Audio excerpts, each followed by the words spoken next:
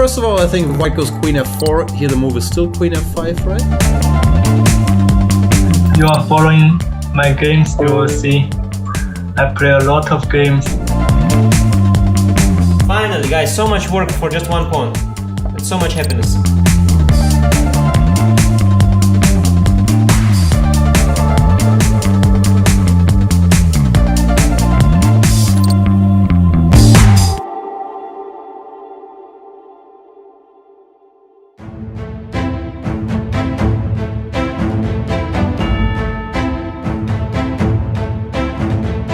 Gains that confidence, plays a few good events, stops looking inwards into his own insecurities. I like the no expectation part, so like that's something that has gotten better because sure, it's like not my full-time job. It's definitely good for chess in India, and now there is Olympiad also, so there'll be more people following and taking up chess as professional sport. Yeah.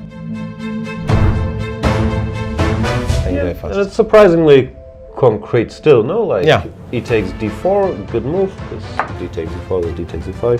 This line was essential and forced, but also not rocket science to map out.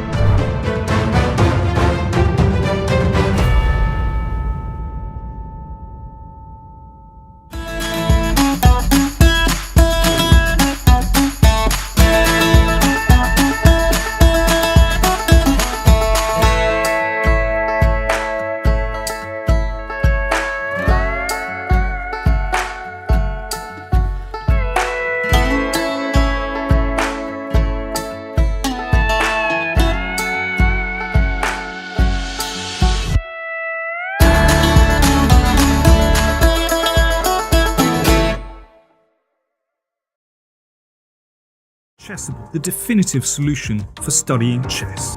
Choose from one of the largest online chess libraries in the world, with hundreds of titles ranging from classic books through to our exclusive Chessable courses.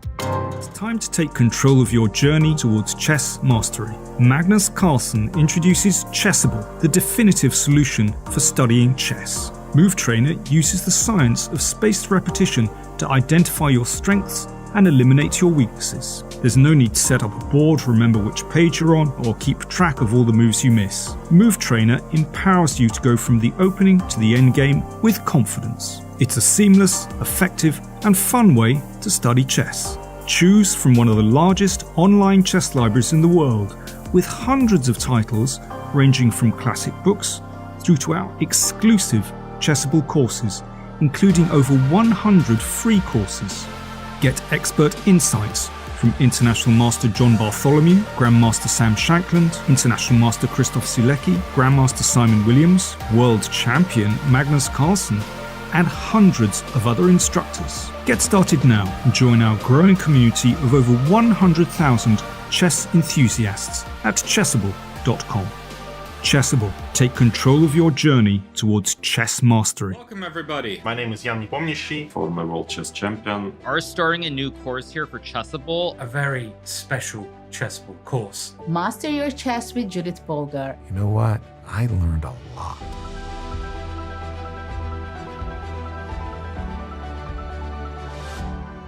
I'm ahead of the game.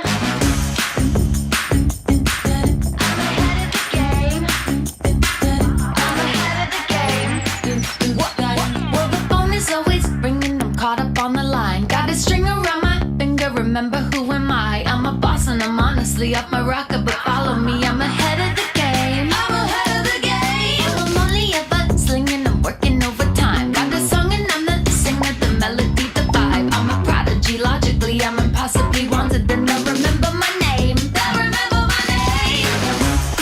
Ooh,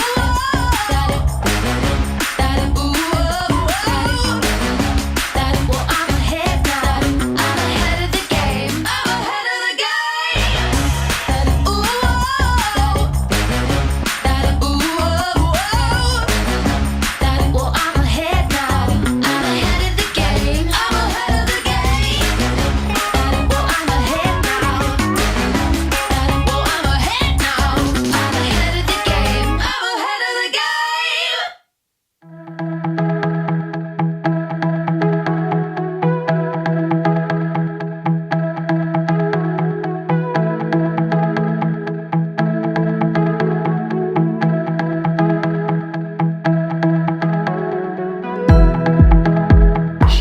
played the Berlin, which I sort of expected, but I didn't really know what to do against, because in reality very few people do. When we are playing an even game against someone of similar strength to us, usually we need to give something in order to obtain the initiative. Just how shrewd and cunning Alireza can be, even with very little time. I want to show you a game just to prove that I play these lines that I played against former world number 2 and a bit of a superstar, Gatukamsky.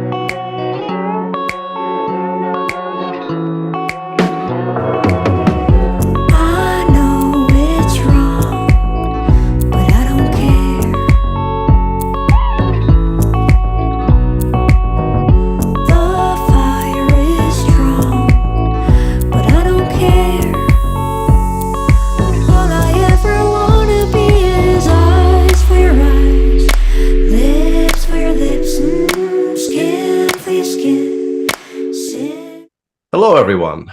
Round 9 of the 2023 Tata Steel Masters tournament. 5 more rounds to go still, despite this being round 9. Plenty of action, lots of excitement. Let's watch it together and enjoy.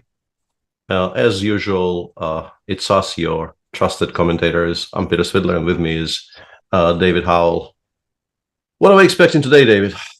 More of the same, I'm hoping, Peter. I'm maybe expecting fewer one-move blunders now that the players have had time to recoup, refresh on the rest day. But as you say, 5 more games to go, plenty at stake. We're seeing Magnus Carlsen rise through the ranks. That's always a sign that players will be kind of keeping an eye, getting a bit uneasy. The leader, Abdusattorov, can he keep the pace? I think that's the big question today. Can he kind of keep up that blistering speed that we've been seeing from him so far with black? Is it time for us to actually start discussing what they have left in terms of opposition? It's still 5 more games, but you can... Yeah. One interesting tidbit on that particular topic that I did see was that in the last 5 rounds, Magnus plays every single one of the Indian kids. Mm-hmm. He's got all of them left, plus a couple of other games, of course. It's not just the Indians, but Magnus's last 5 games are White against Gukesh today, then black against Parham Maksudlu, then white against Wesley, white against Prague, and he finishes with black against Arjun and Giri in round 13. Sort of take from it what you will. I don't know if this is an easy pairing or a difficult one. I suspect actually a difficult one. I think these kids are like criminally underrated, and Gukesh having finally tasted a victory in the previous round is not going to be any kind of a pushover today either. Also, we talk of jinxing oneself, and Magnus, just before the rest day, he did describe those games as winnable. So for me, that's they are a red flag. They are. If he goes back to playing well, which there was definitely a period there in the middle where, I mean, we will be doing a bit of a disservice to, in particular, Nodebek Abdusattorov, who won a brilliant game against him. Yeah. But still, Magnus did make a couple of decisions in that game, which I think he normally wouldn't have. Mm-hmm. So I don't think we would be entirely wrong to describe his play in that brief period when he lost 2 in a row as not to his usual standard. But if he goes back to playing the way he can, of course, like every game with white is definitely winnable, and some with black as well, I would assume. Mm-hmm. Yeah, we'll see how that goes. For now, the game has only just began. He plays d4 against Gukesh. Mm-hmm. Plenty of other very exciting pairings today. We have Anish and Wesley are his closest pursuers. Wesley today is black against Parham, and Anish is playing black against Dingliren. So actually kind of a good round for Nodebek. And also kind of a good round for Magnus in terms of potentially catching up, because the people who are in front of him are all playing with the black pieces today. So if he does end up beating Gukesh, which is far from a foregone conclusion, of course, he will get closer to the leading pack. Yeah, and I'm not sure I'm expecting as many decisive games in this round as we were treated to in the previous 2 rounds. I think there were 4 in each round in the Masters section, but yeah, as you say, on paper, there's reasons to be positive for Magnus. Where should we start, Peter? Which openings, which games catch your eye? It's all going quite slowly, so I don't entirely know. Like, most of the games have not really progressed very far past move 5. Mm-hmm. And the one game that did is actually a very curious thing, because people seem to be playing this Rogozin with colors, with both colors throughout the tournament. So Fabi won that quite remarkable game against Gukesh. Remarkable in that, in seemingly a line that Gukesh prepared and wanted to play on the day, he was pretty much lost by move 15, which really does not happen very often. Mm-hmm. He did play the move knight c67 instead of b6 in that game. But today we see Fabi play the same opening with the black pieces, which I think, I mean, the only real thing to say about that is that Rogozin is just in everybody's repertoire these days. There are very, very few people who don't play it. I think Fabi's played the Ragozin twice already this tournament, Mm-hmm. against Abdusatorov and is it Magzudlu? He also tried to play this kind of Ragozin-esque type of thing against Rapport when White's knight was still on G1. So Fabi has been doing this. We're also being told that it might have been Fabi who played this against Ding, but knight A5 instead of B6 on the last move. This weird, this weird kind of concept of forcing White to break the center. But B6 is more normal. I have a feeling we saw this in another game as well. Yeah, and just as I was saying that the knight on E7 is not going to appear on a screen today, he waits for bishop G2 and then goes knight E7 anyway. This is interesting, very interesting to me, that this somehow has become the sort of the way to reply to queen a4 check and queen c2.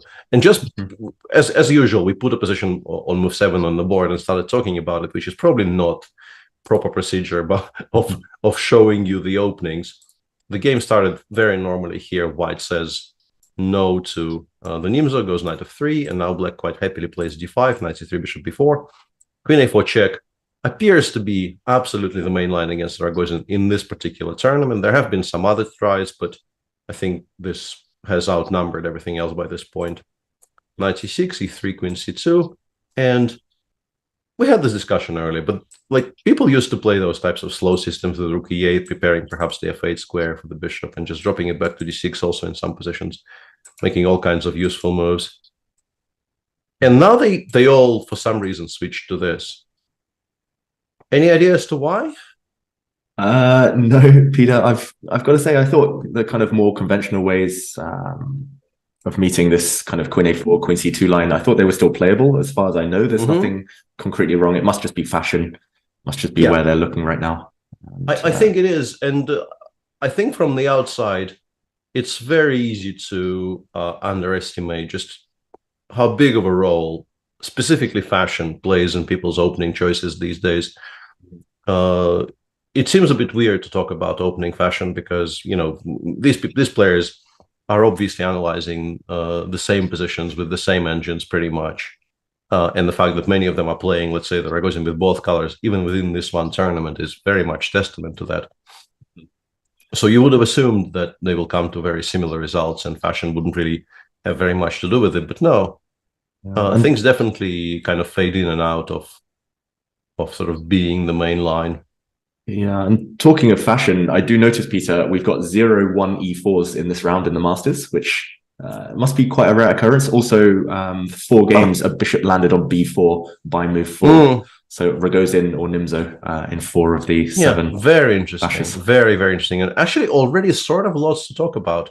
There are some positions which we'll get to them. We don't really want to abandon this just yet, but there is already some positions which I have to at least ask for your sort of for your take, because for me as a non-regular 1d4 player, I'm not entirely sure what's going on. But just to finish with this, a3 played by Prague, and Fabi deviates from, let's say, what Gukesh did against him by playing bishop d6 and not bishop takes c3. That game went bishop c3, bishop c3, bishop a6, b3, rook c8, rook d1. This, I suppose, isn't horrendous just yet.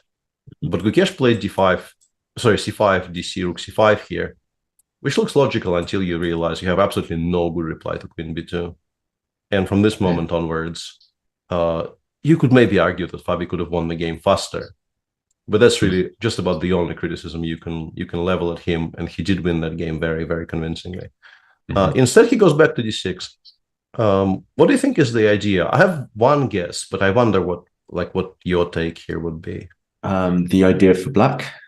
Well, I mean, we're not giving up the bishop on c3, but we are allowing knight b5, right? Knight b5. It does cost white a couple of tempi, though. And by saying you have an inkling towards black's idea, is it just that black will leave the bishop on d6 and a c-pawn? Exactly. I thought the point might be just to allow this, and then we have this extra along the c file. We have, if c takes d5, we might even be taking with the bishop in some positions.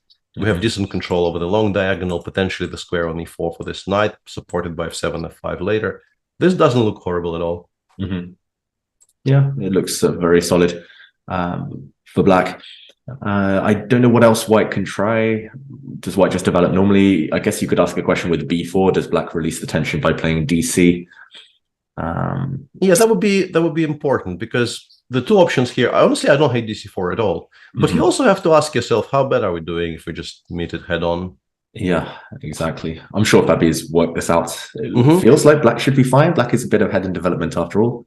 Despite messing around with his bishop and knight, he's castled. Yeah, on the other hand, I mean, if I were to play devil's advocate here, I would say that Black maybe is slightly better developed.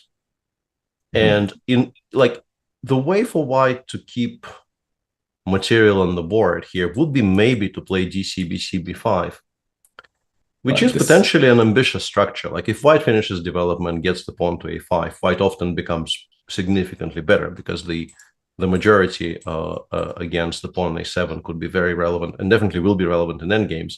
But after bishop B7, you are not assured that you will even castle kingside safely, because D5, D4 is very much coming if you start developing the bishop anywhere. Yeah, and very risky. Yeah, and otherwise I think the entire center might disappear. And if the entire center disappears, then how poorly are we doing really with the black pieces? Yeah, I've got to say this looks completely fine, at least on the superficial level. Exactly, yeah. But a lot, of course, still to discuss, so we don't have to go in too deep here. Let's take a look at some other positions. Very interesting choice by Noribek, by the way. This began as a c4, c5 English, and then all four knights were developed.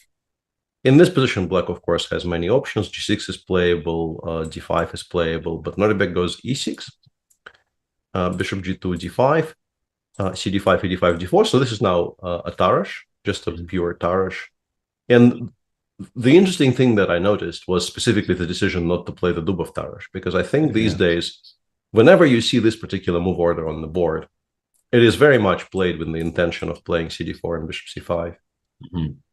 And once again, we don't need to give a very long speech about this. White is, of course, never worse, but as I understand the current state of theory in the Dubov Tarrasch, Black should be making a draw in most of the forcing variations. Yeah, there was an interesting game. Yeah, there was an interesting game in the challengers, which went. How did that go? I think he went knight a4 here, right? There was a game between maybe Yilmaz and Ivic. Okay. Which went something like this, and Black played h5, h4. There was maybe in one of the earlier rounds when you weren't here. I have a feeling I spoke about this with Laurent and not you. Quite possibly. Yeah. So some ideas do exist for White to avoid the absolute central theory, which is castles d4, knight a4 castles, which does appear to be analyzed almost to a draw, frankly, by this point. Yeah, it's a reverse Grunfeld, Peter, right? That's, you can get that line in the Grunfeld too. But for now, Noribek just goes bishop b7 and says, let's play the old classics. Let's go back to the way Tarrasch used to be played in the past. Yeah. And a bit of an odd move. I'm being told Vincent has done something like this in the past, but he's played a3. I should also mention that Jordan van Foreest just came out with a chessable course on the Tarrasch, I think very, very recently. So I haven't had time to check that one out. I'm not sure exactly what he recommends, but yeah, playing a3 in this position, Peter, I guess it's directed against these lines where White often plays, for example, let's say they'd castled, and then dc5, bishop c5. Is it here a3 and I'm trying to remember what they recommend here for Black. Even knight e4 is possible if I remember correctly, but it gets quite complicated. I'm not entirely sure. Tarrasch has never been. I wanted to say not my area of expertise, but it's even worse than that. Like I have no idea. I legit have very, very little idea. I did watch some games, like Kasparov used to play this with Black. So like my references are all from, let's say, like the Smyslov Kasparov match, which Kasparov won on the way to his first ever match against Karpov. So it's very, very outdated. One thing I wanted to say is perhaps the idea is if Black castles to just force this setup. Yeah. I guess, right? That has to be what is being attempted here.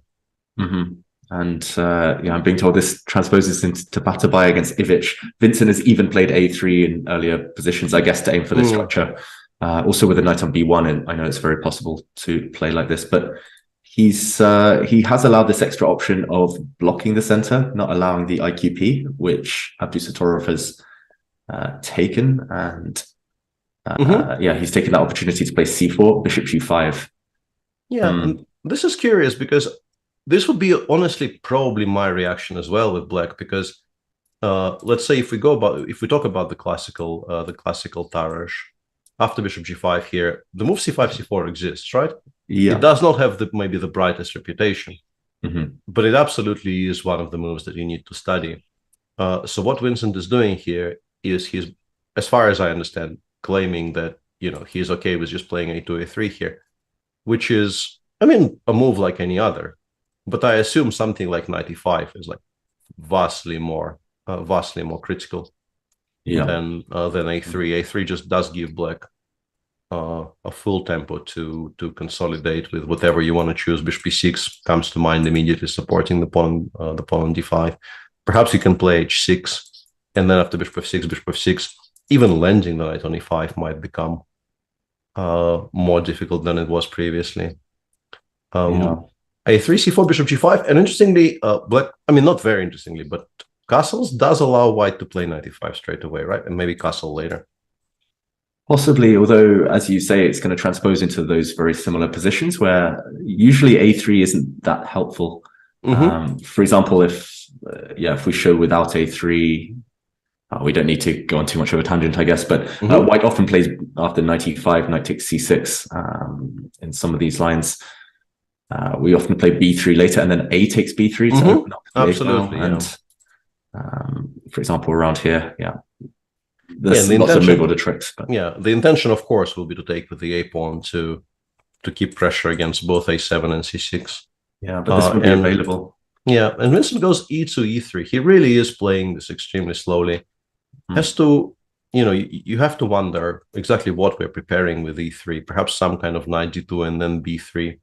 Just abandoning the idea of putting knight on e5 altogether, because it feels like it will be too slow now, and just switching to playing full on against the weakness on d4. Well, weakness, I call it a weakness. It's a normal central pawn. But if, let's say we imagine h6, I think is just very helpful for white. I just wanted to show the structure. So the idea might be to try and get some kind of a structure like this, where black is faced with, I assume, somewhat uncomfortable decisions. I don't quite know how to treat this. Yeah, and thanks to our great researchers out there. Shout out to Satiris. We're also being told he's played this before, Vincent. Or this idea, at least, with a3 and e3. As recently as end of December and in Almaty. So it can't be a shock if Abdusattorov is playing the Tarrasch himself. It must be something that's been high up his list of things to study. That game was slightly different. Black started with bishop b6 and kind of played some weird knight d7 stuff. But it's fascinating. This is brand new to me, at least.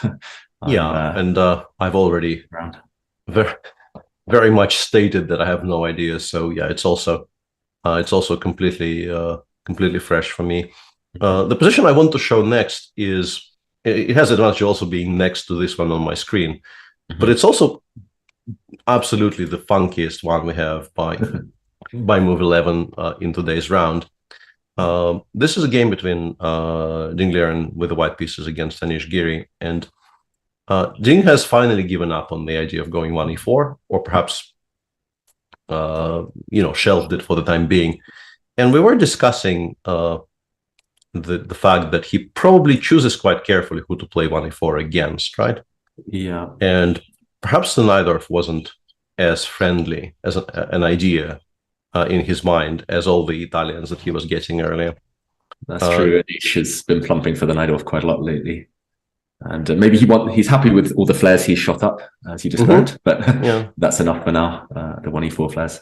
Yeah, and this one is very interesting because Anish replies to knight f3, g3 by saying, Catalan is fine for me, King's Indian attack with d3, let's say knight b2, e4 is also completely fine for me, show me your hand. c4 castles, and I tried kind of finessing the Catalan in this position with white by not starting with d4, playing queen c2. Against queen c2 in particular, d5, d4 is a very, very serious reply. I would go as far as to say the strongest reply, and I don't quite like this for white. I've had completely lost positions in this line with white by move 15 by sort of continuing to show off playing some crap like knight e5, which really can only be described as crap in this position. But weirdly, Ding is doing something very similar, but just with the move b3 instead of queen c2, which I think in most cases will just result in it being a full tempo up version of what I was trying to achieve. Yeah. The point, I guess, is we're waiting for black to make a move. If they play c5, we, I think, quite happily will switch to a kind of a Tarrasch that Vincent was maybe arguably trying to get. Of course, a3 and b4 is more aggressive than just b3, bishop b2, but it's still a playable Tarrasch. And the critical reply has to be d5, d4. Yeah. What do we think about this? Yeah, I've had this quite a lot myself. I've often been playing with b3, and d4 is critical. What white does here, e3, c5, tends to lead to some kind of just reverse Benoni, where the inclusion of b3 isn't too helpful, I guess. Although sometimes after a capture of pawns on d4, white does exchange off this kind of troublesome c1 bishop by going bishop a3 sometimes. But this knight e5 move is super trendy as far as I know. There was a Twitter thread on it recently by this theoretician. Is his name? I don't know how to pronounce it. Intiris, yeah. And of course, I know that Gawain Jones, Niels Grandelius, a few people I know quite well. They've experimented with knight e5, and it has a decent reputation. It's supposed to be road testing. Yeah. It does make sense, but of course you'd much rather have a pawn b3 and not the queen on c2 here, which is what I was doing stupidly. The point here being that getting knight e5 in is extremely useful in a lot of positions because you're challenging, or at least making it more difficult for black to develop knight to c6. And that allows you to play against the black center more freely than you would have been able to in other positions. Black replies with queen c7. Of course, we're not going back immediately, so it gets supported by a 4. Knight bd7 does drive it back, but we have achieved something quite important, I think, in these types of positions. We force this knight to be developed to d7 and not c6, which is a much less ambitious square. Knight d3, e5, knight a3, a6. All of this pretty much blitzed out by both of them. Anish actually still has more time than he started with. Bishop b2, bishop d6, Anish still blitzing. And Ding in this position goes g3, g4. And has an hour and 30 on the clock. I love it, Peter. I don't know how good it is. It looks like it shouldn't work for white. Looks a bit overly ambitious, but I love it. G4. I mean, it's as if white just has been freestyling, but of course he's clearly done his homework on this. And it does, on the face of things, look a bit scary for black, at least over the next few moves. You can't allow g5, f5 to just kind of wash over you. So I'm assuming that Anish, if he hasn't seen g4 before, then he'll have a bit of a think. But I would start with looking at e takes f4, maybe. Yeah, I'm guessing we're taking with the pawn, actually. Although, actually, maybe this. Yeah, this is the most ambitious, but I have a feeling we will lose to knight e5 or something. Oof. It just gets really sharp. Yeah. Take g5. Where are you putting that piece? I wanted to throw this in as well, and after queen e1, I'm legit starting to look at like rook, I don't know, fe8 or ae8 or f4, f3 thrown in somewhere. I don't know. It looks like if this backfires for white, backfires will not be a way to describe it. Yeah. It looks like it straight up loses for white if it loses. Like if it doesn't work, but I mean, obviously it loses if it loses. But like if f3 here works for black, it feels to me like there might not be a way back. Like bishop f3, bishop h2, you have to choose a square. Let's say you go king g2, I go rook ae8. I don't want to allow this.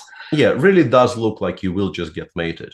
Because you kind of have to play queen h4 to continue attacking the white pieces. I take on f3, take with the rook, I go rook e2 check.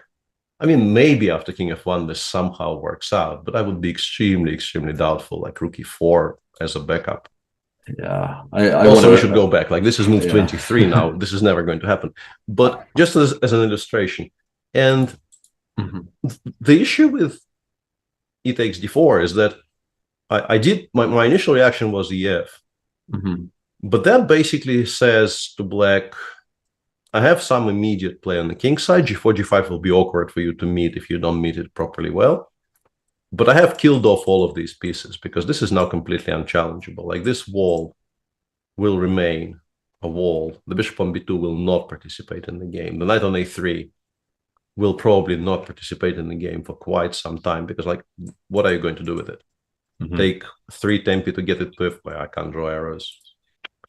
Get it to f3 and 3 tempi, and it doesn't really do very much in f3 either. Yeah, I wonder if the idea is after e takes f4 to just continue, just g5 and ask the knight to make a decision first, and only then decide. For example, now knight takes f4 would make more sense because I might be able to jump into d5. That is a very good. Yeah, that was a very good point. I'm slightly worried. This has to be the point. Yeah. I'm slightly worried that black ignores it and like continues fe3 or something, but at least this would explain somewhat Ding's decision. And now, this is going to be fun to discuss if it happens. Exactly. I don't know whether we take an h2 first or. Yeah, you can. Well, okay, sorry. You can throw in bishop h2, but my reaction probably remains the same. Honestly, I just want to take on f6, take on e3, and start digging this out. Whose king is weaker? Yeah, exactly. Like trying to make an argument that if this bishop becomes free, I will actually prefer the king on h1 to the king on g8, perverse as that might look. This is a very, very interesting position to talk about. Let's keep them thinking for a bit. Take a look at some others. Yes. One of the questions I had about the opening phase was definitely the Parham game, because he played the mainline Nimza, replied to it with knight f3. And then after castles, his next 3 moves are basically him playing a very central line of full tempo down, right? Yes, with the move a3, which... Yeah, so he's gone a3 here, waited for black to take and play c5, and played g3 in this position. Yeah, I've played this Peter myself as black, just after g3, taking on c3, gone c5, queen a5, or started with c5, yeah, but... bishop g2, queen a5, and even here I think black has decent chances of equalizing. Exactly, and what happened in the game is basically Parham played a3 in this position, which is remarkable. It really isn't, like, you really aren't supposed to do that, I'm pretty sure. You really aren't. And obviously Wesley is not very interested in opening files for the white pieces like this, and I don't think it's great, and it also is very much not the way Wesley does things. So he's gone c takes d4, queen takes d4, only move really, knight c6, queen d3, and he's thinking here. Black Are you already thinking you're better here with black, or you're still trying to equalize? I would be trying to play for the maximum here as black. It looks like such an easy plan as well, b6, bishop a6, and crack down on c4 somehow. Unless white has some surprising counterplay with maybe connected to bishop g5, but bishop g5 on its own is not so scary, even if let's try b6, because b6, bishop a6 also absolutely is also my first idea in this position. Let's say we go, I mean, it's very difficult to imagine how we do without castles, so bishop a6, bishop g5. Okay, and say I ignore you and just play d5. Yeah, d5. d5, we take... You can throw in bishop c4, but then I get to h6, right? Yeah, I'll just take back for now. Yeah. Maybe you go for h6 anyway. Maybe this is the Yeah, I'm pretty sure this is the plan. Yeah, we unpin the queen, generating the idea of c takes d5, and if you do take, maybe I throw in knight g2 somewhere, and I want to plant the queen on h6 and claim that this is my, maybe even immediately, this is my counterplay. If you take on c3, I'll have rook c1, queen b2, and then something. I don't know what that something is, but something. Maybe just, I don't know. If I keep chasing your queen, it will come back to g6. Yeah, that is a very good point. Yeah, it just immediately aims at g6 and solves most of the problems, I would assume. Yeah, it feels like it's just playing for a draw with white, though. For example, even if the queen ever lands on h6, if on move 15, black can always just, for example, play bishop takes e2, swap off some pieces. White will at maximum have a repetition, so it's a bit odd. Yeah, like none of these positions look like white can gamble too much. Like you can perhaps waste one more tempo playing bishop takes f1, but then after black declares some kind of an interest, I don't know, d5. Oh, already maybe like giving the perpetual here might be tricky. This is not nothing, though. Yeah. Although, yeah, I don't know, queen h5, knight g5. This might not be nothing. Maybe. Yeah, this might not be nothing. apart from b6, which I've seen praised in our chats, we can go for something quite reminiscent of a very famous game from last year. Let's say d5, d takes c4, queen takes c4, e5. Starts looking a little bit like something we may have seen. I don't know what you mean, Peter. Yeah, no idea. No, Bishop idea. G5, I don't know Bishop why. B6, I don't know why I brought this up yet. It's an even better version for black, maybe. Yeah, exactly. Like this looks extremely attractive. Just knight d5 here or something, and then f6. This looks like a fantastic version, honestly. Yes, I'd be very. I mean, bishop d2 specifically in this position with both c4 and knight g5 threats might be playable, but maybe knight d7 rather than knight d5. Yeah, let's not get over ambitious. Just go back, play f6 next move. Looks very, very decent for black. Yeah, it's a structure, and unless you're mating, then you're just suffering with white. And also compared to that game that you mentioned, white has lost several tempi. White's an eighth. I mean, actually, I think Magnus had played a3 in that game, but queen d3, queen d4, queen d3, queen back, queen h4. I mean, it's no surprise if black is doing well because we wasted so much time. Yep, very confusing, I've got to say. Yeah, it is. It is very interesting to watch Parham do this because he's doing this very fast as well. He's on 1:35 on the clock, and this is after the rest day, and this is the Nimzo, which is like everybody's declared main opening in this position. Yeah, like bishop b4 in this position should not be a surprise. So he's pretty much doing this as a result of a day and a half of prep, and we are currently. Pretty much in every single line we're discussing, we're looking for equality for him. Yeah. It's peculiar. It feels like he's studying all these openings just a tempo down, because if you remember his game before the rest day against Gukesh, he played like h6 on move 3. He was entering all of these Nimzos a tempo down. And again, he's doing the same with white this time. So creative stuff, but yeah, we'll see. Yeah, not sure how good, but definitely creative. So in Magnus's game, they almost entered some of the sharpest stuff known to man. This is also a Ragozin, to which Magnus replies, takes bishop f4. And here, I think we've discussed this during one of the earlier shows, right? You have the option of playing castles, e3, and then I think bishop f5 here. I think Anish played this against me once when I was dabbling in, specifically the bishop f4 Ragozin. But these days, it does look like knight e4, rook c1 is by far the most important line. And in this position, there is absolutely fantastic line that people have been very seriously debating, which starts with knight c6. And after knight d2, black goes g5, and it becomes an absolute mayhem. Yeah, Magnus has had this himself before. I think with both colors, maybe even. Yeah. I think he lost a very important game with white to Anish in some tournament. I just can't remember which tournament. Anish uncorked some kind of very important novelty very, very late on, like round move 20, in some position after, like the main line goes something like this, I think, yeah, 5 g3 castles, and it goes on and on and on. Yeah, and Satiris confirms that Magnus played this a whole bunch, but in 2020, maybe not very recently. But he clearly has a clue, and Gukesh instead deviates with knight d7, which is a kind of a similar idea, but slightly more conservative, preserving the option of playing c7, c6 later, giving this knight more. And I'm mentioning b6 only because I see the position on the board, really. I wasn't really going to, but apparently it does go to b6 occasionally. Magnus goes knight d2 anyway. I'm guessing with the knight on d7, the same play with g5 loses at least some of its bite.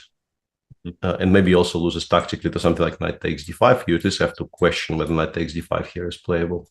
Yeah, just attacking everything. Also, bishop takes c7, queen c7, knight c4. Oh yeah, that's maybe even simpler. Yeah, of course. Yeah, bishop c7, and then just win this very, very healthy pawn, and black is in a lot of trouble. So knight c3, bc, bishop a3, rook b1 still played. Very similar to the line we've discussed, but without the craziness on the king side. And Gukesh goes knight b6 here. I guess, go on. Let's stop some queen a4, kind of kickbacks. Prepares maybe bishop f5 in some positions.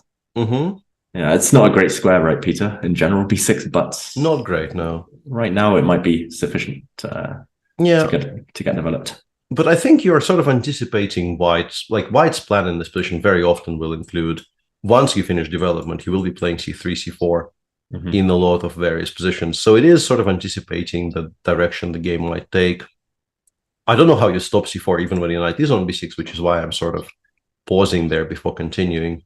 But maybe you are not that unhappy about the resulting spots. Like if you imagine this bishop and this bishop coming off, which I think is quite likely because this probably gets chased away at some point, and it probably returns to d6 and not e7, at least in my estimation.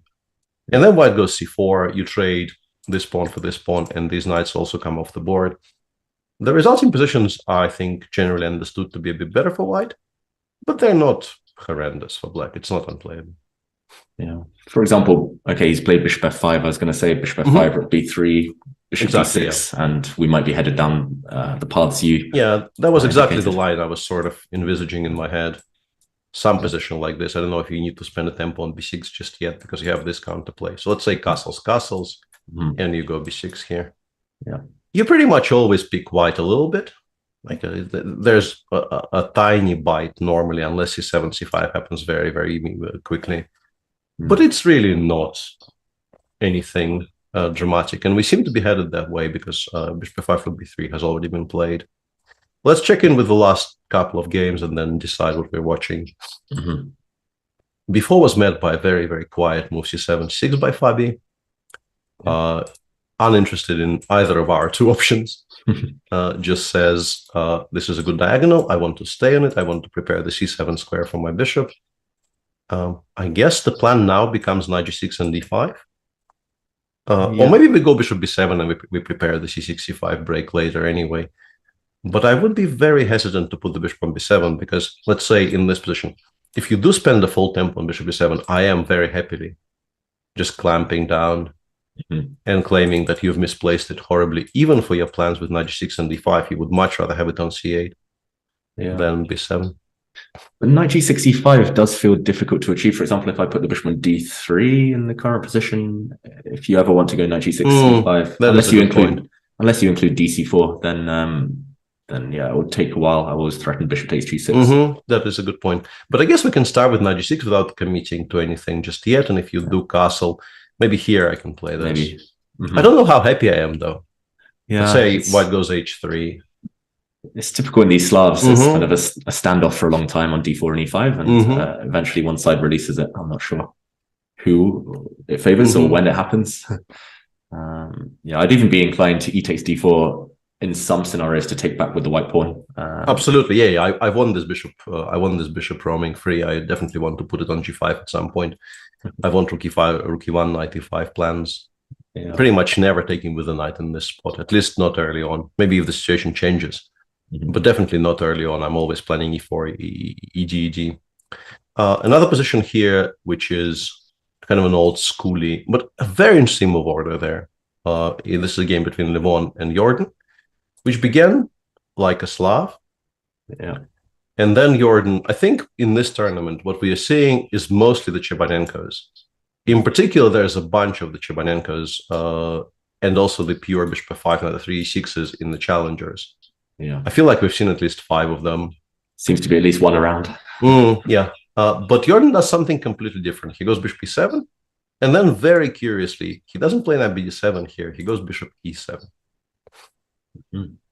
Which is... I'm not entirely sure what this is, honestly.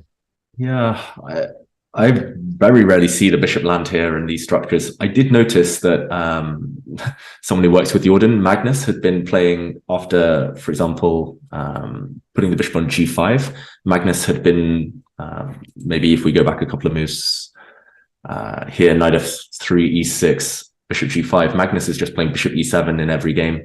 And historically, this isn't supposed to be great for black. You're a bit passive compared to some kind of sister lines. But yeah, he's just playing the bishop, putting the bishop on e7 and playing chess. And Jordan seems to be doing the same.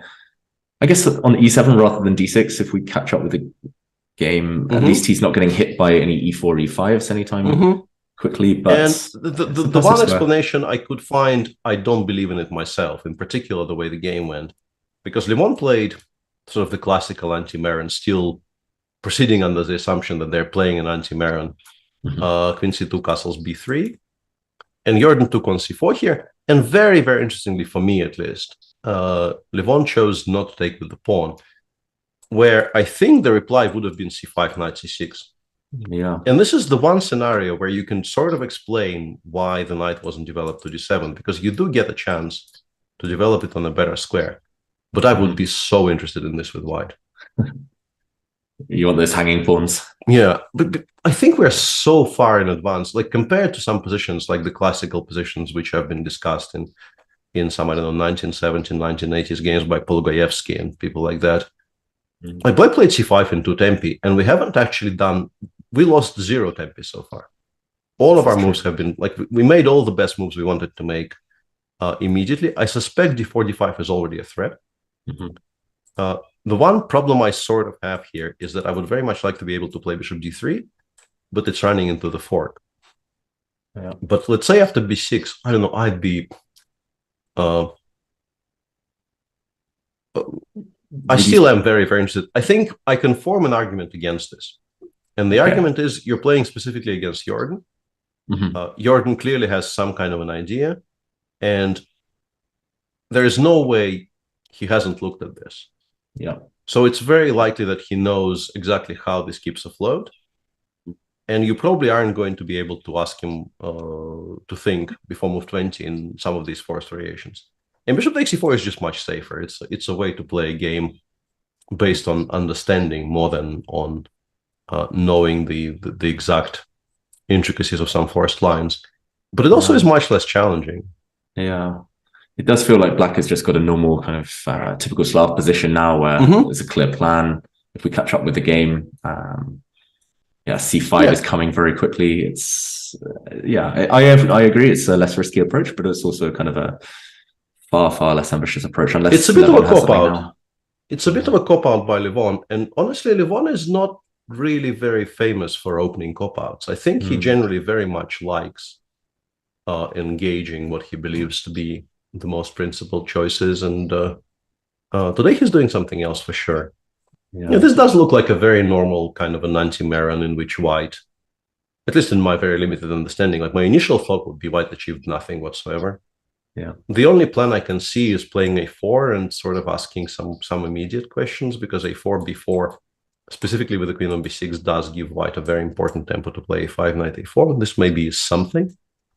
But even if, let's say, Black just goes a7, a6, I think Levon's problem here will be very much that Black is ready to play c6, c5 next move. I'm very certain that even if that results in the pawn on b5 temporarily hanging, you're still going to have a lot of counterplay straight away using the X rail on the c file. The bishop takes a3 resource.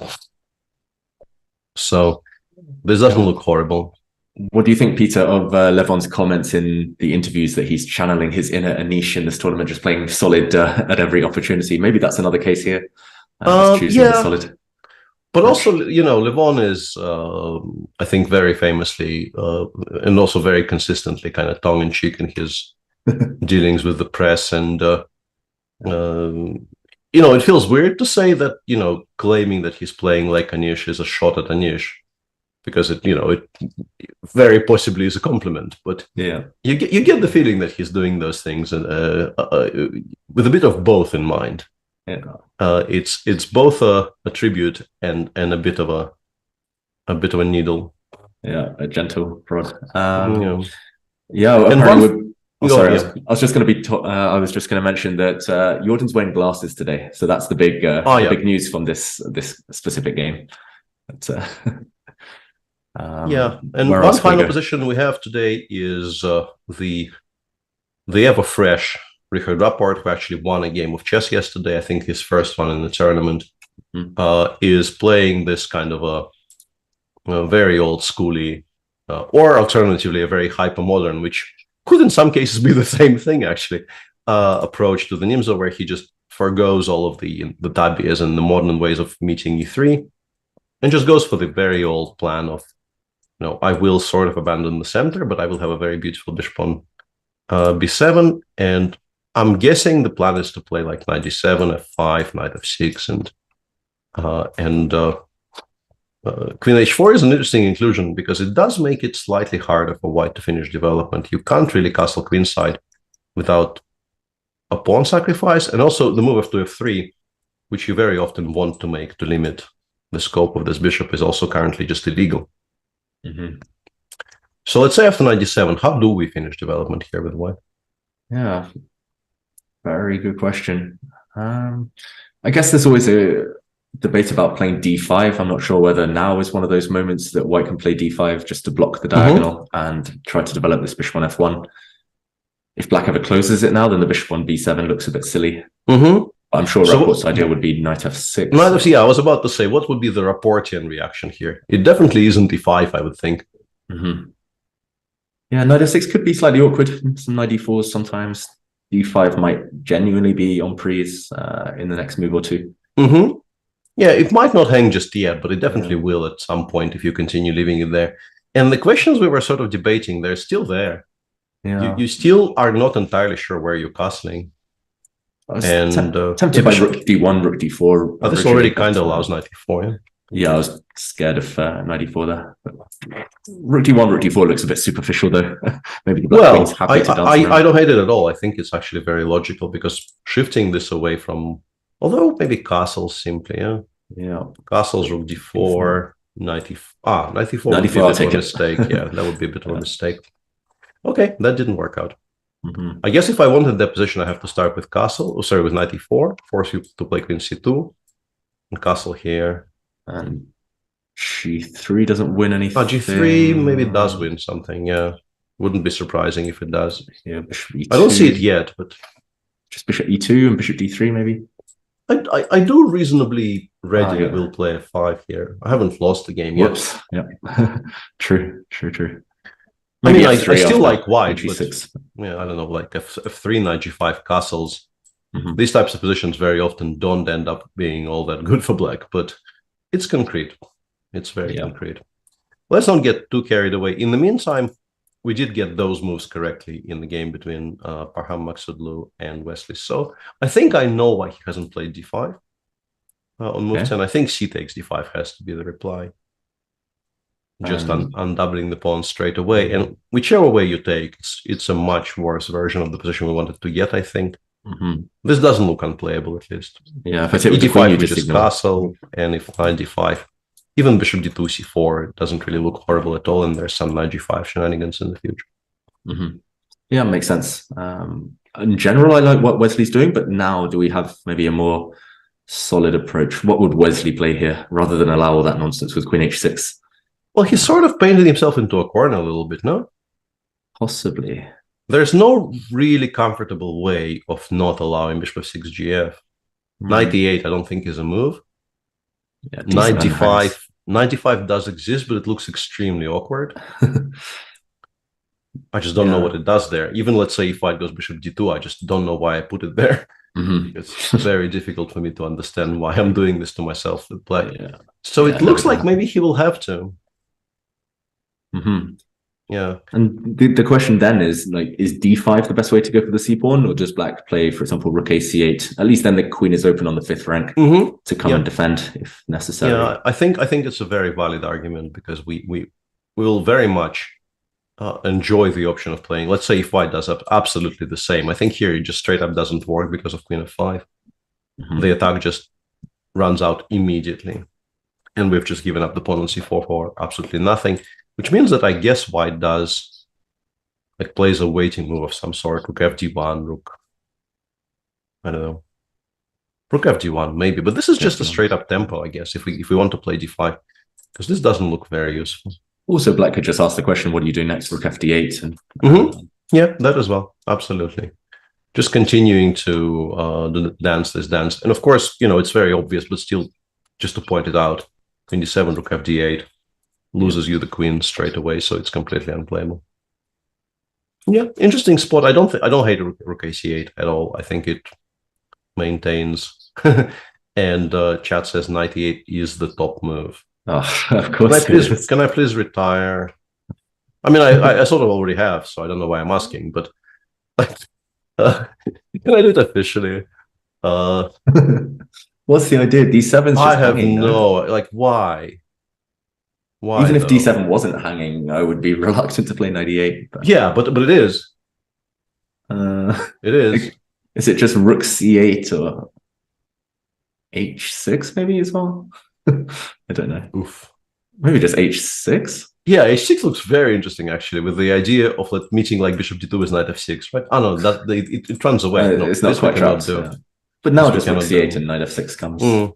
Actually, maybe we just start with rook C8 to ignore, kind of avoid any. No, this is just like if this is legitimately the best option Black has here, it is absolutely filthy.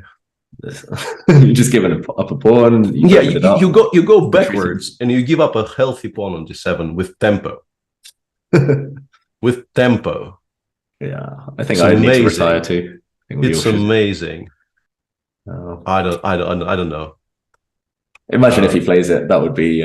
Yeah, we'll have to give him a standing ovation. Wesley. If Wesley actually lands there, if he because I'm pretty sure for Wesley this is a surprise. Parham is still blitzing, so there was a discussion I saw in Chess24 chat in particular on whether we think this is still prep. I do think it probably is still prep because like we've just had a rest day and Nimzo is a very important opening, so you don't really do this randomly. But like if what chat is telling us is true, and we've already had some confirmation from other people in the Twitch chat who over the last week and a half I have identified as people who have access to strong machines. It does appear to be the best move. Then this gamble by Parham kind of looks better and better with every second, because like if this is straight up the only way it's quote unquote refuted, you feel very confident that you will not see it in the game. This is true. I think you feel quite confident that you can do this because nobody ever plays knight E8. I mean, come on. Yeah, they need to get checked if they're playing knight E8. Unfortunately, both rook AC8 and rook FD8 and rook AD8 actually are also quite strong, which kind of dilutes my argument a little bit. But for a second there, I thought I made sense, and now I no longer do again. Yeah, I mean, it's just so surprising to me because, I don't see the computer moves at all, but I do see the evaluation bar on Chess24. It says it's good for Black unless the pitfalls are kind of really clear, or unless Black gets into trouble playing very obvious moves, then why would you even enter this, or why would it cross your mind to play it? I mean, rook AC8, if that's good for Black, especially that one. Rook AC8 just looks fine. Yeah, rook AD8, I think would be harder for me to play stepping into the fork. Same with rook FD8. It looks natural, but you do step into the diagonal. So mysterious. Maybe we'll be showing some incredible idea a long way down the line by Parham, but it could be tilt as well. He's had a tough couple of days. Oh yeah. He's not really had a very enjoyable time of it. He lost a very interesting game yesterday in which he wasn't better to begin with, but he definitely was better after the time control, and maybe even borderline winning, and then appeared to just kind of believe everything will work out fine and kind of stop thinking. Yeah, I think would be a fair way to describe it. And that just cost him he made a one move blunder, which more or less cost him the game on move 42 or 43, which is really difficult to excuse, honestly. Anything else we need to discuss immediately? An interesting point has been flagged up by Satiris here in the game by Vincent against Abdusattorov. Bishop f5 now played, and apparently a very young Garry Kasparov played almost the same plan, just with colors reversed. After bishop takes f6, bishop takes f6, and rerouted the knight. I'm not sure whether it came round via this way, but basically this concept. Yeah, and it does look very interesting here because f4 is absolutely, far and away the best square for this knight, the one that's currently on f3. Knight e2 is playable, but f4 is far and away where you're aiming it. And also, I suspect bishop f5 is being played with the idea of meeting knight e2 with knight takes d4. Yeah, taking bishop d4, maybe even bishop d3 immediately. Like looking at something like this might be extremely unattractive for Vincent because you're very close to get mated with bishop f2. Yeah. Knight f3, you straight up do get mated this way. Sorry, correction. It was done against a young Gary Kasparov by Yarmolinsky, but yeah, the point still stands that this is. It allows us to use the very nicely timed. Every Russian schoolboy knows that the knight belongs on g1 in this position. That would be hard to play unless it's prep. Yeah, and it does, compared to knight g2, it does a very important job as well of allowing us to put knight on e2 in front of the bishop on d3 and actually get to castle. So there's more than one argument for it, honestly. True. There's definitely more than one argument for it. I guess the question here that Vincent's facing is, does he take on f6 unprovoked in the game position, or does he consider maybe starting with knight g1 or knight d2? I'm worried about allowing knight e4. Yeah. Well, I'm not sure we need to allow knight e4. Yeah. You take where? I wanted to take e7 originally. Okay, and knight takes just this, yeah. Yeah. And we get weird structures. Like you can go knight g2 and ignore the fact that you can force d takes e4 here, which I think is a sane choice. It's probably what I would do. Yeah. Just to keep things rational. But how can you have to calculate this. Exactly. There is also actually an option of playing b7, b5 here, which I don't hate. Trying to win a few tempi and also open the b file for myself like this, and then rook b3, bishop d3, like play for long-term activity with the doubling on the rook of the rooks on the b file. Yeah, I don't know. That's feel a bit slow for white. I think if we are to play knight g1, I think the quote unquote ambitious way to do it would actually to trade on f6. Because I think this bishop always gets traded, and I think you prefer trading it for the knight rather than for the bishop. Yeah, having seen that idea of knight e8 in Wesley's game, now this knight g1 just feels like children's play. But Wesley didn't actually play knight e8; he played rook c8. Yeah, and Satiris continues being an absolute fount of information here. He says there was a game in a title Tuesday between Bluebaum and Filgueira where this maneuver was played, and also there is a game between Max Warmerdam and Daniel Darda from the classical tournament in Maastricht, in which Max actually played castles, then took on f6, and then went king h1 and knight g1. So that's a strong plan. Yeah, that seems like if we can do it here, we probably should be doing it here, because weirdly, long term, it saves us a tempo. We definitely do not need the king to be on h1 in that line. That's true. So I'm half expecting him to castle after a long think, just because the more you think about it, the kind of more you might scare yourself out of playing an idea like knight g1. But the fact that he's stopped means he's clearly familiar that or at least aware that might be a plan. Interestingly, EF g5 and knight e8 has already been played in this game, and Anish is still blitzing. And the interesting part about that is that I think chat was very serious about f takes e3 being the preferred choice. And then I don't know which order, do we take on h2 or not, is less clear to me, because I think there is definitely an argument for trying to play knight g4 first. Yeah, I don't think we need the pawn on h2 as much as it might look.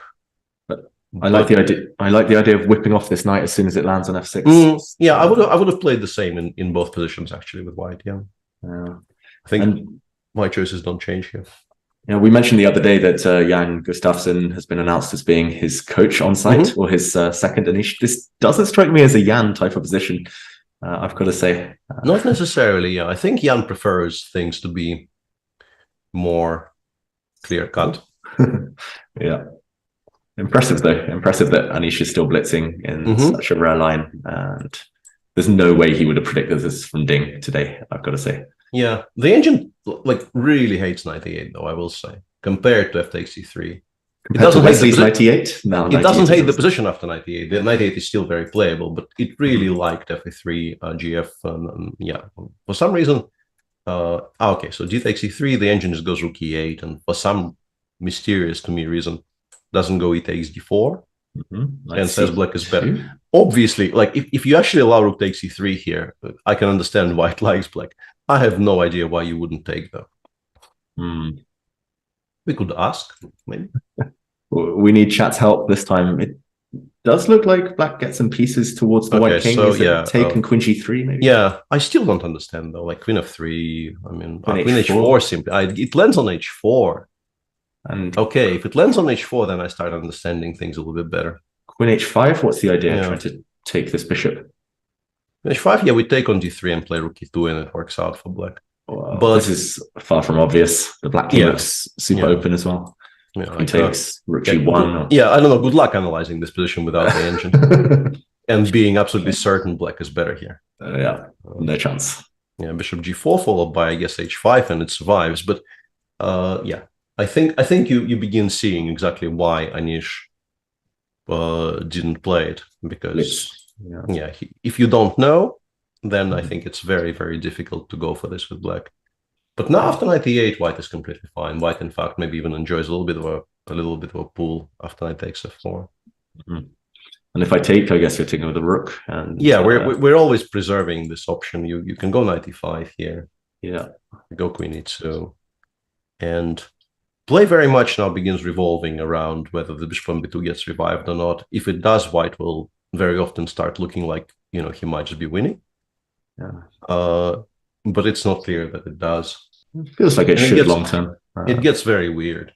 Once again, I will actually switch it off because it clouds my already very clouded judgment. But the main line on my screen right now looks like this: takes knight d3, attacking the bishop on b2, and also using this tactic. White goes rook e4, which of course is immediately obvious. Black doesn't go bishop f5 here. Goes queen d8 first, because I think it's important to force us to spend a tempo on bishop c3. Goes bishop f5 here, and this gets soundly ignored. And this also gets soundly ignored. Wow. And we go from here. I think very, very safe to predict that this probably does not happen. Yeah. At least this entire sequence doesn't happen. Every Russian schoolboy knows this doesn't happen. Yeah. But it does bode very well in terms of just a very exciting game with plenty of content and plenty of very cute tactics to discuss for the rest of it. Because after knight e8, knight f4, it's very, very unlikely to become dry anytime soon. It's just an absolute mess. Yeah. Despite Levon's comments, I genuinely think Anish has been one of the most fun players to watch this tournament. And likewise, Ding, it's nice to see him he's got a free roll this tournament before the World Championship, just freestyling a bit with openings. Absolutely. In the meantime, the long discussion we've just had has been completely invalidated by Vincent choosing knight e5 here, which is a sound enough move. But if you wanted to play knight e5, it's unclear why we're doing it here and not a bit earlier. So black doesn't need to react necessarily. Exactly. There's also the idea of h6. I'm not sure whether that's desirable right now. Obviously, we want to get rid of the knight on e5 at some point. What else could we be calculating here? Honestly, I'm not entirely averse to this. Okay, take. I haven't made it work yet after queen takes d5. It becomes very concrete, but I also wouldn't be entirely shocked if I can find some way to work, some way to make rook f8, rook ac8 work.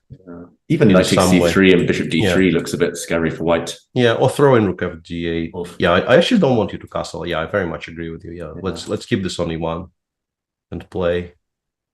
I guess f4 is very principled, but yeah, it becomes a huge mess. No idea what this rook is. Rook b8, queen b7, queen c5. It gets queen b7 is extremely risky. I think I'm just not playing queen b7 at all. Opening the b file for this rook seems very counterproductive and optimistic. Yeah, I'm playing queen b5. Okay. Every day of the week, trying to play king f2, rook hd1, and claim that I'm not getting mated just yet. Maybe who knows what this is? Yeah, who knows what this is? Visually looks scary, but it might be solid enough for now. Yep. Let's. I guess since. Whoa! Oh my, Richie. I only just saw it, Peter. Richie, my man, what are you doing? And it's fine, apparently. How does he come up with these ideas? It's fine. G5 without developing the knight, without committing the king. He just wants to put it on g4 and secure the bishop on e4. He basically, queen g2 has telegraphed to him that white just wants to castle queenside and go f3. Yeah. And it's the best move, I'm being told. And he had to foresee it before he played bishop e4, otherwise bishop e4 makes no sense. Right? I guess so. Richie. Wow. I love that man. Yeah. He is, and he is also a fantastic person to be around. I've had an occasion to sort of dine in his company, and he is a very good conversation to be had there. Yeah. But also, I mean, his chess style is delightful. There's always such a firm kind of positional basis behind all these weird moves he plays, right? Like you said, getting a pawn to g4, and then white is like locked down on the whole king side. Yeah, he's just saying, no, you're not playing f3 very easily, or maybe at all. Although you kind of have to wonder how firm that commitment is. But then again, you've actually achieved something if you've provoked this, right? Because you now have the g file to play, and also the bishop maybe just drops back to g6, and we're claiming that we've maybe improved our fortunes a little bit. At the very least, we provoked a very awkward move queen e2, which generally would not have been played.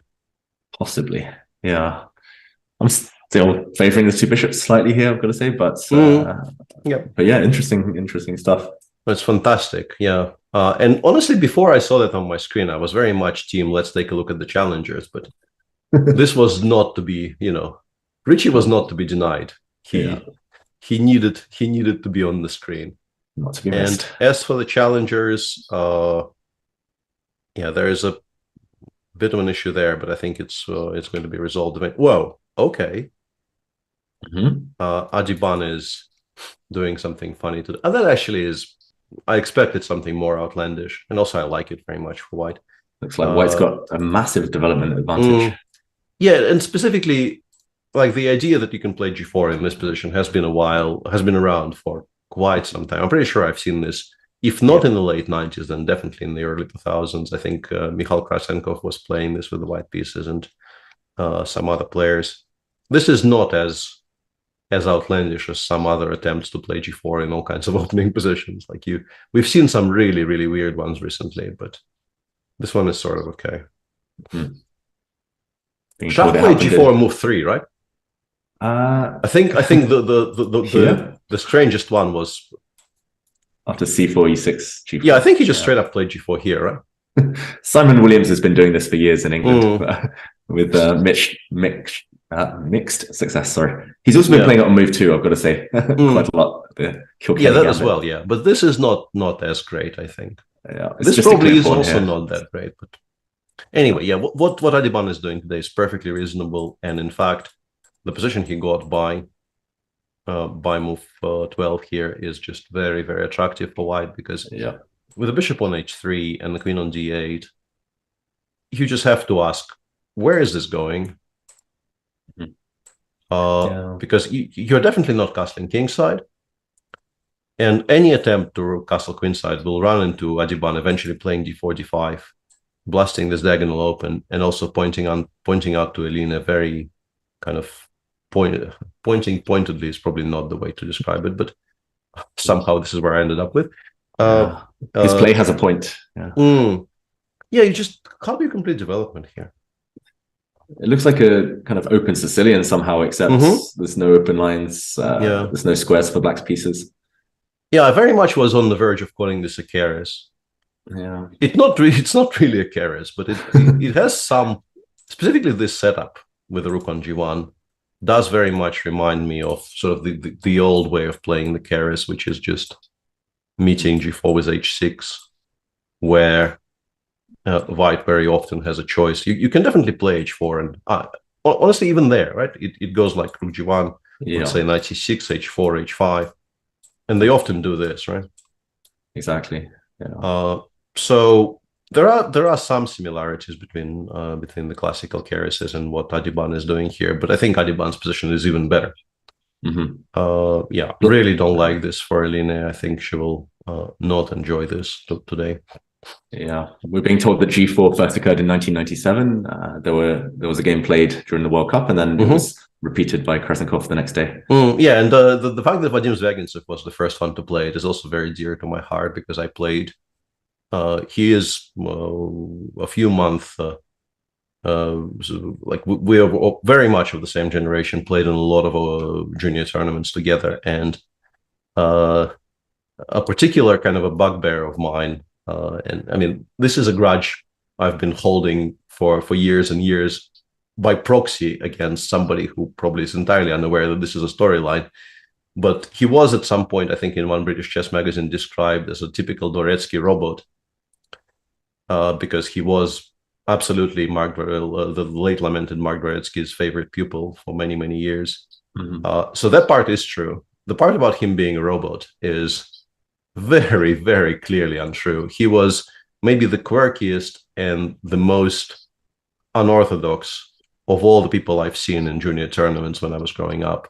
He played all kinds of stuff, and he also, he actually came up with this idea and played it in the Russian super final in a bunch of games against very strong players. So yeah, I absolutely took offense on Vadim's behalf at being described by a robot as a robot. Do you know who wrote that? I'll have a word. I'll give you, considering it's a British chess magazine and there was a lot of grumbling in the article, I'll give you 2.5 guesses. Oh dear. I'll ask you off air, maybe. Okay. You want to get in trouble. Okay. Elsewhere in the challengers, we have the Berlin of 1d4 being played by Erwin Lemy. Rock solid. Yeah, very, very solid. The e3 bishop f5, Carlsbad.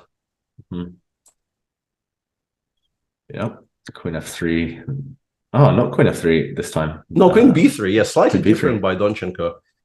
Basically getting the and king d2 here. Very cute. Basically saying to Erwin, I do not believe you're intending to keep the queens on. So I will just play king d2 here. If you want to play queen c7, by all means play queen c7. I don't care. And it is in fact still an endgame. Erwin stays true to his word. It looks like he may have blundered something because knight h4 looks very strong, but the intention, I'm pretty sure, is to reroute it to d6, which is a very, very good square. And then you will be able, if you need to support it with king e7, king e6. Yeah, it looks like just a typical type of position for this opening. It looks like black hasn't had to suffer too much, maybe relative to some of those queen f3 lines, where you sometimes have to kind of really sit tight for a long time with a bad light squared bishop. But this time, yeah, he's traded them off and looks okay-ish. There's talking of the Keras, Peter, there's an opening that looks like it's stemmed from the Keras, Vaishali against Yilmaz. I'm not sure what exact move order that came from. But no, that's actually a second one this tournament, but the first one was even more outlandish, right? There was a tournament where White played. She did this against. Who was it against? It was against Suppi. Exactly, yeah, and she won that game after a massive blunder in the first time trouble, but she wasn't doing all that well out of the opening. And today she fine-tunes it by playing bishop g5, knight b7, bishop b3, which once again, gets you expelled from any chess school in the 1980s instantly. But these days, I think it's a serious move. I think I've even seen this before. The claim here, obviously, being that knight b7 is such a drawback that it is so much better on c6 in a lot of bishop b3 positions, and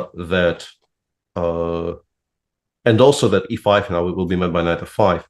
Yeah, those two things combined, that you can actually just straight up burn a tempo like this. Queen c7, g4, h6, a4. Also kind of curious, but it makes some sense. I've seen these types of approaches before, because allowing b5, bishop b7 does make you worry about more things on the queen's side. And this is the current position. Feels like an odd time to stop after knight g4. Is she really planning to part with her dark squared bishop? I can't. No, I think it goes back to c1. Yeah, and then we want to play f3, f4, or bishop b2, and ask the question whether the knight wants to stand on g4 and cost black a pawn or not. Yeah, I have to say I'm not altogether in love with the idea of playing h4 here. I'm unprepared. I would probably prefer to start with f3, just so that black does not have that particular source of counterplay. Just playing, but then why have we played a4? I do want to backtrack a little bit about a4. Yeah, it feels like an attempt to just control the whole board, but often there isn't enough time in these Sicilians. Yeah, and the way I want to backtrack is there's basically, how to describe it? There are two pairs of positions which are very similar in spirit. One is what Vaishali is doing here, a4, eventually you would assume being met by b6. Or you can play, a move of some sort and meet b5 with a3. Yeah. The difference being that you are much happier, I think, castling queenside in this one compared to this one. Because if you castle queenside here, black will very often just push b5, completely ignoring the fact that it will be taken by a variety of pieces if white wants to, because that immediately opens the a file.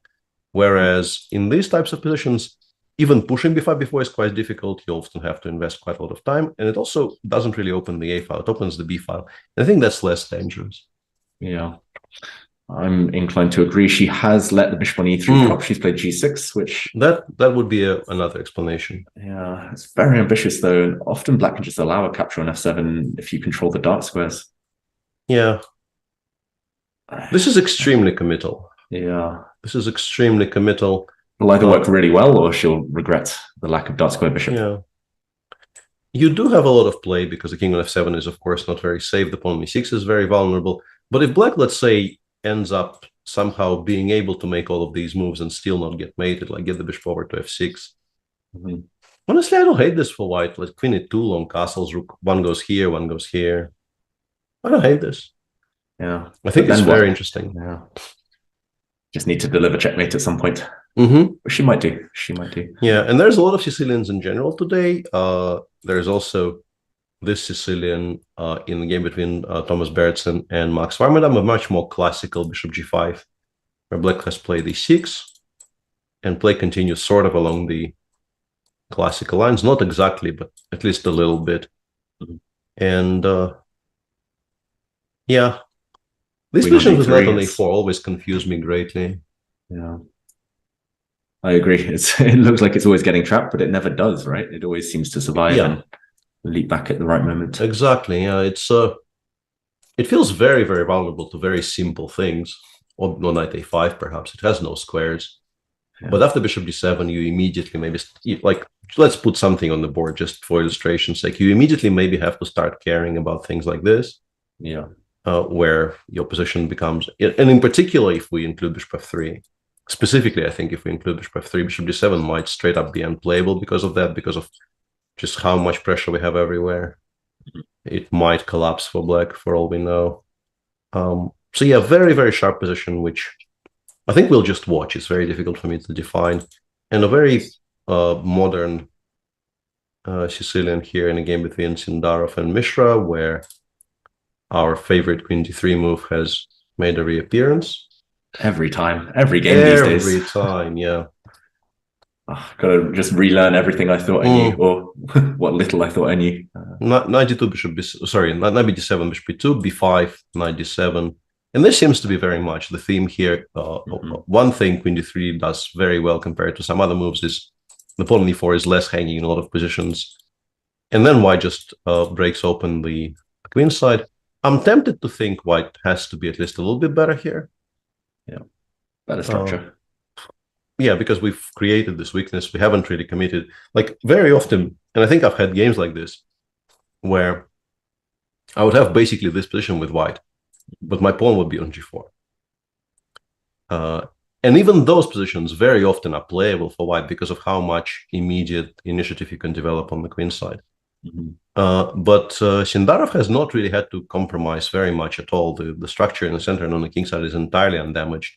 So yeah, you go knight b3. I very much expected this move to happen. Allowing knight c5 is not very logical. And also this knight very often belongs on a5. So we're doing a bit of both. And then we go castles. We eventually play bishop b3, queen d2, and we push. Yeah. And it seems very pleasant, honestly. Doesn't seem bad at all. Feels like Mishra has to find something very energetic now over the next half a dozen moves before, as you mentioned, white gets kind of the dream set up. Absolutely, yeah.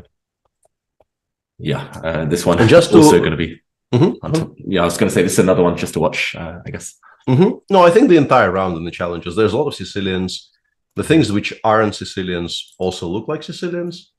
So yeah, it definitely looks like a very exciting round in prospect. I just wanted to update our viewers a little bit on the standings in the challengers, because the challengers understandably get less airtime and are discussed somewhat less than the Masters. For now, Alexander Dodchenko, very promising German player, is leading on 6 out of 8. And half a point behind him are Mustafa Yilmaz and Velimir Ivic, with Sindarov and Bertsen being a further half a point behind on 5 out of 8. So Still plenty to play, and of course, the winner of the challengers. I want to say very often I don't want to make promises on behalf of the organizers and say that it's absolutely written down, although it might be. I haven't checked this year's regulations, but it at least used to be. Yeah, it definitely used to be very much written down that the winner of the challengers gets invited into the Masters next year. So absolutely something to play for there. Mm-hmm. In the meantime, back to the Masters. In the meantime, some interesting developments there. Okay. Noribek played knight d7 immediately. Okay. Without even taking on e5. Forcing us to calculate extra variations. Absolutely, absolutely inhuman decision, which we must condemn. I'm assuming the point is he takes with a knight now, right? Still a pawn sacrifice, but this time probably we can't. I don't think it is. Oh no, there's some queen. I think we just check. we just straight up lose to queen a5 check. I think. Yeah, or just queen a5. Yeah, that's even better. Yeah, of course.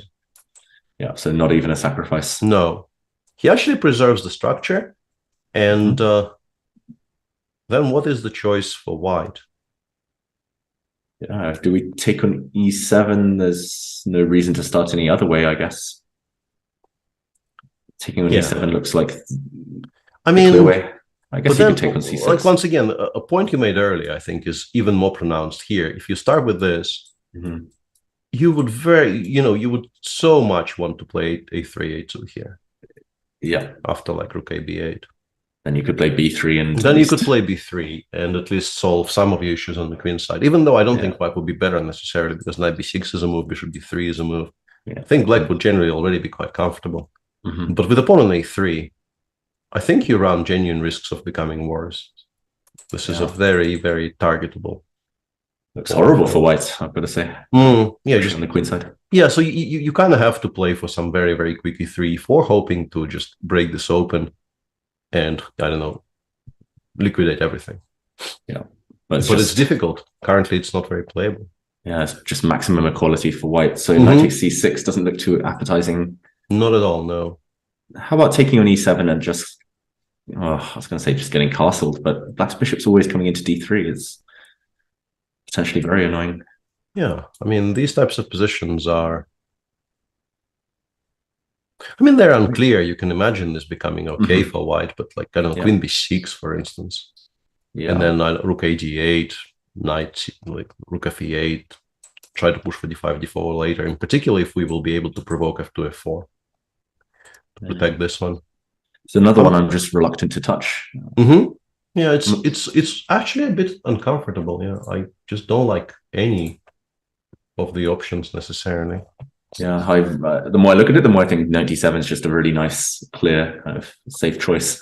And perfect for the tournament situation. It's at least asking Vincent a question. Still super solid. He's not taking any risks at all. Yeah. And also doing really well on the clock.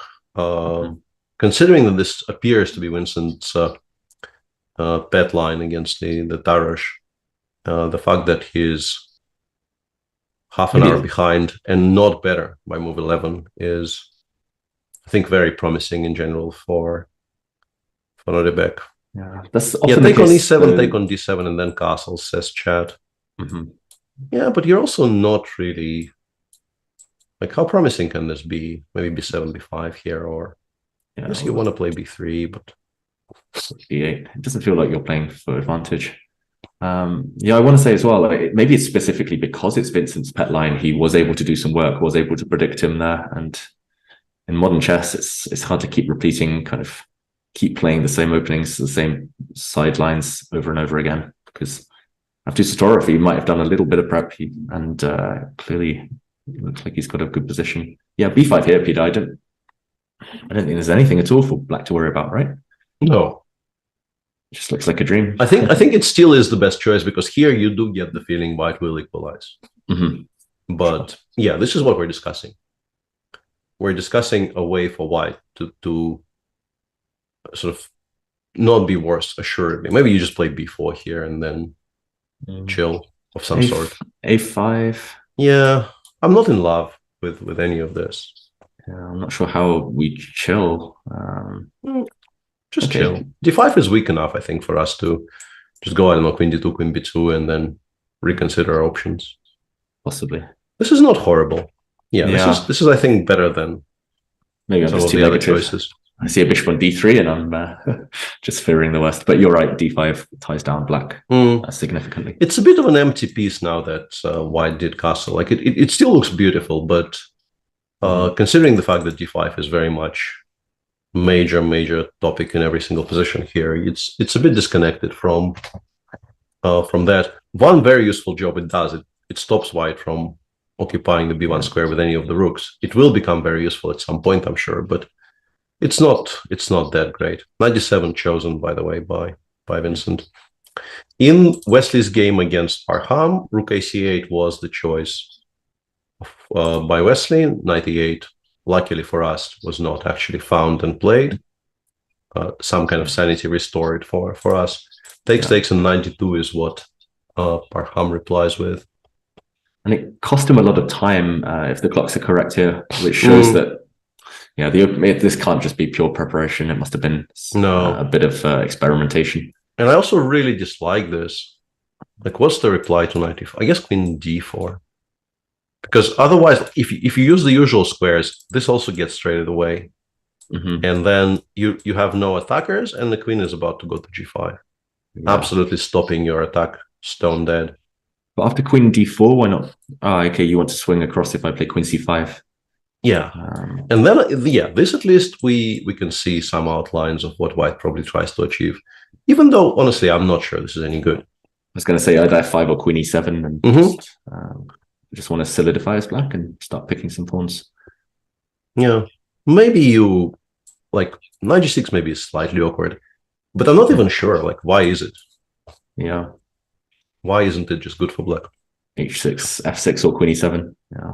And just drop it back. Super solid. Drop it back and start collecting. Eventually we will start collecting. The c4 pawn appears to be absolutely cannon fodder in all of these positions. Yeah, it just looks like a fishing expedition, this queen h4. And, I mean, the whole position in general, unless we can force some weaknesses. 95. Yeah. Is there an argument for not doing anything yet, like playing rook fd8 or something? I don't really want to count 94 though. And f6 f5 feels a bit early. I don't like the idea of allowing white to soften this up. Yeah, it feels like we're allowing some perpetuals after f5 somehow. I think we're just making white's life easier by pushing f5 this early. It does present a very, very obvious target for play.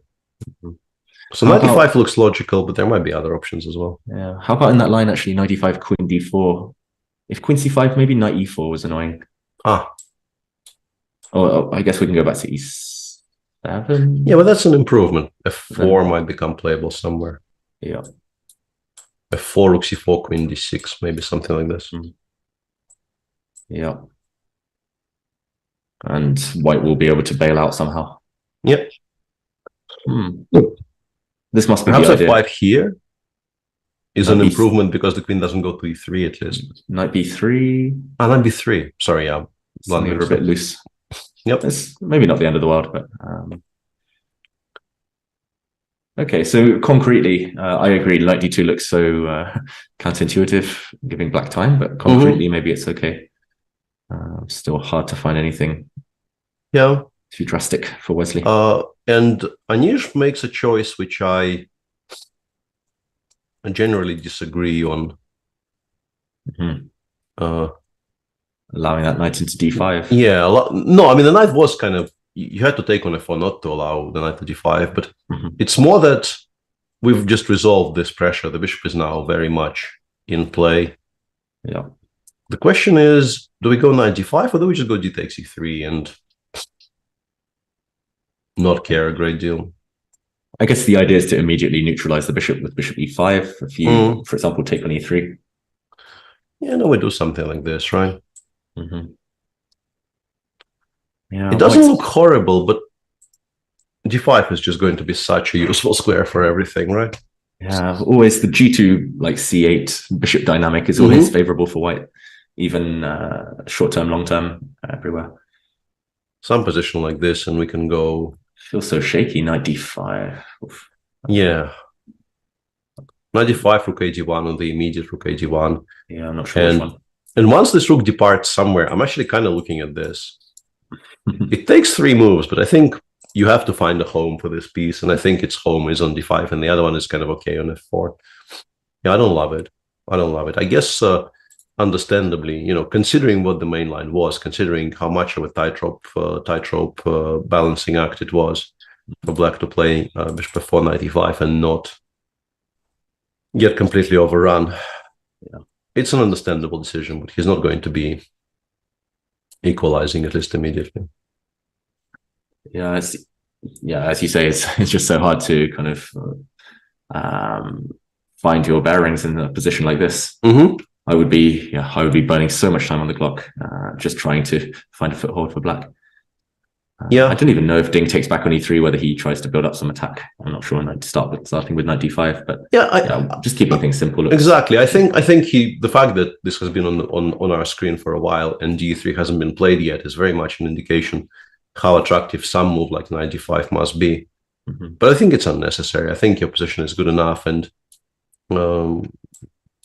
it's an important pawn. Like if I can play queen d6 here and then return it to e5 anyway. Yeah, we'll be playing a very similar position without the h2 pawn, which I don't think is necessary. Yeah, just as you say it, he plays d takes e3. Keeping control. Yeah, looks good. Elsewhere, a position simplified a great deal in a game between Caruana and Prague. This is now the position, and Prague decided not to fool around too much here with various options, just played c5. And black, despite the mechanic that you were pointing out, that bishop takes g6 seemingly exists after e5, I will still push d5, I guess. Here, I guess he's just giving a pawn temporarily. I'm not sure which way you take back. I mean, this is interesting, actually. I wonder if this wasn't the idea. And if I take on f7... knight e5, you just take knight g4, and you're coming in everywhere. Yeah, this looks very playable at the very least, right? I'd be terrified for white. Yeah, I don't know if it's playable for white. Definitely playable for black. Yes. Wow, e5, bishop takes g6, e4. If we go back there, maybe. Yeah. Wow, knight e5 immediately, but cool concept. But okay, maybe. But it gets very sharp again. Yeah, fg, knight c6, I go queen e8. You have to go back maybe to b4, and I start jumping. Yeah, or flicking a5 maybe. Definitely flicking a5, putting it on a2, and then bishop a6. This once again looks unplayable for white, honestly. Yeah, for one pawn, we're never doing this to ourselves. I think Prague did well to dodge the temptation there, dodge the bullet. And a very important tactical consideration here, which I think Prague may have missed. This is very beautiful, actually. The point being that if you take knight e4, and eventually the queen lands on a5 with check, and the bishop gets one back, queen b4 rook b8 doesn't really help. Because, I mean, if you make all of these moves, you probably don't even equalize. Yeah. So Prague was forced to go castles, and black is just fine. White's knight will land on d4 though, so we still need to perhaps be accurate over the next few moves. Yeah, but I think it sort of evens itself out, right? Some position like this, knight e4, let's say you go knight d4, which you can because knight c5, queen c2 is not great. But I'll play queen d7, and then I'll go for some knight g5, knight e6. Yeah, I will try to time it carefully, but maybe you don't need to rush with that. Yeah, just put a rook on b8 and ask White how he's in that position. Yeah, ask White how he's defending the c pawn. Yeah, probably you have to flick in queen c2 somewhere. Yeah. Rook b8, rook b1. We go, I don't know, g6, knight g5, knight a6. Looks very, very level because the weaknesses on c5 and c6 appear to kind of even themselves out. Yeah, at least in as much as I can tell. Yeah, bishop a6, nice move. And no, this is very, very beautiful by Fabi, and must have been prepared and predicted, because I think if you don't have this, if you have to play some kind of a position like this, you're still fine-ish, but you definitely know who you prefer, I think, in this type of structure, right? This is just, you know, who is going to be enjoying all the endgames here. Absolutely, and Very, very cute little detail there by Fabiano. Castles, bishop d3, queen d3 on the board. Other options available as well. Perhaps you like the a5 square for the queen, so you go queen a5, rook fc8, rook ab8. Also not unreasonable. Yeah. In other games, Richard. Wesley chose knight e5, queen d4, king g7. Just a very quiet move, kind of blunting the ideas of f4, blunting the ideas of knight e4, and preparing queen c5, I guess. Or maybe even bishop takes c4 will become playable. Maybe even knight takes c4 becomes playable if white does nothing. Like if you do some kind of a stupid waiting move, we can definitely now play knight c4, queen e5 and feel quite good about things. Yeah, it's not the type of position White can afford to play slowly. You need to do something very direct, or at least have a plan of reaction. Can we try f4? Let's try it, yeah.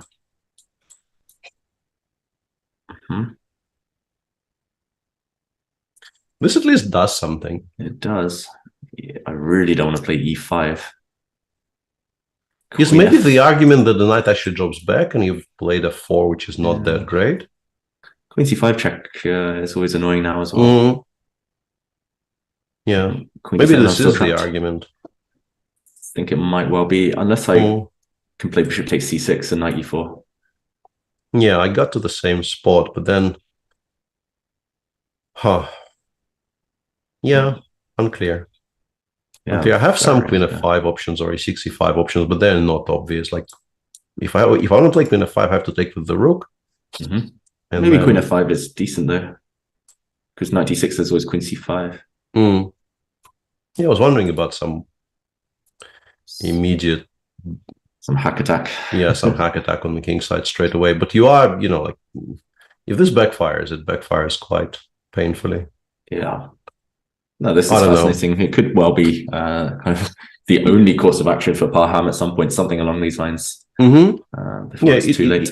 It does look like you can't really wait for too long at all with the white pieces here, because once your queen side starts crumbling, not only the pawn on c4 is ready to be picked off, but also black will start just simplifying.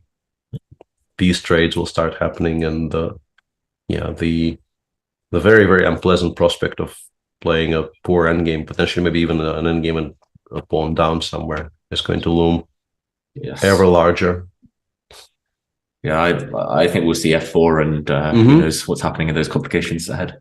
Yeah, let's take briefly a brief look at Magnus versus Gukesh, because they made a bunch of moves there. After bishop rook b3, queen d6, Magnus interestingly chose not to take on d6, preferring bishop g3, kind of asking the question of whether you want that trade enough to improve our structure a little bit. I think this move is as good because d6 is still the best square for the queen, right? In most cases. Yeah. So if you consider this is just a straight up improvement over bishop takes d6, because we pretty much always want the h file open. We pretty much always want our pawns capturing towards the center. So it's just a very nice little detail. Castle's knight f3 though surprised me. This is not what I expected. It probably is very clever. What's the idea? The idea, I think, is to say to black, you have the really, really stupid knight on b6. I am not going to give you an easy way to trade it. I'm going to play in a different direction, at least for now, just because you have this really awkward piece, which you absolutely look to trade at the first opportunity. I'm not going to give you that option. Yeah. I guess he's also saying to Gukesh that black's only plan is to play c5, and at least the knight will land on d4. Yeah. And this is indeed what happens. c5 takes bishop g3. And in this position, if you imagine black having this knight on f6 and having played b7, b6, I think black is sort of instantly fine. At least fine, yeah. Just completely and utterly fine, yeah. But the knight is on this really awkward square, not really going much of anywhere, and also standing in front of the b7 pawn, meaning that simply mechanically moving it will be quite challenging. And this is what we're watching. Gukesh plays queen e7. Magnus once again immediately reestablishes the attack on the b7 pawn, once again saying no, moving that knight from b6 will be difficult. And now, nice little two-step by Magnus, provoking the move of 6, which, as we all know, is a horrific blunder in every single position. Must not be played. It's a weird standoff, right? Because it's not clear with this knight on b6. If you can't move it, it's not clear what you're doing as black. But at the same time, Magnus with bishop h4, bishop g3, he's saying, okay, I'm not 100% clear what I'm doing either. I'm just happy to weaken you slightly. Who would you take here? Who would you take here, Peter, and why? Always white. Always white. In particular, now that f6 was provoked, because I don't really understand what Gukesh is going to, and I understand the engine actually disagrees with me, but I'm still very confidently, in practical terms, preferring white here. Yeah. Because I think, like with white, I want to play h4, h5. I want to play. I have many moves here, which at least superficially improve my position at least a little bit. Whereas for black, I don't know. As long as this is not b6, I don't quite know what I'm supposed to do with my life. Unless bishop takes d3 solves this problem immediately, which would be rook takes d3. Yeah, rook takes, and then maybe something clever allows us to play knight c4 quickly. Like simply rook d7 followed by knight c4. Yeah, I was wondering about rook d7 in the game position, but the rook might get hit there sometimes. Yeah, here would make sense. That as well. I think it's playable because we can't actually win the pawn on e4 just yet without blundering mate on the back rank. Whoops. Yeah. So maybe I'm slightly over optimistic, but optically, my initial reaction was I am very happy here with white, but of course, if the one big problem black has here gets solved without too much damage, I will adjust accordingly. Yeah, it just looks very tense, and I agree. It looks slightly tricky for black right now, but Gukesh, I don't think will be too unhappy. He's got a playable position, and it's not clear whether white has anything. Any advantage. I've seen mention in chat of Levon getting outplayed. I don't think he got outplayed. Well, this is very interesting to me. Just as I was saying those words. So they got here. Levon played 95, 97. And then black sort of prepared c5 and actually played c5. And in this position, I was expecting rook takes d1, frankly. Yeah. But he played rook c5. Wants action. Which obviously... but he has queen take... No. I guess queen c5 simply, and this is hanging, and there's a back rank issue. I mean, this position with the pawn... This position with... Let's say we include g3, h6 here. Yeah. I'm playing this with white so happily. Yeah. I'm so very happy to be playing this with the white pieces, but as things stand tactically, the black as things stand, this is just so annoying. Okay, so Levon doesn't do it. Levon plays queen e2, and if you have to play queen e2, of course you have nothing whatsoever. This is just very safe for black. The simplest way, I suppose, is something like rook d1 in some order. I don't know if this is the best order, but there's queen g3 though. I missed queen g3. I don't know. Even that honestly doesn't look that horrific because I have rook c2 and rook d5 and yeah, it's tempy again. If you had a pawn on h4, then rook d8 or something, and you cause some trouble. But after h4, I will very happily play rook d5 here and claim that my much healthier pawn structure ensures that I cannot be really any worse at all. Maybe this is what we'll see at the end of the game: rook c1, rook c5, rook d1, rook d5. Yeah. And there's probably a cleaner way to do all of these things anyway. Like you can maybe do it this way and not even allow white the illusion of control that we gave in the other line. Yeah, it feels like just one or two accurate moves and Jordan should be completely fine. It should be equal. I'm slightly confused why chat was saying that Levon was getting outplayed. It looks like he's fine. Well, outplayed as in, I guess, if we want to justify what chat is saying, which I don't know if that's the route we want to be, the road we want to be traveling down. Shouldn't be the default setting, that one. No. But if we want to go that way, I think he played something funky, but still got absolutely nowhere with white, and Jordan is now very comfortable equal. But yeah, white should not be worse in any of these positions. In the meantime, let's briefly revisit our favorite player. One of our favorite players, at least. Yeah. So the pawn landed on g4. Shall we go back to g5? That moment h3 was played. Pawn landed on g4 anyway, and yeah, castles rook g8. Yeah. Yeah, it's really awkward for white. How do we get out of all these pins on the diagonals and the files and the... I don't think black wants to do anything, right? Apart from just knight d7 and get organized. What do we do? This idea of queen e2 f3 feels worse now than it did in those lines you were showing earlier. It just feels very slow. I don't know if we can be clever ever and take on g4. I don't see how we can make it work. I'm a bit stuck, Peter. I've got to say. Yeah, so am I. Yeah, I've. It's just even naming the first move I want to make here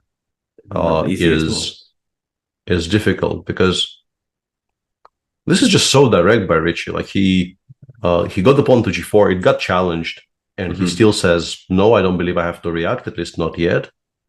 And eventually, we will start playing knight g7, long castles, and so on.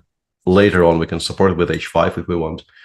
But for now, yeah, queen e2 chosen by Arjun. But I think if we're playing queen e2, you have to at least a little bit question the wisdom of having played h3 earlier. Yeah. Because this does seem to indicate he wants to play f3. And then I think having the pawn on h3 is maybe even actively counterproductive. Yeah. If we even ignore the fact that it wasted the tempo. I think I'd much rather it was on h2.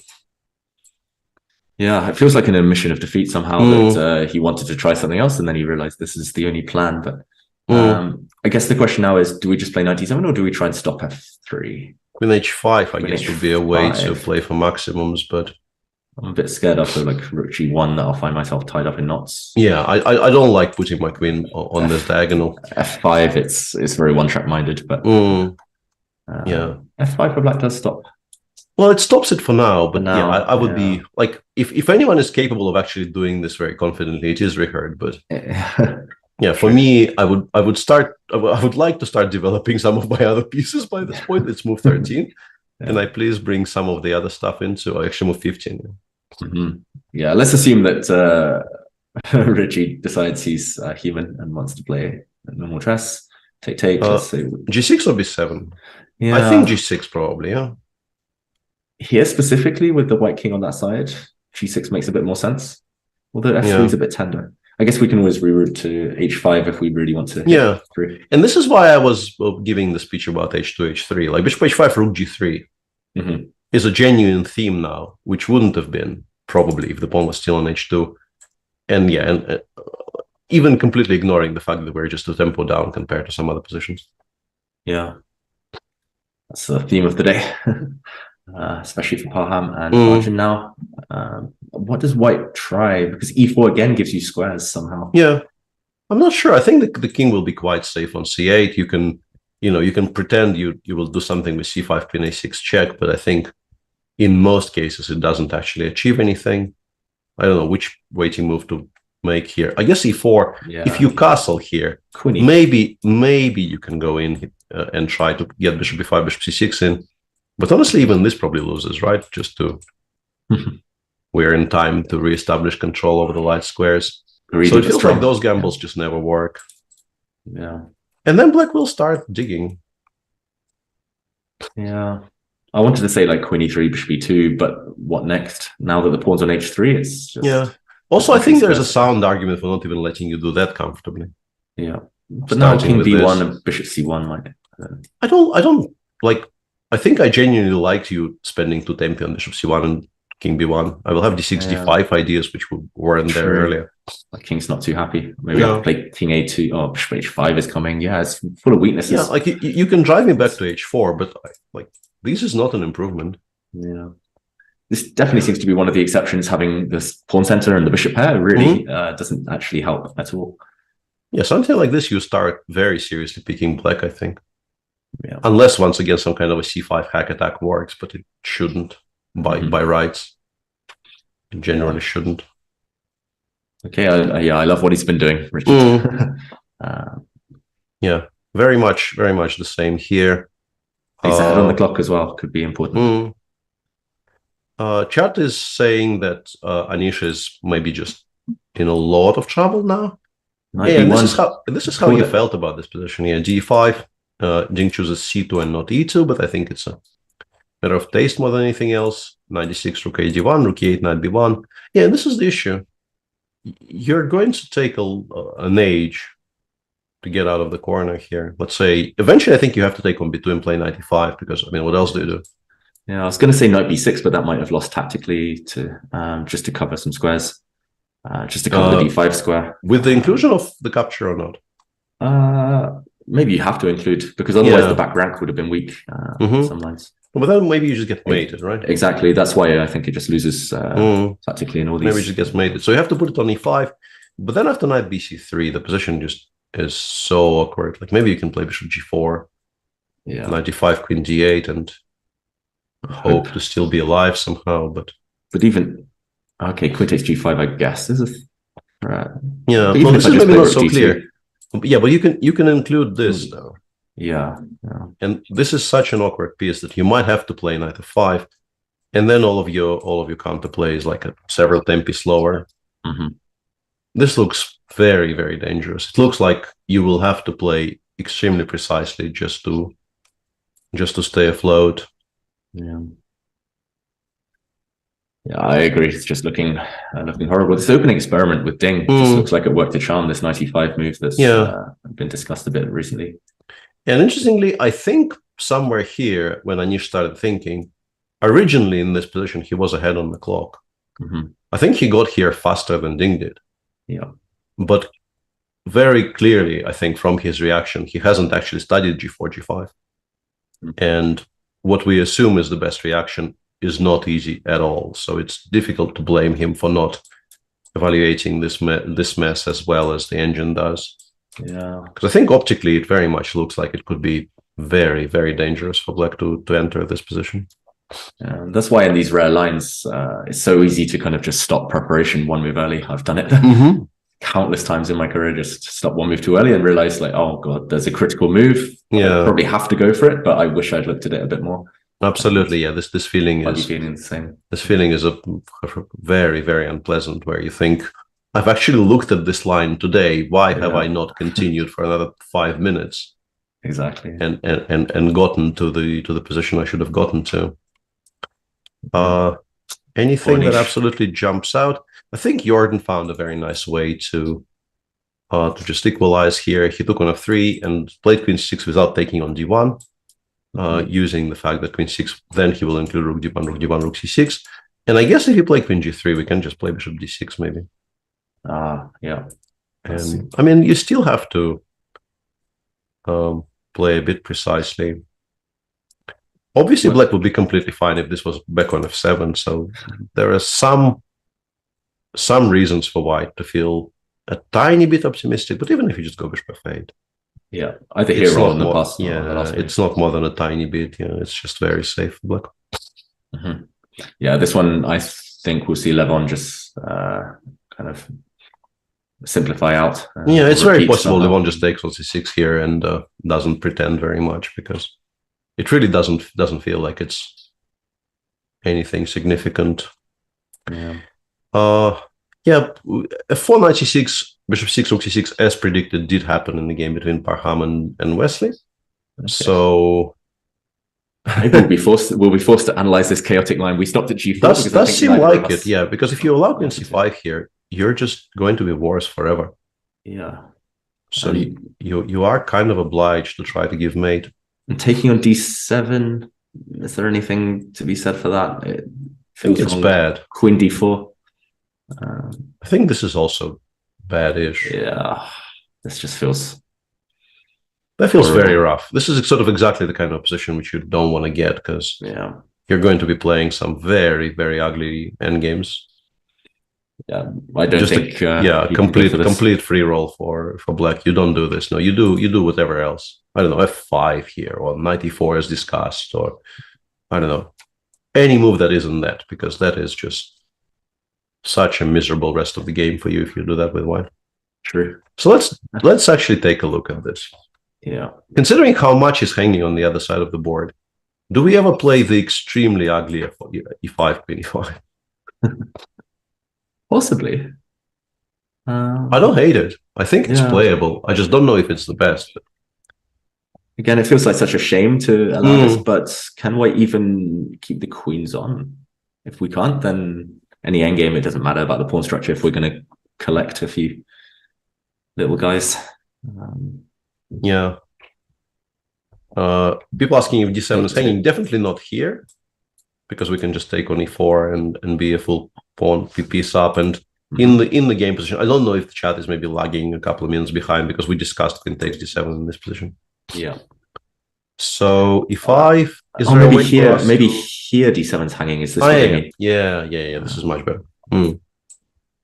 And now that there's no queen c5, this is big difference. Yeah. Oh yeah, no. This is maybe just unplayable for black actually, because we've allowed white a lot of activity which wasn't there in the position a moment ago. So that means queen f5 is almost forced. That's the only way to defend. And my feeling is g4 is also forced. I think the reason, knight e4 on the board, very interesting moment in the game, because we kind of predicted it, but after g4 we just didn't want to have to calculate that mess, but I think we'll have to, right? Because they're both pushing each other into that specific corner. e5 queen d7 I don't love.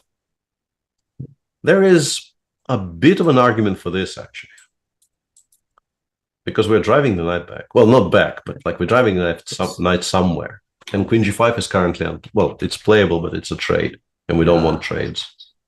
Maybe f5 makes a draw, Exactly. There might be some kind of forced draw here. Yeah, 5 makes a draw. Maybe we could be seeing this if queen f5 g4 is legitimately dangerous. Because I think if the knight goes back, we're very happy with black. If you have to play knight f2 here, queen takes c3, this is maybe winning for black. Simply it returns to g7, stops all of the attack. Yeah. But f5 does appear to be just absolutely forcing this perpetual. So let's look at queen f5. g4. There is definitely an argument for starting with queen g6. Queen g6, it feels like you're provoking me to come forward. I'm not sure who that helps. f5. F5, you just want to take actually I can do this, right? This is very strong, actually. It looks ugly as all hell, but who cares about pawn structure? Yeah. It's all about dynamics. But it connects everything. Also, it seems like I'm almost forcing you to play this position, and I mean, you're just a pawn up. I'm 2 up, 2 up. They're uglier than they were, but I'm 2 up, so I'm. Yeah. Ooh. Did I freeze? Is Peter frozen? Okay. It looks like Peter's frozen, so he'll be back in a moment. We are focusing on this game between Parham Magzulu and Wesley. But I think this is the perfect time to take a short technical break, and we'll be back in a couple of minutes, hopefully with Peter. So thanks everyone for joining us for round 9. We'll be back very shortly. Eyes for your eyes, lips for your lips, skin for skin, sin for your sin. Feel it now, now, now, now. Think about it later. Feel it now, now, now, now. Think about it later. Feel it now, now, now, now. Think about it later. Feel it now, now, now, now. Think about it later.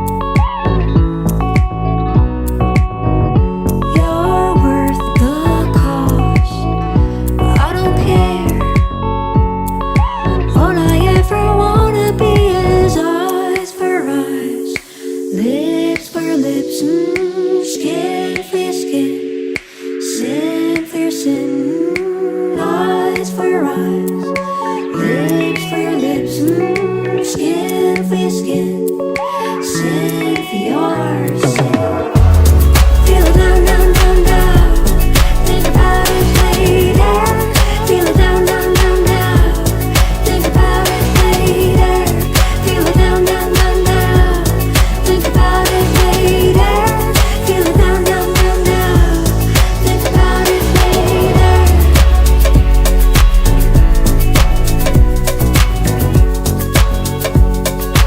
All I ever wanna be is eyes for your eyes, lips for your lips, skin for your skin, sin for your sin.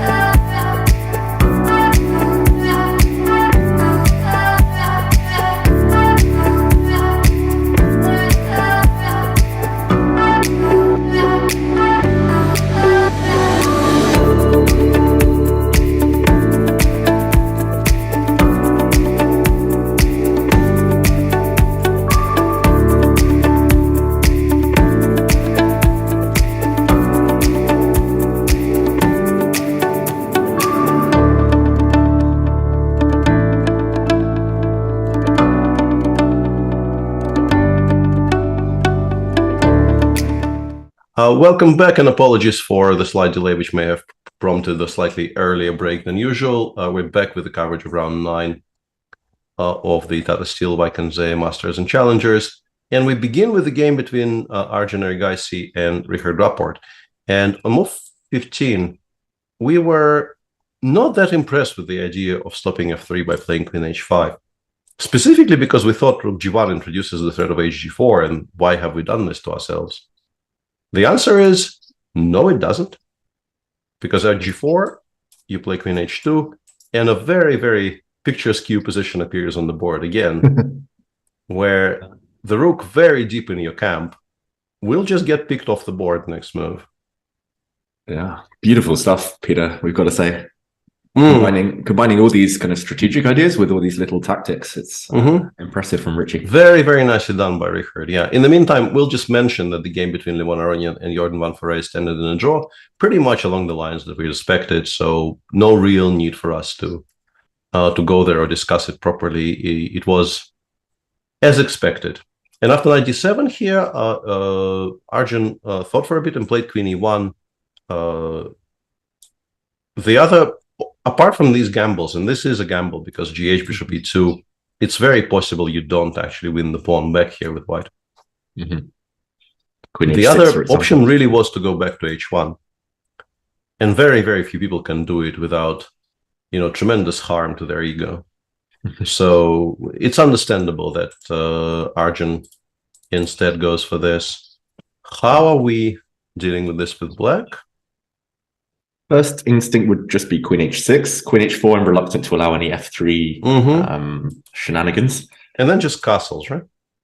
Most likely. I just don't know fight for the greedy. g-file. h3 is hanging, and I just, there is an argument we can already take it, but I don't like allowing queen g8 check, even though, hang on, we have king e7 there. Maybe. Maybe question mark. Yeah, I don't know. Yeah, why calculate this? I think just castling is more logical, because I'm not sure how you protect this pawn. Yeah.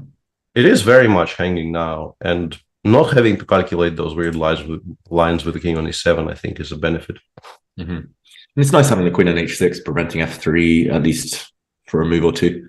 This looks genuinely unpleasant for white, honestly. I don't see how white defends h3, Peter. Unless we go super passive and really ugly ways. Takes bishop f1 or something. Ugh. Yeah, but And that then looks... rook g1 and Yeah. lying That bishop looks f3. like we're resigning, really. Yeah, bishop f3 maybe to begin, yeah? Yeah. And now you better give me that pawn on h3, because that position might just be lost. You might never you might never unpin yourself. Mm-hmm. Yeah. Is there a way? No. I was going to say, is there a way to include f3? But as you correctly pointed out, queen h6 in particular just stops all of that. You know, stops all of that very, very easily. Yeah, it's looking very, very good for black suddenly. And yeah, just impressive play in general, but Arjun tying himself in knots slightly with some of those moves. I think he played rook g1 perhaps. Let me check the timings there, because I wonder if he's in general under some pressure on the clock. But no, he hasn't played it very quickly. I think he was trying his utmost sort of fairly to figure out what goes where, but it's just a difficult position to play. Yeah. And it's the most natural move, rook g1, so we can't fault him too much. But you would think after maybe 10 minutes of thought that you see queen h2 and queen h6 played, and after gh long castles, I will once again stop asking. But black is just very clearly better, no doubt about it. GH, and I assume Ricci, the kind of a player he is, I don't think he wants to start cashing in early by misplacing some of his pieces. I think it's not the way he approaches chess in most cases. So choosing castles here over takes on h3, giving up the g file, giving up some activity for the white queen, feels much more of how he does things. Elsewhere, Parham did not make the move that we assumed was the only move in the position, which is because he spotted this very cute tactic, which I just did not see at all. Hoping for rook takes c4. Yeah. Even this is maybe a defensible endgame for black after queen c5. Maybe queen c5 is of course much stronger. But you don't want to dream entering this no, for no reason. We never really came to a conclusion about g4 though. Not really. Reject it for a specific reason. Not really. And now that it's gone, we can ask the oracle. Exactly. It feels less cheatery to do it once it's disappeared off our screens. g4 queen g6 slightly better for black, it says. Okay, so you were right with queen g6. I was also wondering about taking on g4, but that's just super complicated. Queen g4 king h1 around equal, but white is completely fine. Okay. Queen g6, you get some advantage. The line that you get advantage with, we did not discuss. It's actually kind of cute. I will show it just because how cute it is. It goes, hang on. It plays knight d6 here, trying to preserve some material. It looks like we've blundered absolutely everything, because queen g4, it actually goes king h1. Seemingly blundering the entire house with rook takes d6. And then it just goes rook g1, bishop b7, e4. And we get this endgame, which it prefers for black, but does not think it's unplayable for white either. So it's bishop and how many points? Bishop 2. Bishop and 2 against the exchange. Very strong bishop. I think it's pretty obvious why black shouldn't be worse, but a bit of a mess, because we're not winning the c4 pawn very easily. And the king on h8. If the king was on e7, you suspect black is winning. But the king on h8, it's a lot less obvious what the evaluation is.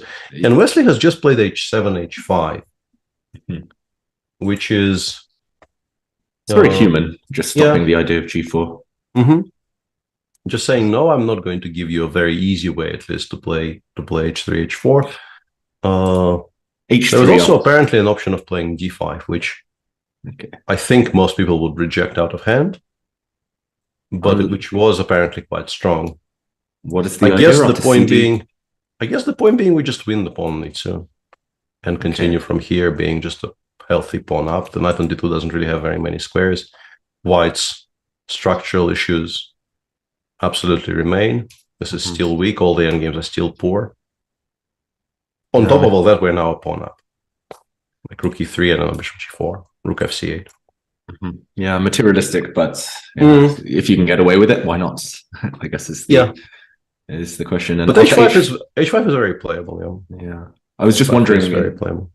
Kind of chess humor wise, do we play h3 here as white and kind of insist on? I would be very seriously considering it. Yeah. And I guess the reason D5. why it's not great is d5 exists, which you need to just tell yourself you have to calculate this move everywhere, and b assess it correctly. Because otherwise, I think the inclusion of h5 and h3 in terms of who will benefit on the king side by the removal of the h pawns, I don't know. Like a move like rook h8 could swing the scales in certain direction in terms of, like, against rook h8 I would assume maybe opening stuff up is not as pleasant, but even here we can never take, and if you have to play queen g6, I mean, at the very least I have g5 as a bailout. Just super sharp. Yeah, very very unclear position.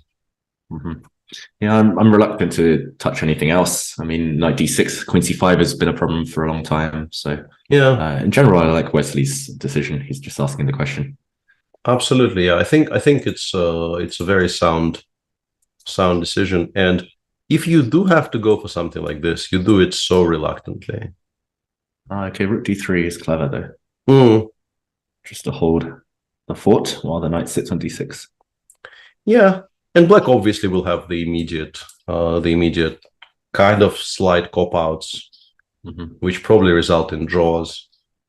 Let's say everything comes off and white goes rook takes d7, and you still prefer black, but you assume this ends up being some kind of a full annihilation. Rook a4, you can still play. Of course, yeah, you still prefer black here. Yeah. Okay, so Wesley maybe with a small advantage. Yeah. How about else? I saw the mention that Gukesh has been deep in the tank after Magnus played h4, and he has just made a move finally. So in this position after bishop g3, the capture on d3 did happen. He played queen e4 here, very understandably trying to generate some unpleasantness using the spin, or just simply get the queens off, which I think will be an improvement in his fortunes. And now he's played rook d8, e8. A bit of a mysterious move? Mysterious rook move, yeah. Yeah, I guess at some point, if you've been tanking for too long, you just want to get a move on the board. d5 might be slightly tender now. I don't see. Yeah, I wonder if he is defending. Like, I wonder if he thinks c3, c4 is a threat here. Ah, that's clever. Just trying to trade this weakness for this one, and the queen on f5 is, let's say you go h5 and c4. I just don't know if it's a good move, but the move definitely is playable because this drops a full queen. Yeah. And by sidestepping the g file after rook e8, it no longer is playable because c4 d takes c4. You will not have any jumps by this rook. Yeah. Feels a bit too deep though. And what if white just plays an annoying move like rook b5? Now that the d pawn is slightly weak, I want to go like queen b3. Well, maybe not queen b3, but at some point a4, a5. Yeah, even the immediate a4 maybe comes into some consideration, but yeah, in the current position. At least you have to ask yourself if black has a good reply to it. But maybe I suspect black will be quite okay with just doing something like this. Unless there's some tactics here with, I don't know, e4 and trying to land the second one on d7. Yeah, that is a very good point. Yeah, but very, very good point. I'm expecting Magnus to somehow keep the tension. Normally when his opponents tank for a long time, he just wants to force them to play moves. Yeah, and also, assuming chat hasn't really been economical with the truth with us about the tanking, Gukesh must have been doing really well on the clock, right? Because even after this very, very prolonged period of thought about rook e8, he's only 10 minutes behind. Yeah. Are we being misled? I'll do some checking. But I might have exaggerated a bit, only about a 19-minute thing. I mean, it does count as a serious investment for sure. Yeah. Not as long as I expected, but yeah, definitely 19 minutes in this position is not insignificant. Yeah, especially when he's had problems with time trouble a bit throughout the tournament, Gukesh. A few time influence blunders. Yep. H3 Yeah, we'll wait. on the board in the We'll other game. wait for Magnus to come up with something. It's not that easy to make moves with white. I will note that with this queen on f5, with c4 being ruled out, h5 is like you would generally like to push it all the way to h5 at least, or maybe even to h6, but it's just going to get taken. Yeah. The knight just came to d2. It doesn't feel like it's better placed on f3. So apart from those ideas of rook b5 and a4, either together or separately, it's not very easy to, name the next move here for white. Yeah, he has played one of the most natural moves, rook b5. Yeah. Some just a ideas small of- improvement choice, a small improving choice. Yeah, I wonder if Knight b3 as well, maybe on the cards. just trying to swing it around to d4. Yeah, absolutely. This one is nicely brewing. In the game between Eric Gaisi and Richard, Arjun made the move rook g4, which looked logical, but you kind of need to have an answer to f5, right? Because f5 is very logical and very often exactly what black wants to play anyway. Yeah. So you have to ask yourself, like, why are we provoking black to make those types of moves? I'm surprised, Peter. F5 is just looks really helpful for black, unless something other than taking on g8 now. What is? Yeah, I will note that bishop f5 also doesn't look bad at all, but I guess here you have some queen h5 potential, like maybe even immediately or after trade, you can play queen h1 and suddenly black has things to worry about. And like this, for instance, maybe just a major mistake because we've given white enough tempi to generate a threat, which feels like a travesty. White should not have threats in this game anymore. F5 is the idea in all of these positions. Yeah, I really have to wonder what he wants. Like, is it possible that by this point he dislikes his position enough to do something like this? We'll find out in a moment because f5 has been played. Yeah, I wonder whether black just takes on g4 here as well and just says, "Okay, I'm going to go." Yeah, chat says take on g8 and go d5, trying to generate an idea of playing f3. Trap the bishop. Yeah, and it will actually get sort of trapped on, like, if you play e5, f3, queen e3, queen d2 might actually win that bishop. My issue is though that I can start with knight c5, big stuff, and then I will throw in rook g2 somewhere. This very much looks sort of exactly how you lose this by force with white. Like you force some kind of a confrontation, and you don't like what comes out at the end of it. Because you're just activating, like the knight on d7 is one final poor piece black has.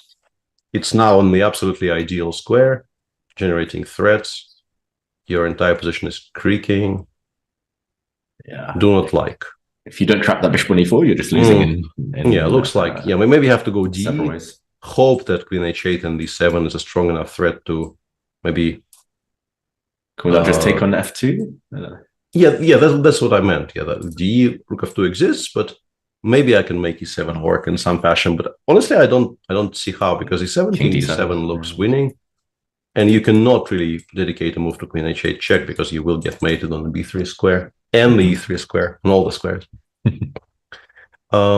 Yeah, looks like it's kind of going sharply downhill, and the engine also agrees. Yeah, Richard, looking like he might win 2 in a row against the Indian kids.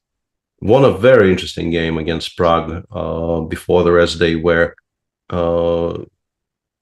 you could definitely argue that Prague could have played more actively. I think there was a number of choices in that game where black could play for more immediate counterplay in the center, kind of ignoring the ideas of restoring material balance and so on. And Prague perhaps allowed Richard a bit too much, but still a very nice concept there, taking a lot of risks from the get-go. Yeah, and Arjun's lost 2 in a row before this game, so it could be spiraling a bit for him. Yeah, f5. Yeah, that I didn't actually even notice it. He lost to Nordic in round 7, and then he lost that very exciting, eventually very exciting game against Jordan, where there were originally a lot of repetitions, and it looked like they might just shuffle back and forth in a very closed position, and then suddenly just blew up and ended with rook sacrifices and really weird structures, and white eventually prevailing. Rook g8 played, but yeah, but if you play Rook g8, it's very difficult to figure out what he's planning next. There's almost no way back here. I think he will play d5 and go for something along those lines. Yeah, I mean, otherwise you just lose slowly, right? You like h3 is falling, and you're not even very often. A way for you to maybe try to come back would be to give up the pawn on h3, and then use the suddenly semi-open h file to activate your pieces. But this square is constantly under control. Nobody's going to give you the h file. You just need f3 at all costs at this point. Unfortunately, just still not possible. Yeah, maybe this. But the issue is black. I don't think black touches it just yet. Just like go like rook g2 or something. Yeah, we continue improving. We don't really care all that much to be up material immediately. Yeah, just looks extremely ugly. White is just completely frozen. Yeah, you can't really move anything. Yeah, knight f6 g4 eventually will become a very serious threat as well, because all of those opposite color bishop positions I think will be just completely lost, considering that it will be bishop b2 against bishop b4. Yeah, looking really desperate now. I see a pawn structure change in Prague against Caruana. How did the white pawn get to b4? Oh, yeah, we left it here, and Prague actually played it quite smartly. He went queen a6 here, making sure that the black queen doesn't end on a5, and then knight d4, queen a5, and very quickly rook b1, b4. And in order to get the structure that we want to get here with black, Fabi, not the structure, but to end the maneuver with knight a6, Fabi improved the white structure quite a bit. This still feels like it has to be a draw, but it's very pleasant for white. Yeah, whatever you choose to do. It's definitely Prague making it from a position of strength. I would want to, if I want to win, I would probably want to avoid the knight trade. I don't know, knight f3 or knight b3 or somewhere. Yeah, a counter argument would be this probably forces you to take with the pawn, and then this becomes softer. Although if black gets a rook to b8 or b7 now, it should be fine. Not enough material though. Yeah, I agree with you. I think a move like knight f3 would be very, very logical, but it also gives black maybe not yet. Yeah, you have to prepare it at least. Yeah, this is my idea at least with rook a1, rook b8, and the back rank is a bit annoying. Rook a4. Yeah, you would like to play rook a4, but yeah, you can't really. Yeah, maybe black's just in time. Maybe Caruana has calculated it all perfectly, and he's played a move he really doesn't want to play. But it works. Your argument is still very solid. Yeah, if something like this happens, although honestly, I don't know how easy it is to do anything. This does appear to be some kind of a position where really nobody goes anywhere. Sometimes I can take an a7 here and go into the same game, 95. And 95 in the end, yeah. Yeah, I mean here specifically, but yeah, there must be ways for black to be more accurate and dodge these sideline these. And we guessed some things correctly at least, because Arjun did play h4 here, and also Wesley after h3 did play d5. So we're getting progression in some positions. And also, I think it's time for us to return to our tournament leader, because this sharpened up fantastically. Yeah, there's a pawn on h5. That's there's a pawn on h5, and it's about to get taken off the board, but the black queen side looks very, very vulnerable. So after knight d7, which is basically where we left, Vincent took and played h2, h4. Bishop b6 was the choice, and now he chose to take on e7 and play castles. Black played bishop h3, white took and played rook e1. I guess e3, e4 is very much at least hinted at. Let's put it like this: queen d7, h5, f5, b3. No, sorry, a4 first and then b3. So h5, I guess, could have been ignored, because I think b7, b5 is a move that you very much would like to make in these types of positions. I guess what he didn't like is something like this, right, where the knight can be aimed at the f6 square. Yeah, I think that must be the reasoning for f5. In general, nowadays they hate allowing the opponent pawn on h6 in general. Well, you're still allowing it, but you have stopped h3, e3, e4, so h6. I guess maybe we just take. Yeah, we just take. But now you get blown up on the other flank, and Nordic just went after the h5 pawn as if it genuinely generates him a mating attack.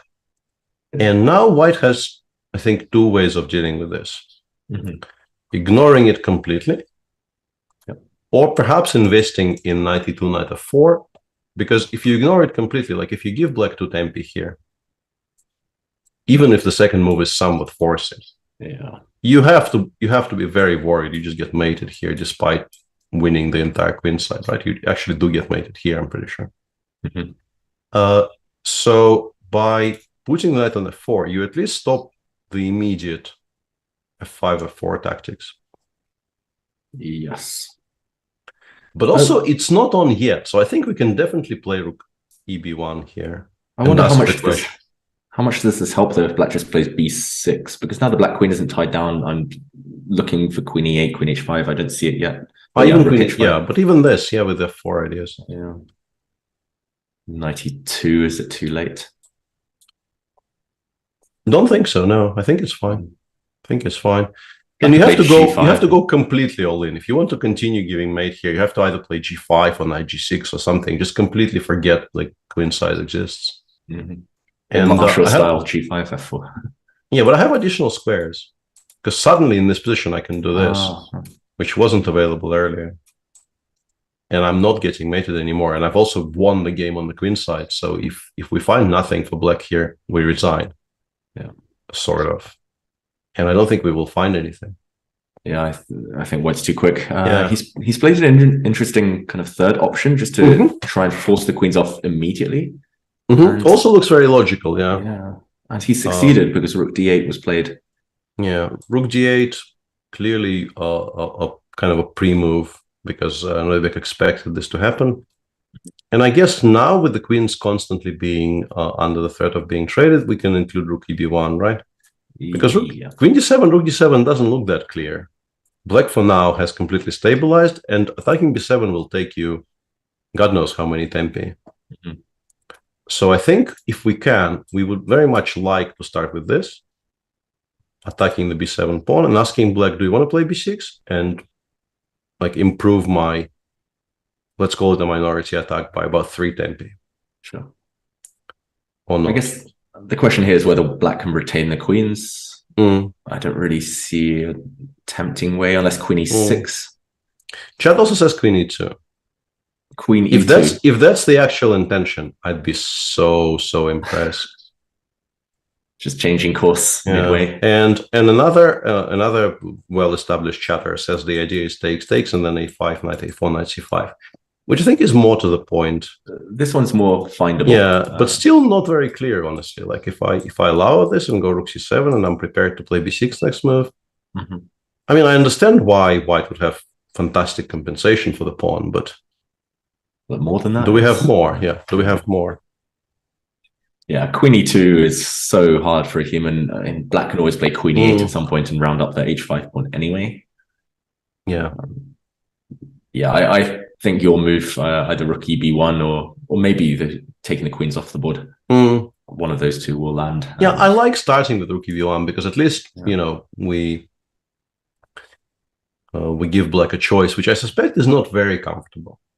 Because I think, generally speaking, they would very much like not to play b6 this early, giving us a hook. Yeah. I don't know if I should be taking on d7 or playing a5 immediately. Both, I think, are playable. This is also quite playable. This looks like an improved version of the line that chat was suggesting. Very much so, yeah. Or at least a very much improved version of queen d7, rook d7 without rook b1, b6. Because we've begun already. We are already generating legitimate targets. Could black keep those queens on after rook eb1? I'm not really seeing how. I want to. Which square, though? Queen e6. Yeah, queen e6, I guess. But this is, once again, you're going absolutely all in, right? Yeah. Again, knight e2 will come. Yeah, I want to play knight e2, and I want to ask you, like, how convinced you are you have mate here? Well, maybe you have mate. Oh, wait. That's a new square. Oof. New square. That actually is, once again, looking very matey. I was only looking in the other direction, queen h6 and queen e4 is... But maybe just... Okay, so queen e6? Yeah. Now Queen E2. Now that we've been turned on. Now he can play Queen E2. Yeah.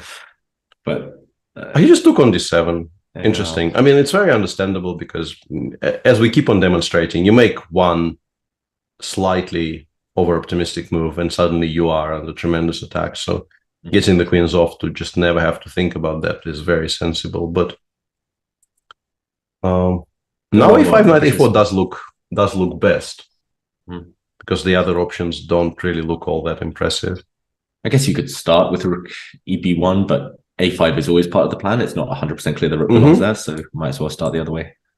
Knight A4. I think I need to play rook C7, but I'm not that heartbroken about it. Yeah, and it might just transpose to what we were discussing. Yeah, now we can wait for now, I guess, with like rook B5, rook AB1. It's just very comfortable for white despite being a pawn down, right? Yeah, if you could put a white pawn on H4 now, you just say white is winning, but yeah, it should be. And enough. I very much like that you said that because I developed this, or at least I think I developed it and not read it in a book anywhere, as a kind of a useful, at least for me, heuristic about assessing positions with unequal material. If you're trying to determine how strong the compensation is, like you just mentally add that pawn back. And if the resulting position is somewhat unclear, then probably you don't have enough. Yeah. If the resulting position is just straight up winning for you, then your compensation should be quite decent. Yeah, and here, like if you return it here, you know black is going to lose long term. Yeah, too many weaknesses in black's position. No, I like it for Vincent. I like the fact that he was kind of happy to give up the material. Maybe he could have gone for something more ambitious, but queen's off. I very much think suits him more than it does Abdusatorov.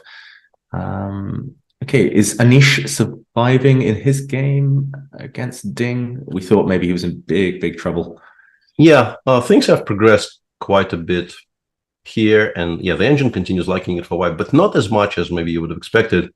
After knight b1, Anish played a very surprising, to my eyes, move a6, a5. And honestly, an even bigger surprise for me is the fact that Ding actually chose to react to it. Yeah, this is the shocker for me. Why are we wasting a tempo on anything here other than knight 1 c3? I don't understand, Peter. Dynamics, knight c3, you just play it and then you think later, right? Yeah, let me briefly, like, I'm going slightly mad about this. Yeah, I don't know. Yeah, a4 is the type of move you play if there's kind of a concrete way to get your knight back to b5 and you know you have enough time. Yeah. I guess knight c3 is dominant for white. So yeah, knight c3 machine says winning for white, basically. Rook d5 machine says winning for white. Even knight a3 prefers to a4. Very odd choice. He spent 4 minutes on it. Yeah. Very odd choice to me. I don't really understand why you would. It does seem to be a reflex with top players nowadays. If you play one like h4, h5 against them, they'll always block with h6. If you play a4 in some positions, they'll block with a5. But yeah, here it didn't feel necessary. Yeah, it didn't feel like he had to spend that move. And now there's a rook on d5 rather than a knight on that outpost. And yeah, it's still of course fine for white, but you've definitely sold it a little bit short. Could still become a mess because the theme of the position might actually, and I didn't really notice it immediately, and I will stop noticing it in a second. But this guy has no squares. So once you've protected the pawn on e3, for instance, the engine I think does this. Okay. It starts hanging. That could be very important. It's also worth noting maybe that queen f2 immediately before knight b5 doesn't work. Because knight c3 anyway, I guess, or at least it becomes a big mess. This seems to work out because in this position, in the very end, the knight on f4 is vulnerable. So your best choice would be queen f3 and then rook f3. And honestly, I still take white here, probably. If you get one. Yeah, if you can stabilize, but it's very unclear. Rook a d8, we trade. Black has a fantastic square on e5 for his pieces, and this one is on g5, not g3. So the king on g1 is never entirely safe. At least it's unclear, yeah. Very unclear. Yeah, actually, I don't know if I take white. Infinity sign and move on. Yeah. So very much so. Knight b5 is very accurate. Yeah, and chat has been screaming at us for the last I don't know how many minutes that Wesley is completely winning. It does look completely winning because Parham did play h3, and now I guess with the inclusion of h5 and h3, d5 is maybe even stronger because in some positions this will be hanging. Like cd5, e5 played, and if you want to play knight g2 now, I think maybe I take this one before I take this one. Yeah. Just to start giving mates of my own.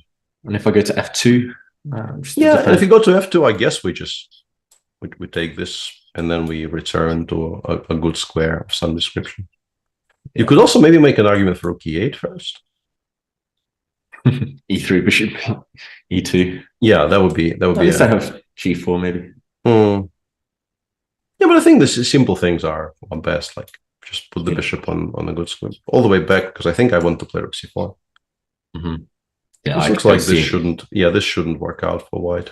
I don't see any attack with g4 ever causing too much trouble.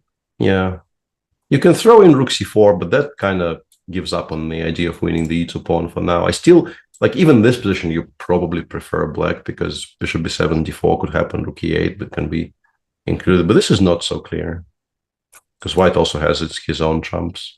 Yeah, I hesitate to say winning. It still looks very good. He's played knight f2. Yeah, I wouldn't have been using that word if chat wasn't screaming -3 at me. -3, okay, that's big. Yeah, big advantage. Yeah, like if I were on my own here, I would be just as you did just now, saying that yes, this is very comfortable for black. You prefer black every time, but not maybe that obvious. But yeah, he's taken on e2, so I'm just expecting rook e3, rook a e1 most likely next move, and then still work to do, right? To break down white's bishop takes it to blunder 3 exclamation marks. Yeah, so, I need to. Yeah, we're obviously not up to scratch. We all need to retire. Yeah, absolutely washed. Need to retire. Looks like a free pawn. Yeah. How can that be wrong? What was stronger then? Like, if this is such a horrible move, is it? What was so much stronger? Was it one of the two you mentioned? Rook e8, maybe? Probably. There aren't that many attractive candidates even. Rook e8, rook c4, take on e2. It's got to be one of those three, surely. Queen c8 -3. Okay. Yeah, let's not even analyze that one. No, yeah. We're not even putting this. Like, I am putting this on the board because I just read it out. But like, no. I'm sorry, but no. What does it even do? I don't understand. Like, yeah. Threat is stronger than the execution, I guess. Yeah, I have no idea. I have no idea what this is supposed to indicate. Some kind of rook c4, queen c5, and d4 or something. I don't know. Wow. At least now e3, bishop e2 really does trap the rook. There's no g4 gaining time to kind of... Yeah, and apparently this is back to being -0.6.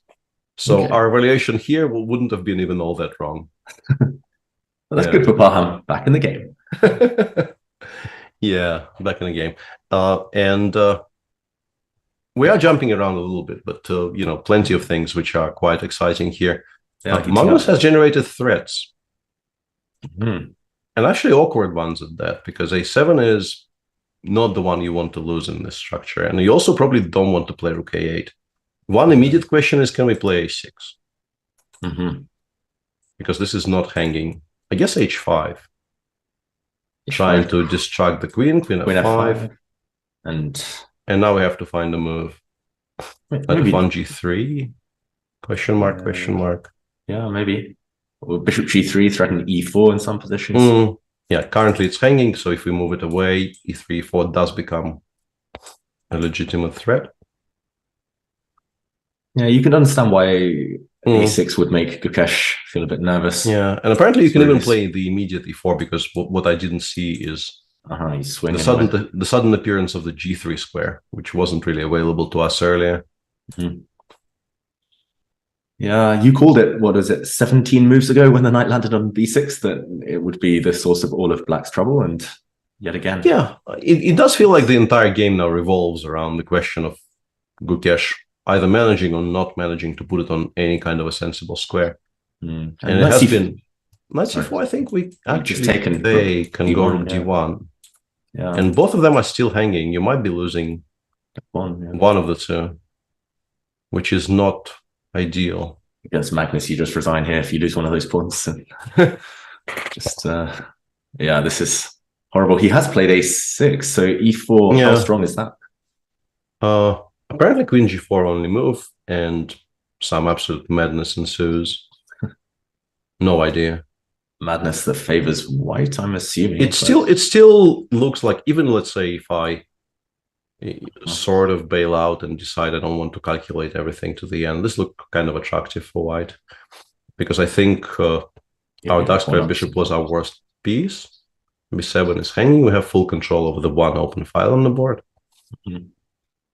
How bad is it if I take h4?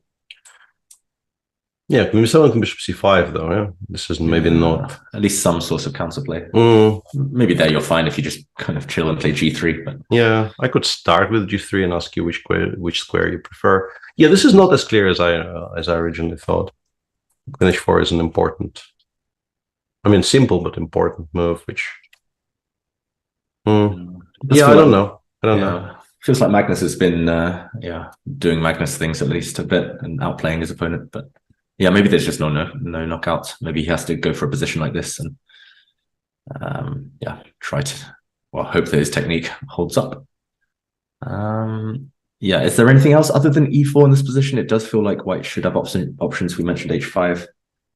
h5, maybe you're making your own threats slightly less strong, diluted. Yeah. I don't know. h5, queen f5, bishop g3. Unless we can find a good reply, maybe the queen just goes back to e6 and black quite happily claims that we've stabilized, and the rook on a5 is the biggest idiot on the board now. Yeah, I guess we've kind of driven the black queen back where she wants to go.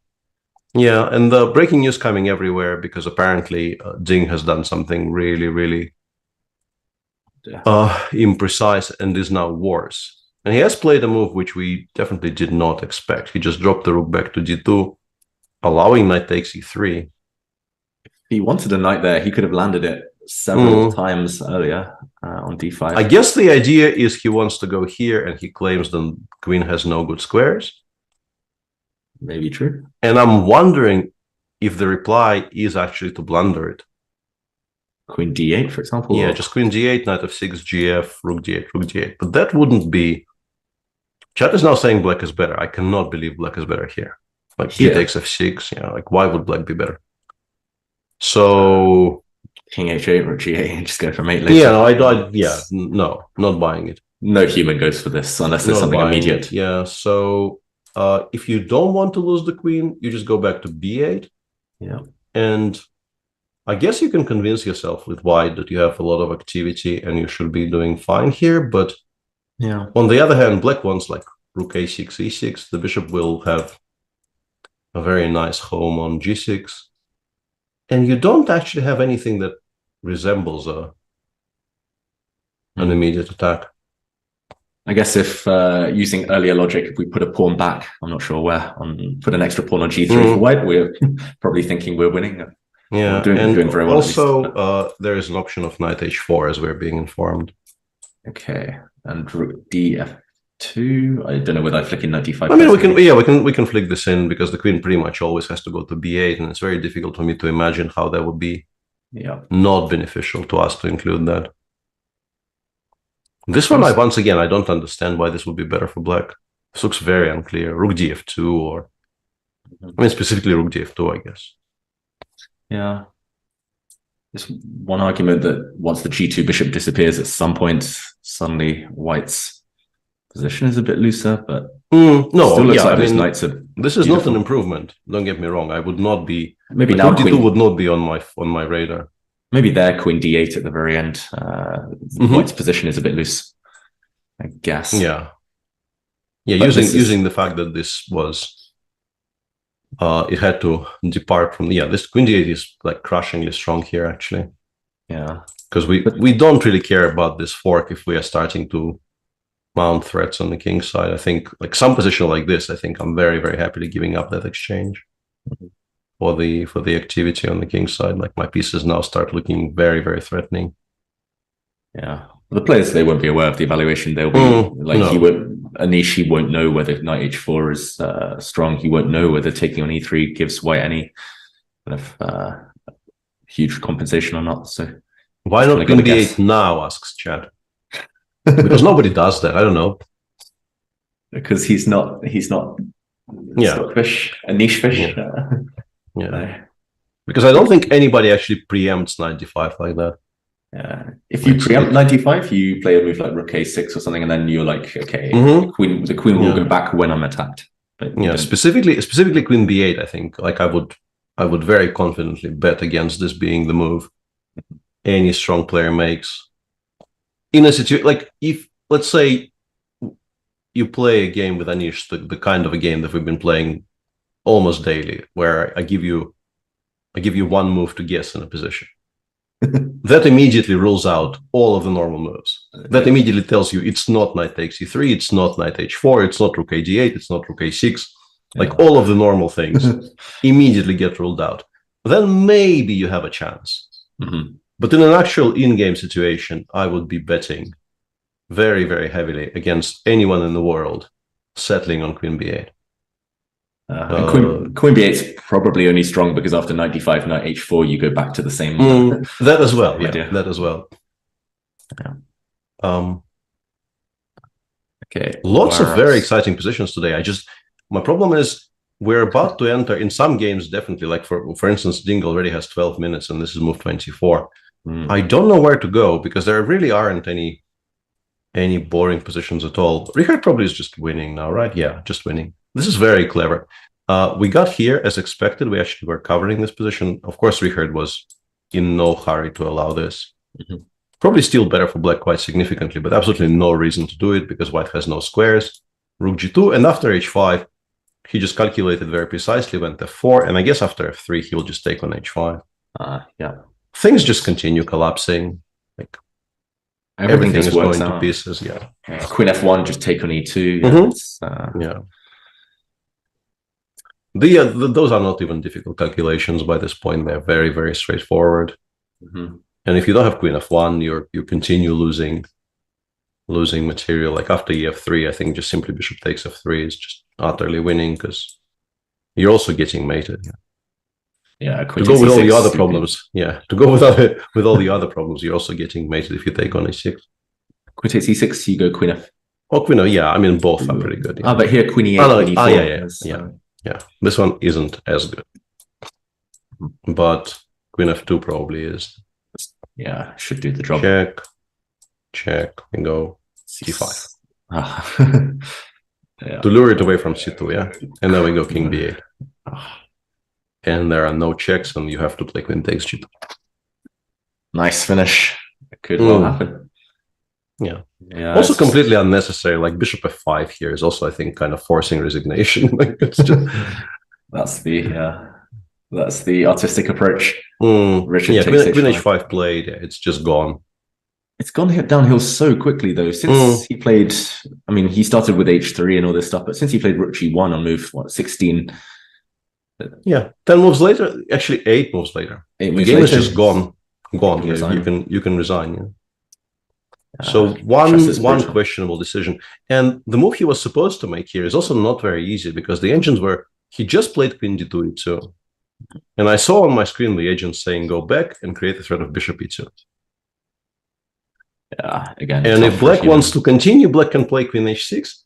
And as far as I could understand, this is still a little bit better for black even. Because you still have to do something to get your pieces out of the corner. But now queen e2 and we repeat, right? No, but maybe now with the queen on h6, which I think we've established is a nice square. Maybe we just go knight d7, allow f3, and just play this position. It's a good square. Nice diagonals for queen and bishop. Yep. Meanwhile, the Wesley game's kind of got a bit crazy. Whoa, what's happening here? First of all, how did they get here? After knight f2, queen c8 was absolutely shockingly not played. The most obvious move in the position. Unforgivable. Wesley will never actually be able to live with himself after this. Queen c2, rook a1, bishop a6. It looks like Parham found a way to simplify and probably just make a draw. Queen d5, rook c3, queen h5. Wesley takes on e3, and this is not a blunder of the rook because white can include queen g4 check. And now the question is, does Wesley believe he is at all better in this position? My guess is the answer is no.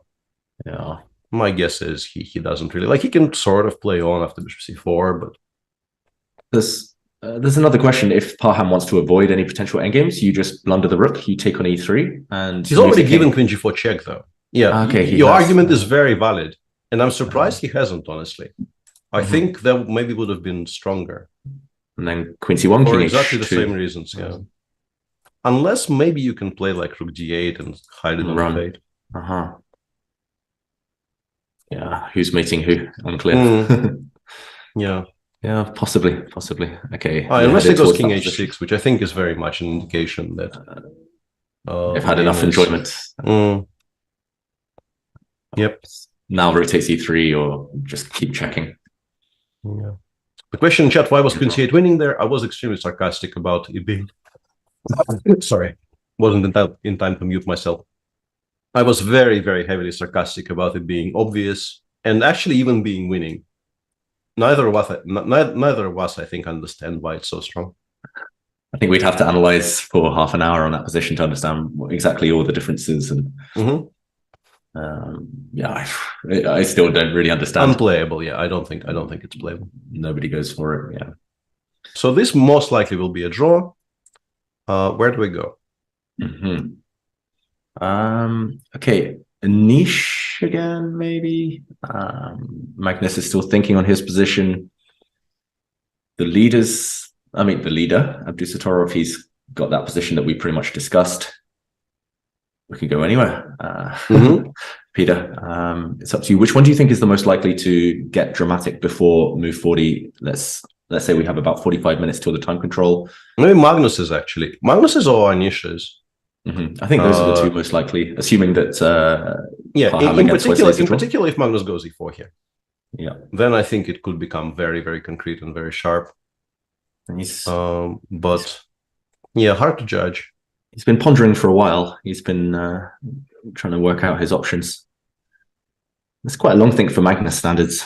15 minutes or so? Yeah, he is one of the people who does it the least, I think, in the very, very top echelons of chess. He just trusts his hand quite a lot, which I think is very understandable. His hand is fairly strong. Yeah, very strong. Yeah, and in this position we were discussing e4. We think maybe that's the best way to proceed for white, at least quite a clear-cut way. It forces black's hand as well, forces the path from there. I think he'll play it after a while. h5 doesn't seem to lead anywhere, as we discussed. So, yeah, e4, queen g4, and that line where white just wins a pawn. Black gets some compensation, and Gukesh will have to prove it's enough. Yeah, but somehow it feels to me as if Magnus isn't fully comfortable, especially now that things are getting a bit forcing. It felt like he was outplaying Gukesh at least slightly, and now it's become a calculation battle where Gukesh at least will feel more comfortable. What are you thinking here, Peter? Is Magnus going to surprise us all by playing a super quiet move? It's not the type of position. I just don't know what that super quiet move is. I think the problem is, and I think the reason we are somewhat likely to see e4 anyway, is that I don't really know what his other options are. Now that we've played rook a5, we really do feel like we need to justify it somehow. Yeah, process of elimination. We can't move. Well, we don't really want to move either of our rooks. A knight move looks really odd, allowing knight c4 with tempo. Well, rook takes d5 will exist there, so maybe knight f3 is a kind of a halfway point. But what's the idea? Weird, what's the threat? It looks super weird. Knight f3. I'd be scared that somehow if black defends the d5 pawn, knight c4 would come and trap the rook on a5. We could make an argument for a bishop move. A game has been. And something just disappeared off my screen. That would have been Parham against. That would be Wesley, the perpetual in Parham's game. Yeah, not if the rook c3 actually. Yeah, it's correctly pointed out. It just felt wrong. It doesn't look right at all. Apologies for the sniffles. I appear to have run into momentary difficulty there. I've got to say, the 2 times I played in Wijk, I got the sniffles both times. It was very cold out there. I felt ill both times, quite seriously. So something about this tournament, something about the January blues. Yeah, and with only 4 games left in the Masters, and and two of them somewhat dry. We have this position between Prague and Fabi, where yes, Prague has a slightly better structure, but I still don't know if it's ever enough to actually win the game, because the weaknesses on the queen side do sort of even themselves out. And there is also this position, which is quite pleasant for white, but I will probably be very inclined to say similar things about it. It's nice, but do you win it? Yeah, you win back the pawn at some point, but yeah, the white a pawn might be attacked in some lines. If black just plays like this one I actually like a lot more in terms of winning chances. I like this one a lot more than Prague's position, because b7 is hanging. If you allow me to take on b7 and get knight c5 and let's say a6 in, yeah, but now I can so boxed in. I can take on b7, rook a6. Maybe this is this source of counterplay. Yeah. I mean, I guess you can play rook b5. Even rook b5 though, and you might have to kind of punt with this. Yeah. Yeah. I think maybe it works, but maybe a necessary punt. Yeah, I'm really scared in general against this massive pawns in the center that you'll have. You know, maybe decent chances for Vincent over the next few moves. We should also mention another game did disappear. It was Rapport winning against Aragaisi. Aragaisi resigned. That's why I suddenly had so much fewer boards on my screen. Yeah, maybe we can just show the final move there. Whoa. Okay, bishop f1 was, I think, a very clear indication that Arjun has had enough of this game. Yeah, bishop f1, rook c2 check, and maybe one rook e2. Yeah, honestly, queen takes f3 is not a mistake in this position. Anything. I don't think it's very wrong not to even go rook e2 check, but yeah, anything. Or rook d2 if you want to be fancy. Anything. Yeah. So yeah, tough game for Aragaisi. You got to say, never even got in it with white. That's impressive from Rapport. Meanwhile, let's check out those challenge. Yeah, let's take a look. Let's take a look at the challenge. Whoa. Whoa. These games are always very, very dramatic, especially. Yeah, and this is Adiban against Elena Roberts. And when I saw this on my screen, I thought, okay, very poor news for Elena. She must be in unbelievable trouble here. She's a bishop. But the engine doesn't say that. The engine says this is somewhat playable. Could this be a bishop e6 type of position? Or, I don't know. Is queen c7 even losing? Yeah, I don't see why d5, I suppose. But now bishop e6. Yeah, I was trying to calculate this. Yeah, because rook e6 is a threat. Yeah, I thought maybe rook ac8, and then I realized this exists. Ah, wow. Bang. And this is where I stopped because I realized I no longer really understand anything. This looks very good for white though, because I am winning a lot of material back. So rook ac8 is probably a mistake. But if it is, what else? What are we doing? King f8. There's still rook takes e6. Yeah, we're not actually stopping it. Mysterious. Unless she can avoid this position somehow, does she have to put the queen? Well, your bishop e6 is definitely a second option here. And then let's say if queen c3, we probably just choose a better square. I don't know what that better square is. Maybe c8. And after queen takes c5, maybe we are extremely fortunate to even be able to play f6 and drive it back. Rook g7 wins. Yeah, okay. Wait, rook g7, king f8. It goes on. It does go on. Yeah, fantastic. This is crazy. Yeah. In the meantime, queen c7 played. Very understandable. Apparently, still okay somehow. Maybe we do this, and we just hide on f8. Yeah. And we claim that it's going to be difficult to give mate to this king, and we definitely very much want to play either bishop takes c4 or rook e8. One issue with that is that c6 exists. Maybe this is why it's equal, yeah? And maybe black can grind out the endgame with the h4 weakness. I'm taking black, but maybe it's not that much. Like takes king g2, and we have knight g3 as a backup against f5. If that actually ends up being the reason why the engine doesn't give the advantage to anybody, it's quite funny. I mean, these two players, they always entertain us, right? And it looks like another example of that. Elsewhere, Vaishali's gamble did not really pay off because after g6, Yilmaz found a very, very strong reply, playing knight g5 first. And the king never actually gets to f7, meaning that, as happened in the game, black can very safely just castle queenside. And this obviously makes a tremendous amount of difference. The king being on b8 and not f7 in this position. Black preserves all the strategic advantages of the structure while not being under any attack whatsoever. So yeah, this looks horrible for Vaishali. Yilmaz on the verge of winning another. So if Donchenko doesn't win today, Yilmaz will reshare the lead.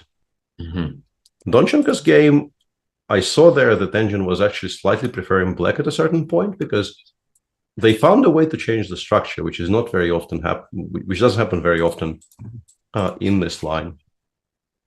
White played rook g1, and after hg, he played knight c2 instead of hg. And I think leaving yourself this outside passer actually creates a weakness rather than anything else. But I don't know if it's enough for Erwin to push. You play rook e8, you play bishop. I don't know. You have to watch for rook g5. And knight g3 is maybe a threat in the current position. Yeah, that as well. Yeah, it feels balanced somehow, but okay, he's played rook e8. Maybe after knight g3, he'll just play bishop d6. You can play bishop d6, I guess. Even though you have to calculate, this is a strong knight. Yeah, knight e6. And you can't, knight e6 attacks this one. But what can you move now with black? That's the big question. Can you actually move anything at all? That's also a good point. Moving is overrated. Maybe rook e6, rook f6 would have been a nice maneuver a couple of moves ago. And in terms of people in the leading group, in the challengers, I guess Sindarov Mishra is somewhat relevant, which apparently is just winning for white now. The point probably being that if you take, as far as I can tell, maybe this is very strong, and just win this exchange. Yeah, because there's actually no way black can stop 95 from happening properly. Without playing bishop a8 or something super ugly. Yeah, and then I guess you lose to something else. I mean, I can even maybe wait for a move. Yeah, black is all tied up. Yeah, black still has no real ways to unpin any of the pieces. And I mean, Tabatabai is at least a little bit better against Velimir Ivic, and Velimir Ivic is also very much in the mix there, half a point behind Donchenko, so this is a relevant game. He's a pawn up, right? White. Yeah. So this was a Tarash where white played 7a3. So today is a day of a3 moves against the Tarash. And black tried playing the Dubov Tarash and weren't allowed to. And eventually, somehow white won a pawn on the queen side here. Looks very the b5 pawn was just sacrificed to get the bishop to e4, which I understand getting these bishops off the board is beneficial, but white is a pawn up. It's not going to be completely irrelevant. Yeah, so valuation bar is not too impressed. Black must have some compensation directly, but very much has to prove that. Okay, is that most of the games then from the challenges? We can come back. Well, most of the sort of the important games for the fight for the top prizes.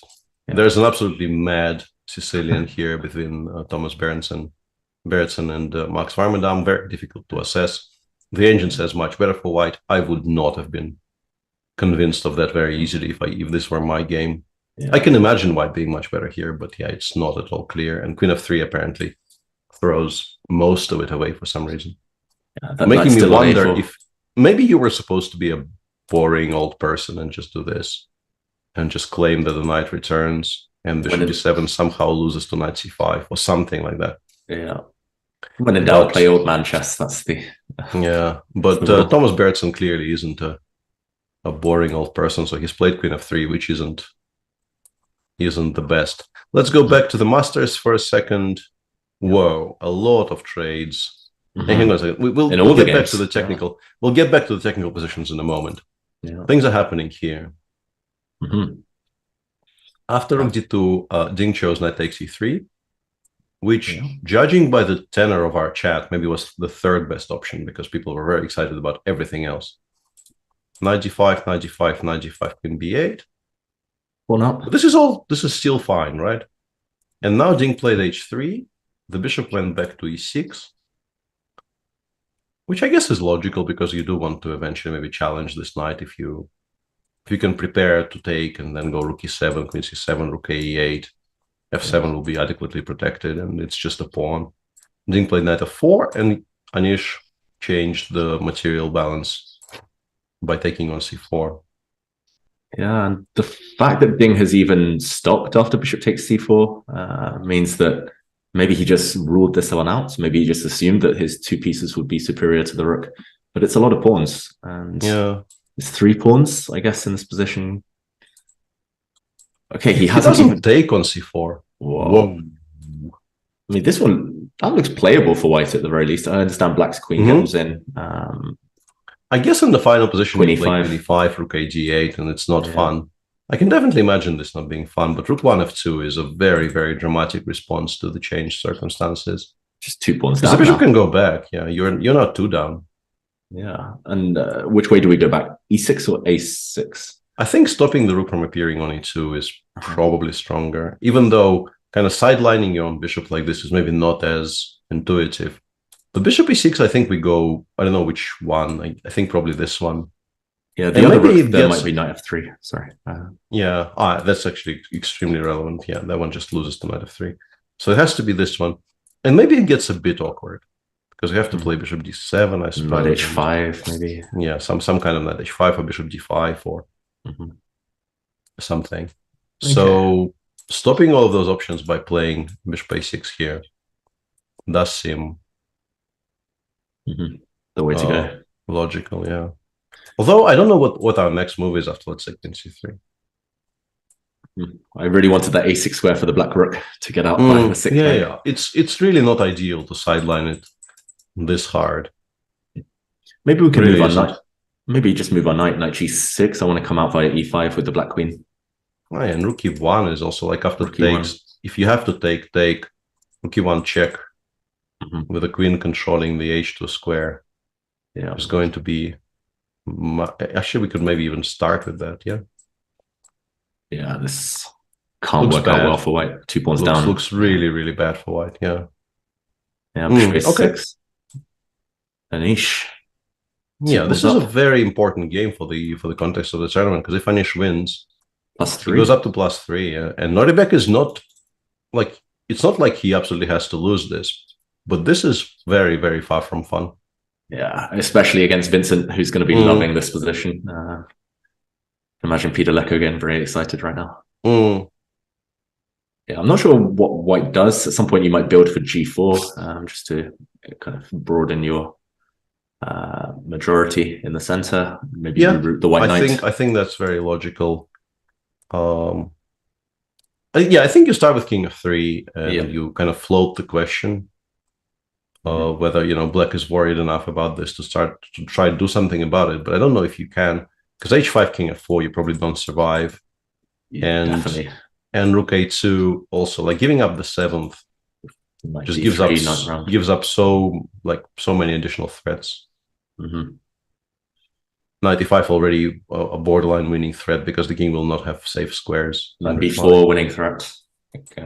Yeah. So yeah, this is very, very unfun for black after king f3. I guess what you do is you just play king f7. You admit to yourself you couldn't have stopped this, and you choose a setup. I don't know, g6 or takes on g6 or takes on h6 maybe to stop the king from coming in.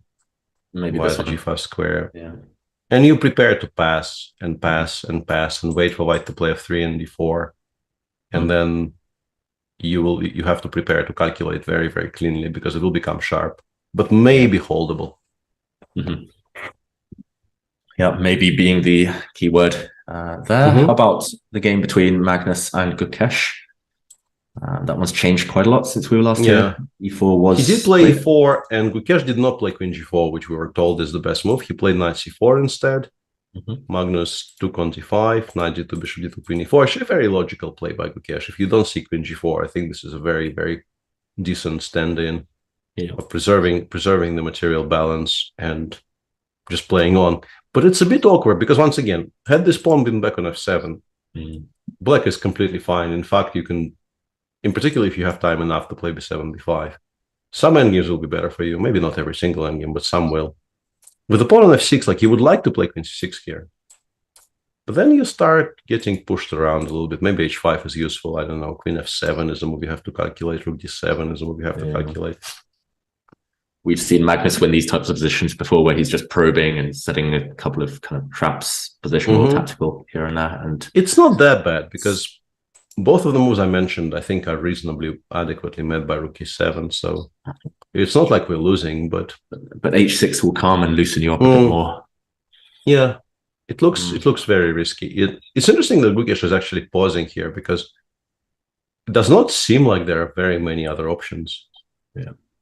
I'm wondering if these clocks are correct. It looks like a lot of time considering we are 3.5 hours or 3 and a bit into the game. 3 hour 20 into the game. Seems correct-ish. Yeah, correct. Okay, so Gukesh, he's got enough time to work stuff out.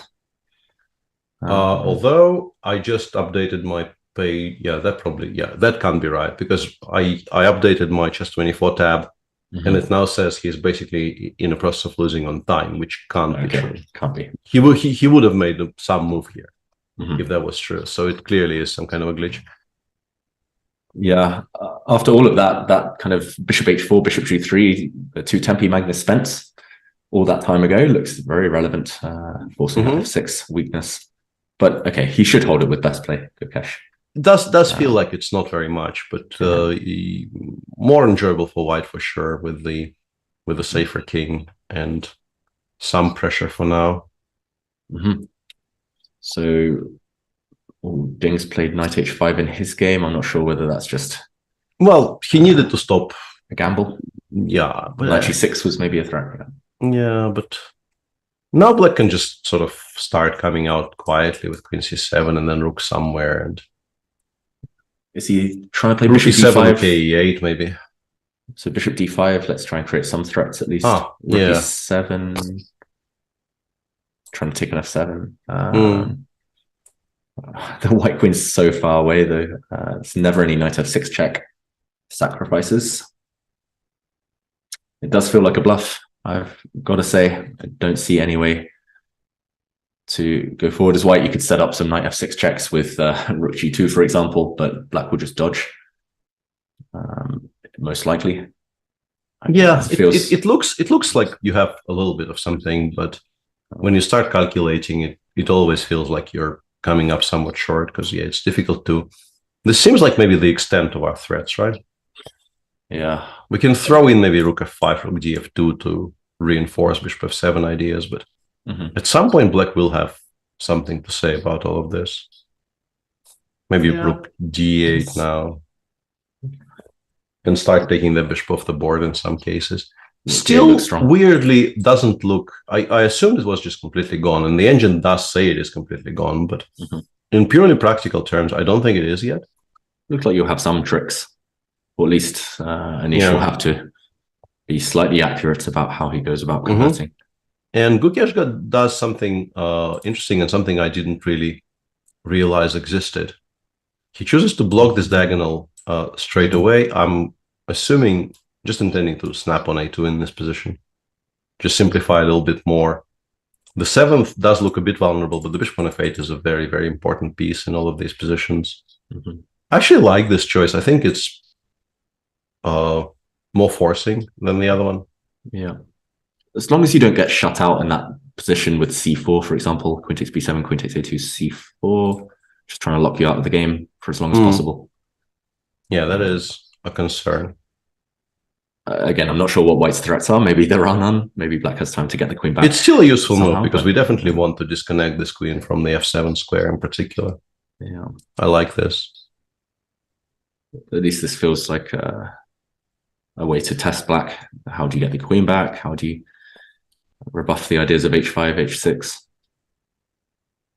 I still think that white, Magnus specifically, will have decent chances of causing some trouble. He's played queen takes b7 there. Yeah, queen b7 played. We assume queen a2 is the idea because otherwise you're just gonna you can throw in rook. Is there ever an argument for this?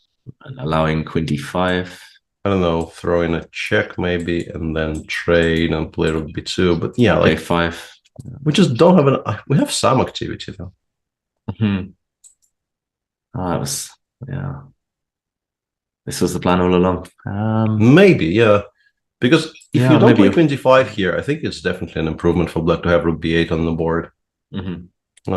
Like queen f3, then you take on a2 and you feel better about it, or maybe even take on, even you give a check. I'm not sure if that helps. Yeah, maybe I'm overstating how important that is, but no, actually I think I'm not, because in this position I suddenly have the option I did not have before of returning that guy to, and then definitely no issues. The true squares. Maybe he'll do this. Oh, I guess he can't do this anyway after c4, so he's no, taking on a2. not really, yeah, because we're playing queen d5 check, and we have a tempo now to do something. I still don't quite know what that something is, but we have a tempo to do something. Queen f7 maybe, or queen f7, rook e7. You can play rook e7. Yeah, that's a very good point. Yeah, no, this is a problem I think both of us are encountering here, is that it sort of looks attractive, but we're not entirely sure what we want. Yeah, it's kind of the Alekine's gun, or the queen double rooks on an open file, hitting the nair. So yeah, maybe we just go bishop b3 and play. Like if you do the same, I will just play queen f5 or something and just go for things. Rook e5, yeah, I missed rook e5. I thought I had a good square, because if we don't have a good square for the queen, I will really very quickly stop believing I have anything at all. I thought I had a very stable square for at least one move, but yeah, rook e5 is very relevant. It was like time to start bailing out with black's a-pawn to start walking. But okay, at least there's enough heavy pieces on the board to leave some questions in this position. Nothing really changing in the other games yet. Not very much, no. Anish still thinking. He has time. He has 15 minutes, I guess, against 10 for Ding for the last 10 moves. Queen c7 would be such a natural way to start, get the queen out of there. Let's see what else at all. Let's see what's to start with rook e7. But yeah, queen c7. I think that line you mentioned is just... It might be, yeah, it might be relevant, yeah. It definitely feels like it's logical, at least, because you do need to start bringing these guys back into the game. Otherwise, your 2 extra pawns are not really felt very keenly at all. And rook d7 might be a threat, right? If you play something like c4, you know, if you completely ignore the board for a couple of moves, it might cost you quite dearly. Yeah, that's normally not a good sign in chess, ignoring your opponent for 2 moves. Yeah, so queen c7 covers everything. What do you think? Is Anish going to take this home? Is he going to win Wijk finally? Well, I mean, so many times. That's slightly, you know, ahead of the cart, or ahead of the horse, or whichever the wrong way is. Just feels like his year beating Magnus, 12 years after the last time. Well, I mean, Nordic will have something to say about that. Yeah. He's also beaten Magnus. Like, why is his victory against Magnus less important than? I'm just thinking he's got years ahead of him. So is Anish, I guess. And Abdusatorov in his game is suffering. Vincent's maneuvered his knight around. He's going to attack the d-pawn. Instead of king f3, he chose to put the rook on d6 and to play knight d3. Still kind of annoying, because knight f4 or knight b4 followed by... In particular, right now, if you make a poor move, this might just win a full pawn, because you have this annoying fork on c6. So there's an immediate threat, which needs to be parried somehow. I don't actually know how you parry it, because even if you play king f7, you appear to lose material to the exact same thing, because those are both threats. Yeah, you can't stop. And I don't see how you stop both of them at the same time. Yeah, that's really nasty, actually. So why is the evaluation not flustered at all? There's a question in chat. Do we think this endgame is a draw if you lose the g5 pawn but the knights come off? No, that one is very lost. That one is very, very lost. Connected E and D is almost guaranteed. Yeah, that's about as lost as they come in 4 against 3s. Unless you could put a black pawn on g4 somehow and push white's king back. No, but you need if you imagine something like some endgame like this, I'm not sure. Let's say I do this. Yeah, this starts resembling a draw a lot more, but obviously white will not be as obliging, and some position like this starts. Yeah, like you can try rook a2, but eventually something like this will happen, and you will not. You will not hold against the massive pawns in the center. Get pretty clear. Rook b7 is a way to actually stop the threat that I was mentioning just by hard ruling out knight before. Yeah. King f3 played. King f4, king e5 could all happen now. Yeah, chat was indicating that the engines very much suggest king f3 pretty much always has to be met by g5. But this is just so scary. Yeah, this is ugly. Oof. How do you even stop white now? Do you have to play a move like not f4? It doesn't quite work. I don't know. And I thought this reminded me of something, and Half Dinosaur in chat says that this is very reminiscent of the game Karakin won against Vishy in the 2016 candidates. I think this is a reasonably classical structure. I'm pretty sure it's not the only game which resulted in it, but it does look very reminiscent of that. Let me briefly look it up. Yeah, because that was that strange game where I will mix up the move order, but that game went something along the lines of it started knight f3, d5, e3, I think. Yeah, so they got to some position like this, right? I don't know, a3, b7. I will horribly mangle the move order, but this was the structure. And then Sergei at some point took on d5, played bishop b5, and things continued coming off, and eventually black did have those pawns on f5 and d5. So yeah, I very much agree with the viewer. It does look kind of reminiscent. King f7 chosen by Noribek. That's impressive chess culture, knowing about that game by our viewers. How about king f4 now? I guess that's the most pertinent question. Can white rush in with the king? And if so, then does it actually achieve much? Because to me, it just looks like you can go e5, g5. One of them is going to be a threat. And if h6, king e5, as long as I'm not blundering any checkmates, knight f4 is going to be a threat. Yeah, it looks very attractive. It does look very strong. You can still go g3, g4. That idea hasn't become much weaker by the fact that it has become, because against g5 it looked winning. Here it doesn't look winning, but it still looks logical. Yeah, I was hoping for more, maybe. I had a feeling g4 wasn't going anywhere, so I was maybe aiming to win the d5 pawn first. But yeah, as you say, g4 maybe just strong enough. At least to win a pawn or create a passer long term. Oh, this is horrible, I've got to say. This is the first time Abdus Satorov I've feared for him in any game, I think. Just a grim defensive task. Meanwhile, are we going to see Prague against Caruana? Anything? Rook e7 chosen by Anish, which, in as much as I can decipher the fluctuations of our. Was he afraid of Queen c7, Rook takes f7, Peter? Oh, maybe. No, there's Rook e6, right? Rook e6. There's Rook e6. Rook f2. So. Is this something that might have made him pause and not play Queen c7 first? I'm just wondering why he was so adamant to defend f7.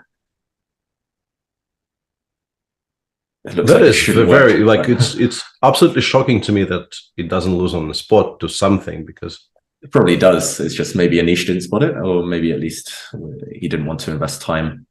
Maybe we go in. March forward, bishop d5. Maybe we go in. Because this one is very far away from whatever the mating squares are. I'm marching, Rook g2. And now I'm probably going back. Yeah. Queen d2. Queen d2. And now I'm lost or something. I don't know. I don't know. G5 I'd taken, or G5 knight e6. Knight e6, Queen e7. Then I take.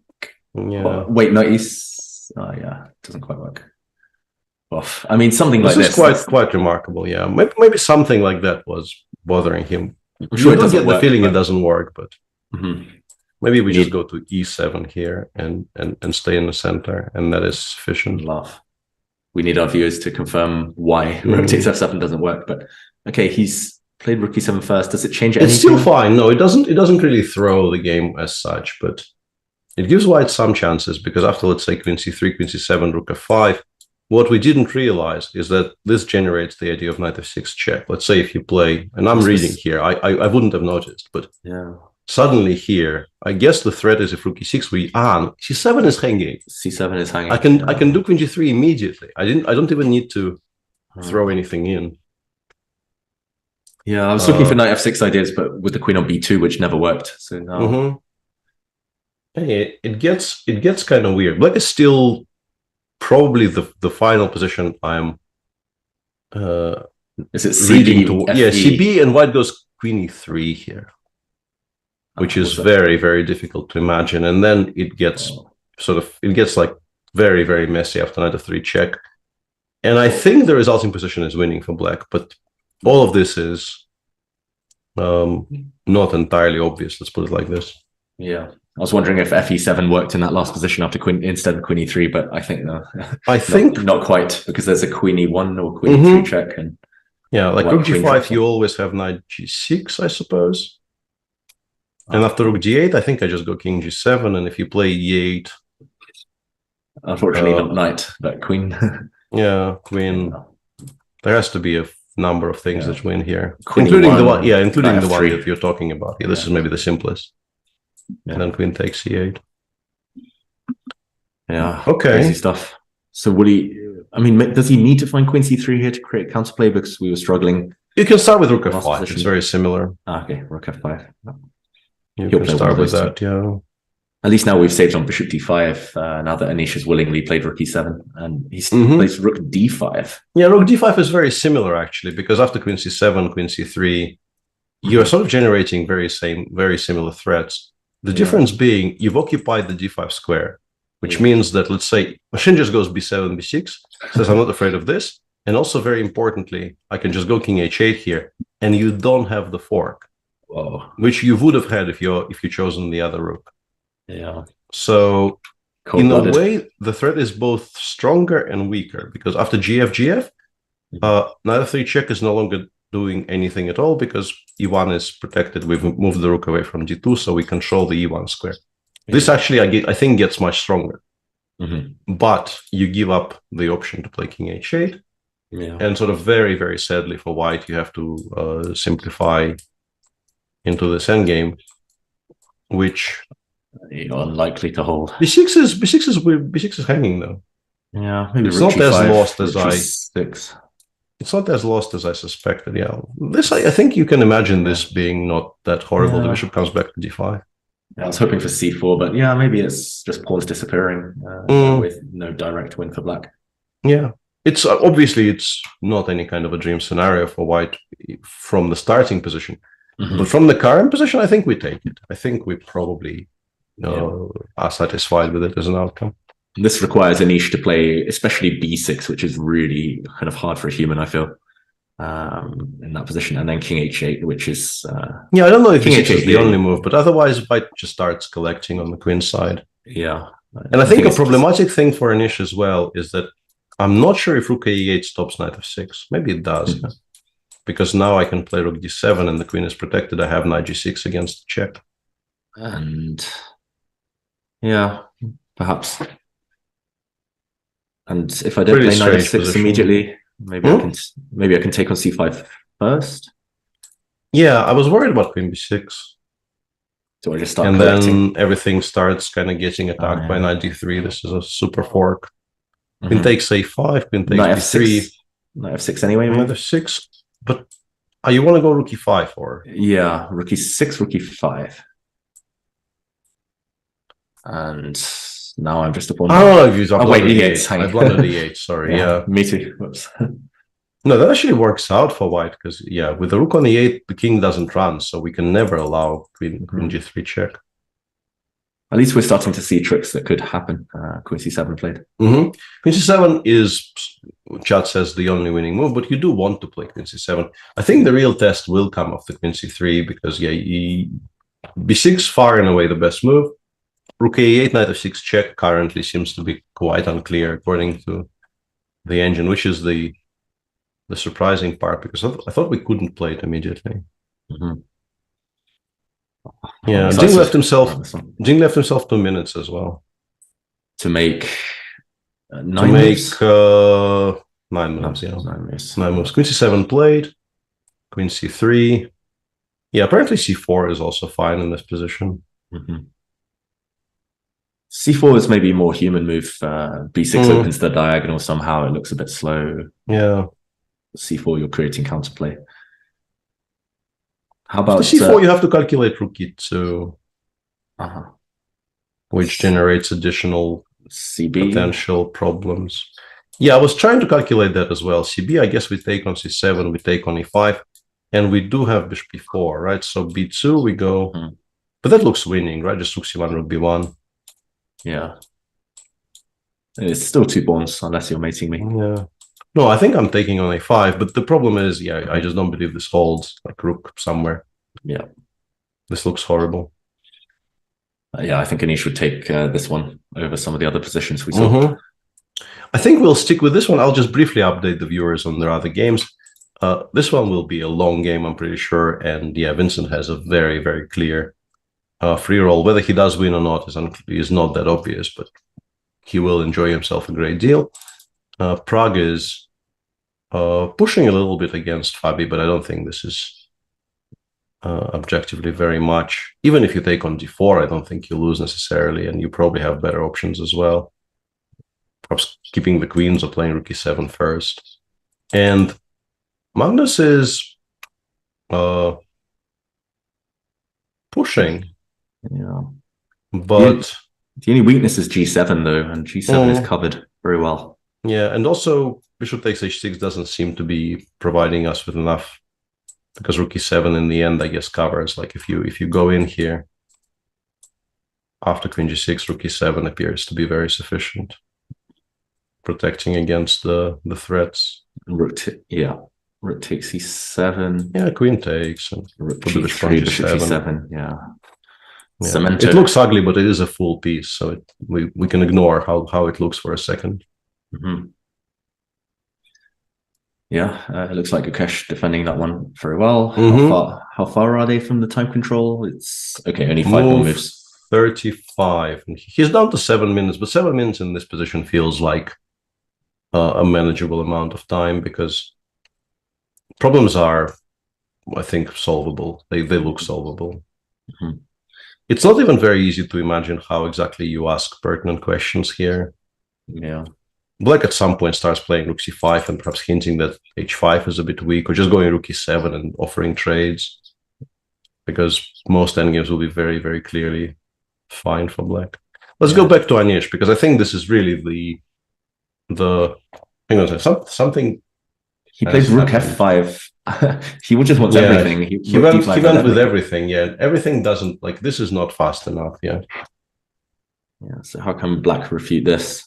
You can just play b6 apparently, or c4. Like, all of those moves are fine. Because I guess if you go in, we always have knight f3 as a counter punch. I think we just kind of switch the tables on white a little bit and give mate a round. Yeah, this is why we needed to go for these tactics with black's rook on a8. Right? Yeah. Allowing black to double on the e file feels like today Dink has not really been. He played the opening phase up to a certain point really, really well, but I mean, it's very easy for me to, like, hindsight 2020, hindsight corner, as my favorite cricket podcast says, but alarm bells did kind of start ringing when I saw a2 a4 in this position. Yeah, that's true. That was a very, very odd choice. It just does not look right. There's no call for us to be spending a tempo on this. Yeah, Anish didn't play a5 with the intention of playing a4. He played it to play rook a6. So a4 doesn't stop this. Why should we care? Yeah, let's just go knight c3, knight g5, and take it from there. Very odd. It was very, very strange choice. He was still better, but it was, I think, evidence of something slightly misfiring. And currently the position is just very, very poor, and b6 is the most cynical one, but you can also go c4. You can do pretty much whatever you please. Yeah, b6 looks nice. Just within limits. Bishop b7 coming, bishop c8 coming. Yeah. And you hold all the pawns. Yeah, Anish looks very good for him. Should we stay here until they make move 40? Ding is down. I think we stick with this one unless something very dramatic happens in Magnus's game. Yeah, because that one, I think it's decisions are much simpler for Gukesh than they are for these guys.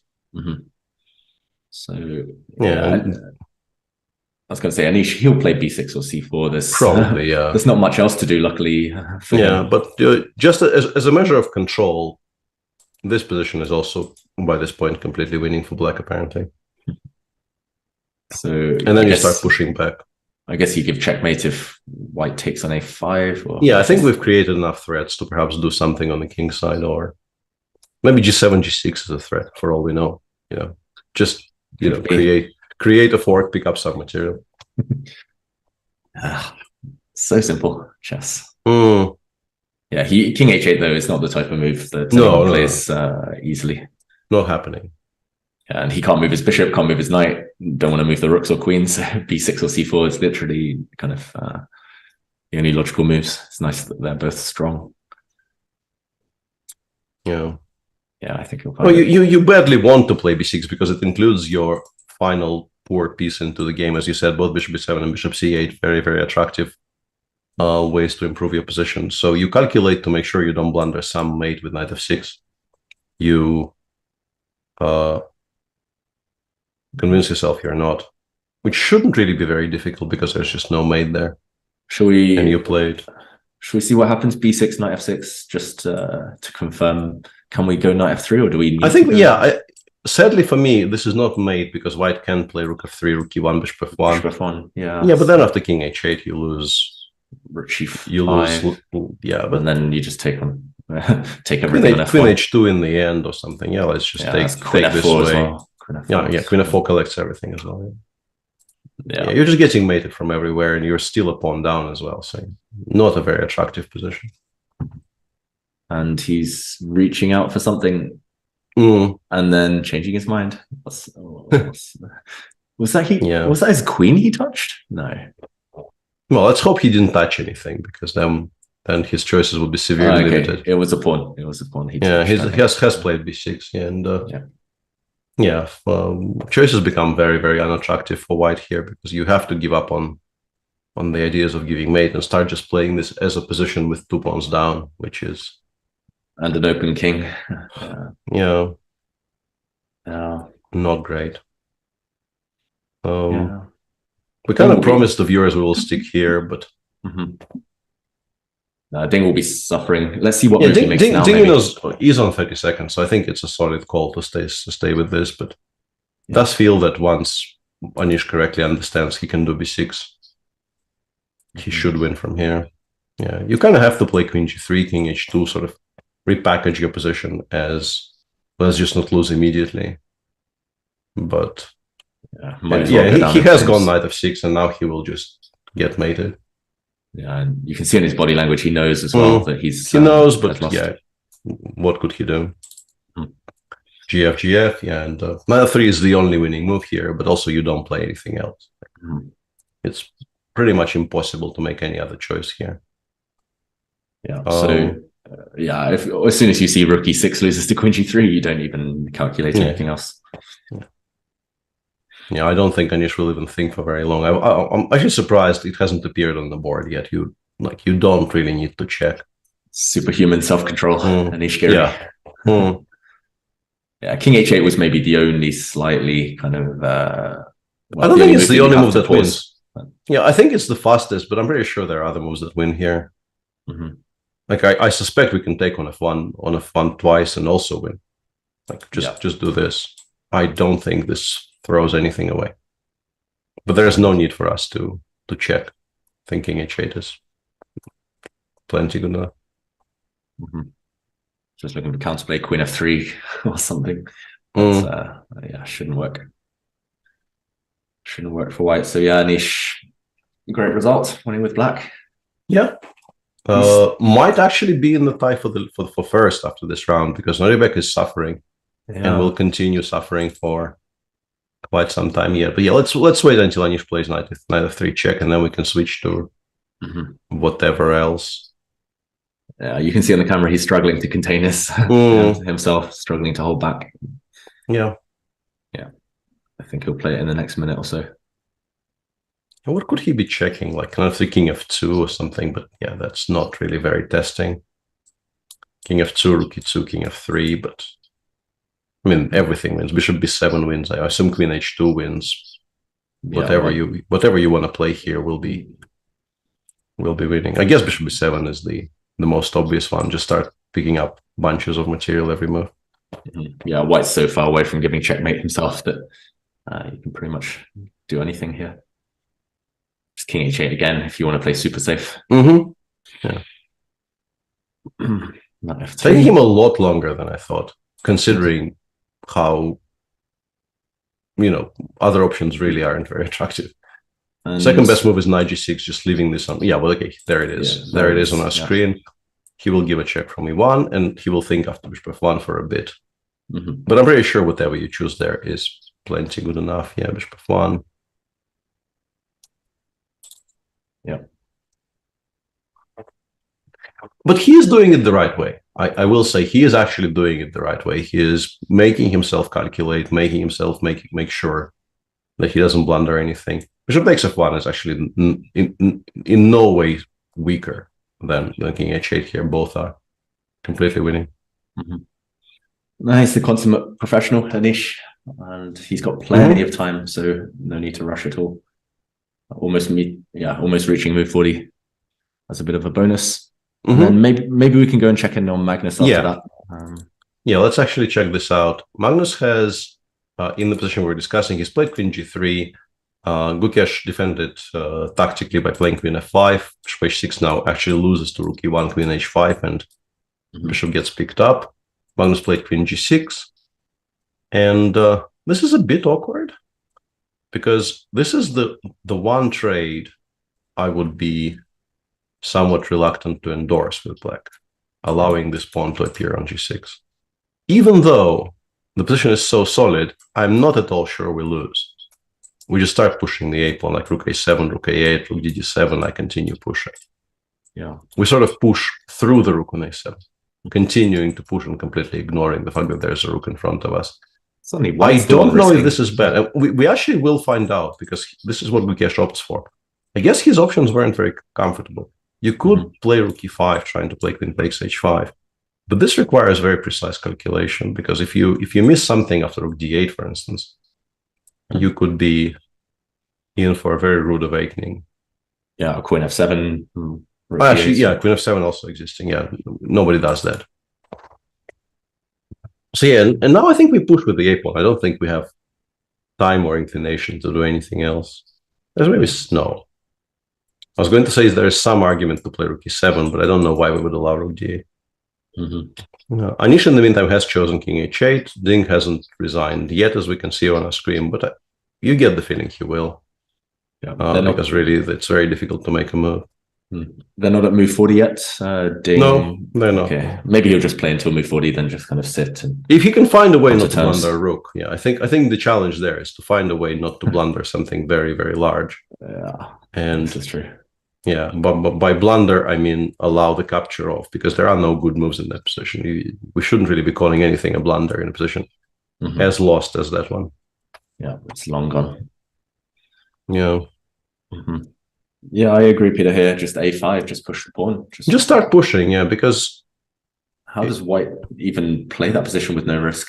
If the pawn gets to a3, suddenly White will be maybe... I'm not sure about regretting stuff, but...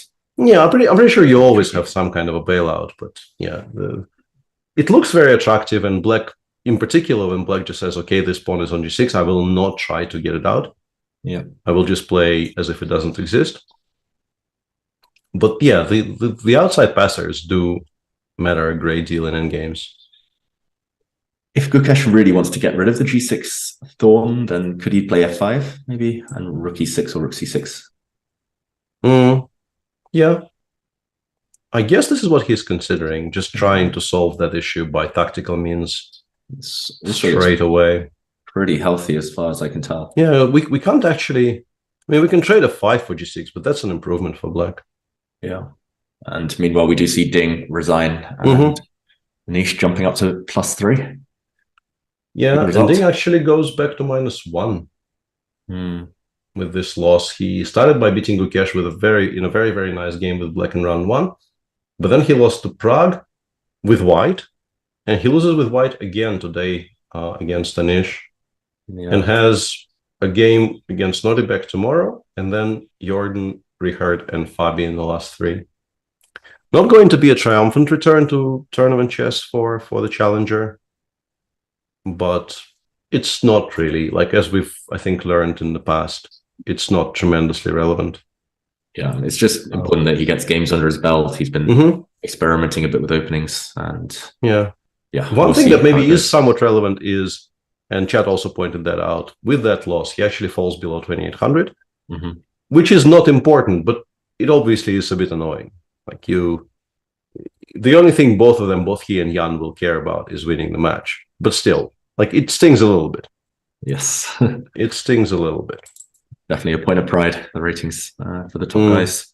Rook A8 played first. I quite like that one as well, stopping your Rook A7 ideas. I'm not sure whether they were effective. And if I were Magnus and if I really wanted to play it safe, I'd probably play a move like Rook 3d4 and Rook A4 just to block. But yeah, that is a good point. Yeah, just block it on A5, and then if we want, we can pick it up. Yeah, but that does give black time for moves like, I don't know, F5 or Rook E6 first. Or, Rook E6, maybe G4. I still don't hate it. Yeah, I think we go for this. And now we go like C4. If you play Rook E6, we end up having, like, I assume it's a draw because the Rook does get to C6 very quickly, but yeah, this must be a draw. It's a bit better for white. No, Rook A6 is probably completely fine here. Actually, Rook A6 is that, well, it's not quite winning. We have Bishop C3. Otherwise it would have been winning, yeah, but Bishop C3 does exist, yeah. Otherwise, Rook A1 and Bishop D6 would have picked up the Rook on C7 is the reason we both got slightly excited. There's also something weird happening in Fabi's game, or maybe not very weird, but feels weird to me, because this position has been on the board for really, I don't know how long. This move 41, okay. I was wondering how Fabi could have afforded to think for this long. Half an hour or something now? Yeah, but he's been thinking for quite some time here. If the clock is to be trusted, it's actually 40 minutes according to the Chess24 timer. I suspect it might be true because I've been staring at this position on my screen for the last I don't know how long. It really does feel like it's an unreasonable amount of time to spend on a decision in what looks like a pretty safe position. Yeah, the only explanation is that he's calculating a long line after Queen takes D4 and some Rook endgame, maybe even some Pawn endgame, and he's trying to figure out if it's very safe or not. It should be. Yeah, and apparently, like, because I clicked on it, you can make an immediate draw by doing this, which you are probably actually incentivized to do because you don't really want a long defense. Like if you allow white to get the king to C3, I still don't really understand how you lose, but you're definitely going to suffer. Yeah. So finding an immediate draw, like Rook E7 here holds because if Rook A6 we go Rook E4, and if F3 we can just go Rook E1, Rook D1, or Rook E2, Rook D2 even, not allowing King of 2 E3. I think holds as far as I can understand. Maybe Rook A6 in that line, Rook B7 is slightly more accurate just to really kill the pawns. Rook E4, I'm scared the B pawn will survive. Yeah, that's a very good point. Yeah, taking in this order makes a lot more sense for sure. So it does seem like he has what amounts to more or less an immediate draw, but it's a kind of an immediate draw where you do want to make sure you're not blundering something because, like F3, the engine does go Rook E2 here, for instance. And A7. Yeah, you do. Yeah, Rook A7, I guess, Rook E2, right? Yeah. But you do have to allow the pawn to get to C7 in some positions and so on. So you have to satisfy yourself properly that you're not miscalculating something. Otherwise, it might prove to be a costly attempt to make a draw by force. Yeah. Again, just like Anish was doing, just pausing, double checking things. It makes a lot of sense. I'm sure he'll play queen takes d4 after not. Yeah, it does seem like he will. And Gukesh, this is move 40 now. He only needs to make one more decision. Rook e6 now allows rook d8, but I guess even this is sort of fine after we go back to e8. But now rook d5 maybe, then rook e6 again. Yeah, we go back. Yeah, you can take on a8 and play rook d5 though. But we have rook c8 even here. Honestly, I don't know if we lose even this one. It looks like we've allowed absolutely everything, and we might still be making a draw. Yeah, g6 is just so weak now suddenly. It's although here you have to calculate, like after king f1, which move do you make? This is true. Yeah, because like rook c4, rook d8, this might be an eternal pin. And if you go rook c6, I was trying to figure out what this is. Rook f6. Like c5, king, I assume f7. It's probably a draw, right? Yeah, this is a comfortable draw, actually. Yeah, it's a comfortable draw. So he still has enough leeway here. He doesn't really, like, even if you allow something like this, you probably still make a draw, but in the game after c4, Magnus has stopped himself from playing rook a4. So what if we run? Yeah, this has to be the most relevant question. What happens if we just push? I guess this is way too slow. We don't have this many tempi. Very slow, isn't it? Yeah, there's no way we have this many tempi.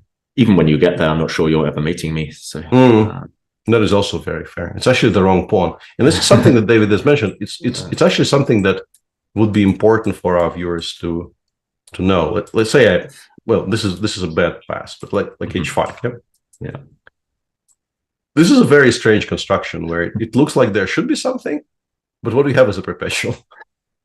With a pawn on h6 or f6, this is a pretty clear mate.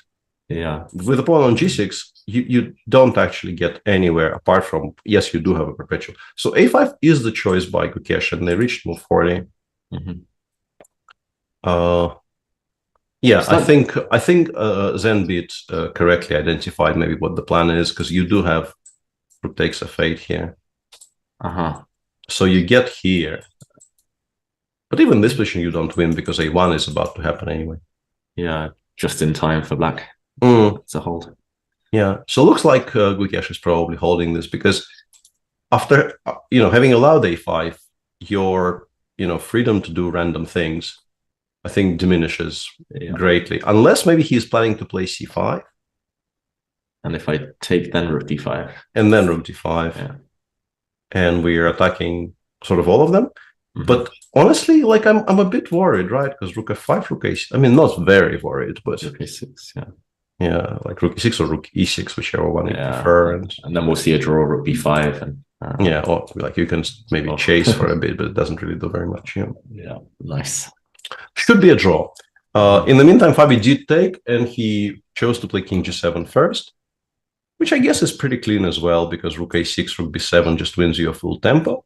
It's the same position, rook a4, the only really move that you can make. And after king f1, my assumption is he probably still tries to make some kind of forced draw here with rook a7, rook e3.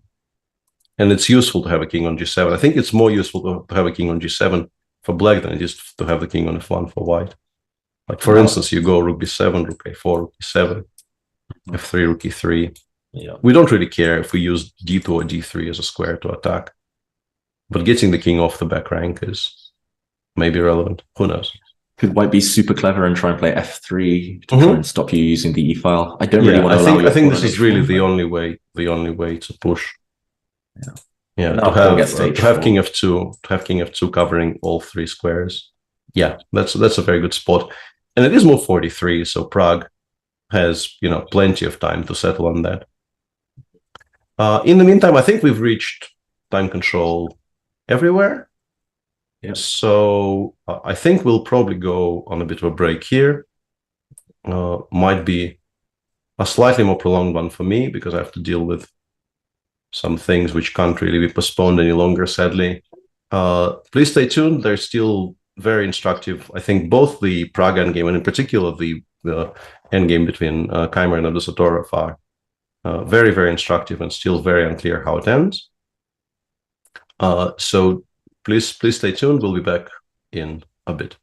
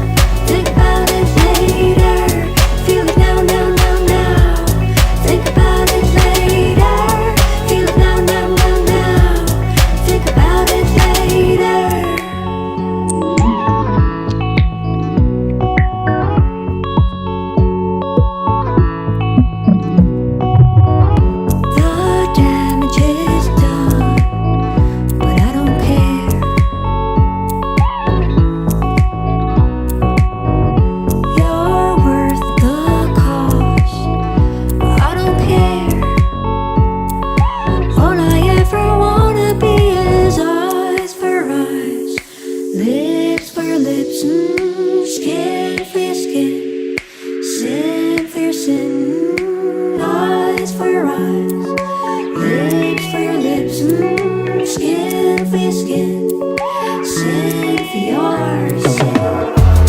Feel it down, down, down, down. Think about it later. Feel it down, down, down, down. Think about it later. Feel it down, down, down, down. Think about it later. Feel it down, down, down, down. Think about it later.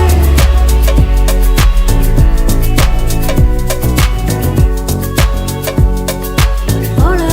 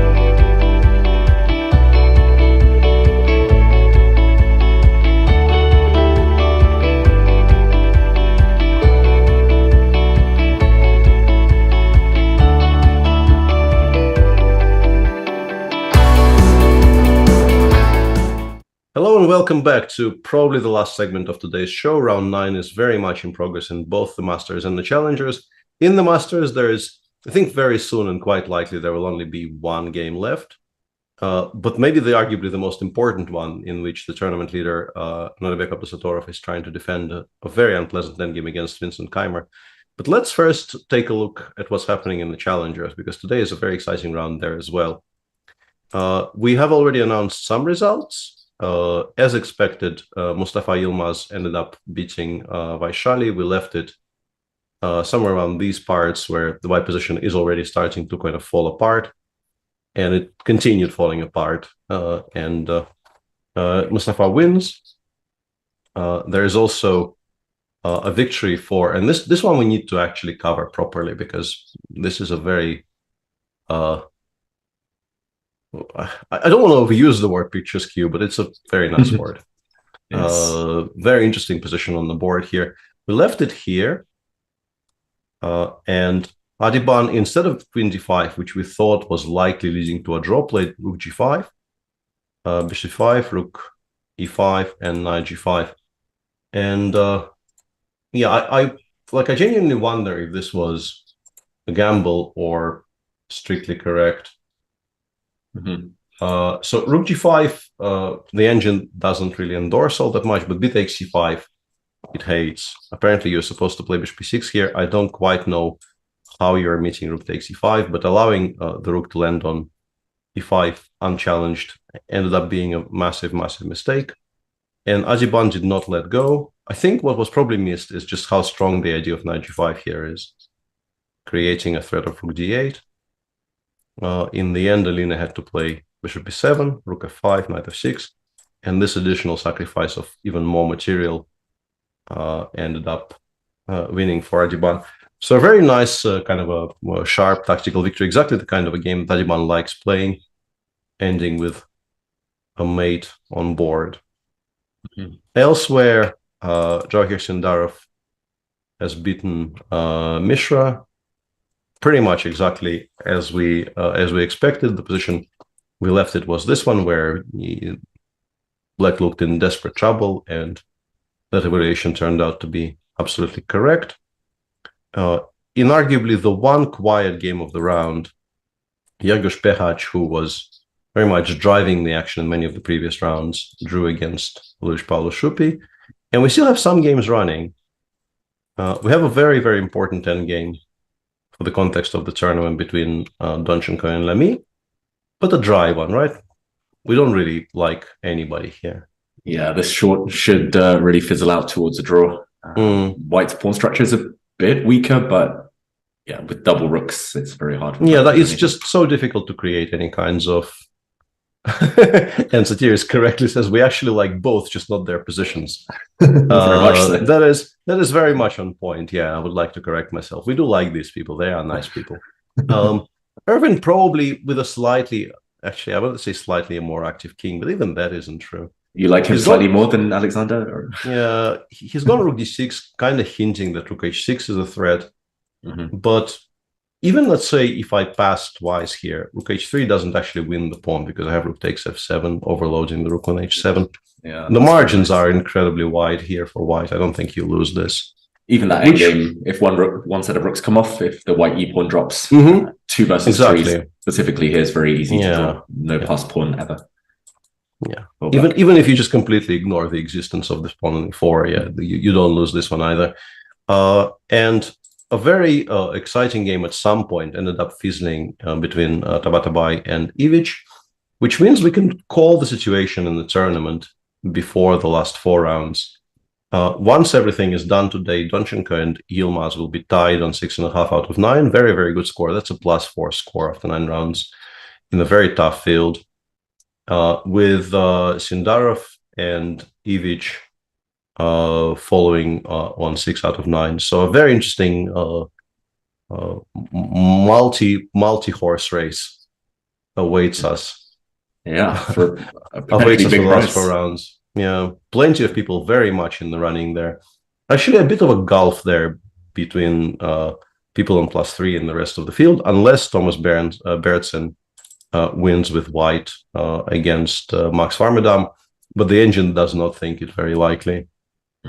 I'm guessing maybe we can even take on e4. There's no particular reason, I think, to be fearing that capture, and black by now seems like he's probably in control. Yeah, let's go back to super safe. Yeah, the king on e7. This is a kind of a setup where if white fails to actually land one of the knights on d5 very early on, the king on e7 continues being very, very safely ensconced there for the rest of the game. In the meantime, in the Masters, we still have 3 games running. The one that we think will end in a draw quite soon is the one between... Actually, Engine seems to like black for some reason. That's curious. Can we play rook e7 or something? It must be rook e7 because maybe just to repeat for our viewers before... Or rook e8 maybe. He's played a2, meaning this will end in a draw. Yeah, this will now be a draw, yeah. And very understandably, I think, just kind of making sure you don't miss anything. It's a very solid reaction. And yeah, Magnus blitzes out, rook takes f8. It will be a perpetual. Let me just briefly consult the oracle. Yeah, he wasn't really much worse. It wasn't anything. So rook e7 was playable? Or? Rook e7 was playable, but the end result is still a draw, and not a very difficult draw either. Yeah, so this will end in a draw, with Magnus's sequence of 2 wins in a row stopped by Gukesh, who until round 8 had a horrendous tournament. And the tournament could have actually gotten even worse because he was at one point close to losing against Parham as well. But that game ended up going his way. And now he holds a very solid game against Magnus where he had to solve some tactical issues and then had to kind of be unafraid to go for this endgame. You never really like allowing those kinds of setups because you are going to be playing an endgame without your king. It generally is advised against, but the outside passer just ends up being the all-important factor here. So the last 2 remaining games are this rook ending between Prague and Fabi, and the very, very important ending between Vincent and Noribek. Where should we start focusing, Peter? I guess we've neglected the game, this endgame between Vincent and Nordebek for a while. Yeah, and Nordebek is doing quite well in that they've gotten there 12 moves ago or thereabouts, and the situation for Nordebek hasn't gotten worse, which I think is what you want here. I don't think, unless your opponent does something incredibly stupid, you have, I think, very, very little expectation of things becoming better for you. So what you're aiming for with black is keeping things steady, not allowing any improvements for your opponent. And he's been doing that quite solidly. He found this idea of rook b7, not even allowing knight b4, and setting up the rook on b5 to hold the structure. He hasn't really softened up his king side enough for g3, g4 to become a winning threat yet. So they've been kind of shuffling around. Vincent had tried this and that. And this is the current position. Yeah, the problem is, as you mentioned, unless a set of knights come off or a set of rooks come off and you don't drop a pawn, then you're just destined to sit here for the next 2-3 hours suffering as black. And still some ideas of g4. I don't think absolutely, absolutely. You could also maybe repark it on e6 if allowed. I think this is maybe although he could have done it immediately, right? It was available here if you wanted to. And now I actually would have been very interested in that and just play g4 here. Black is utterly stuck. Yeah, like completely stuck. I'm somewhat surprised even, I would say, that he hasn't done it. Because the idea of just denying moves for every single piece black has here has to be at least a little bit attractive. Yeah, maybe he just realizes that Nordebek can't avoid this, so he's just saying, okay, make a waiting move. I'll play rook a6 no matter what next, and then rook e6 comes. Yeah, I think this is exactly what he's doing. He's saying you don't actually want to play g5. You don't actually want to play h5. King e6 is sort of, you get mated. I mean, it's not exactly mate because you can throw away the knight with knight c6, but this is a very cute position with the king in the center having no squares whatsoever. That's ideal. Yeah, rook c3 maybe? Like, how do you even pass? Rook b1, rook b2, Rook rook yeah, c3. along the b file maybe is also fine. Yeah, you can also choose those squares. Not rook b6 to stop the check because of knight d7. Yeah. Which, Yep. Yeah, so should we investigate if, let's assume that does happen, black passes, say rook b somewhere. And then we get to that position with a check, put the rook on e6 and... Yeah. Somehow rook b1 h4. is the only move we're being told by chat. I have no idea why that would be. Wow. Like, why is it so much stronger than rook b2 is absolutely beyond me, but... Unless the knight reroutes again via d3 with tempo, but it feels like it's just been there. Yeah. That's an odd little difference. It is a very unusual circumstance for sure. I would have said the rook on b2 is maybe even more precise because it ties one's king down to the f2. Yeah, rook b2 g4 for some reason is very strong. And for the same mysterious reason, it's not as strong here. Yeah, these are very, very arcane things, which I think we should just be ignoring. Yeah. I don't think, like, it's very non-obvious to us, and it also will be entirely unobvious to the players. I don't think you can actually work out why rook b1 is stronger than rook b2 over the board. I can understand why g4 would be strong in either case. Rook g1 apparently. Yeah, you need to have rook g1 here in order to be able to take gf, knight takes f5, and rook a6, king g7, you don't lose the g6 pawn. Yeah, that maybe you can work out. Maybe. I think for me the bigger problem would be to realize that g4 here is already kind of borderline winning. If you don't have rook g1, like I guess gf just is a massive threat, right?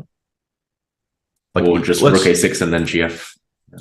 Yeah, like g4, and yeah, we want to like, looks like we're getting this structure, and this structure never holds. This you sort of know that this structure never holds.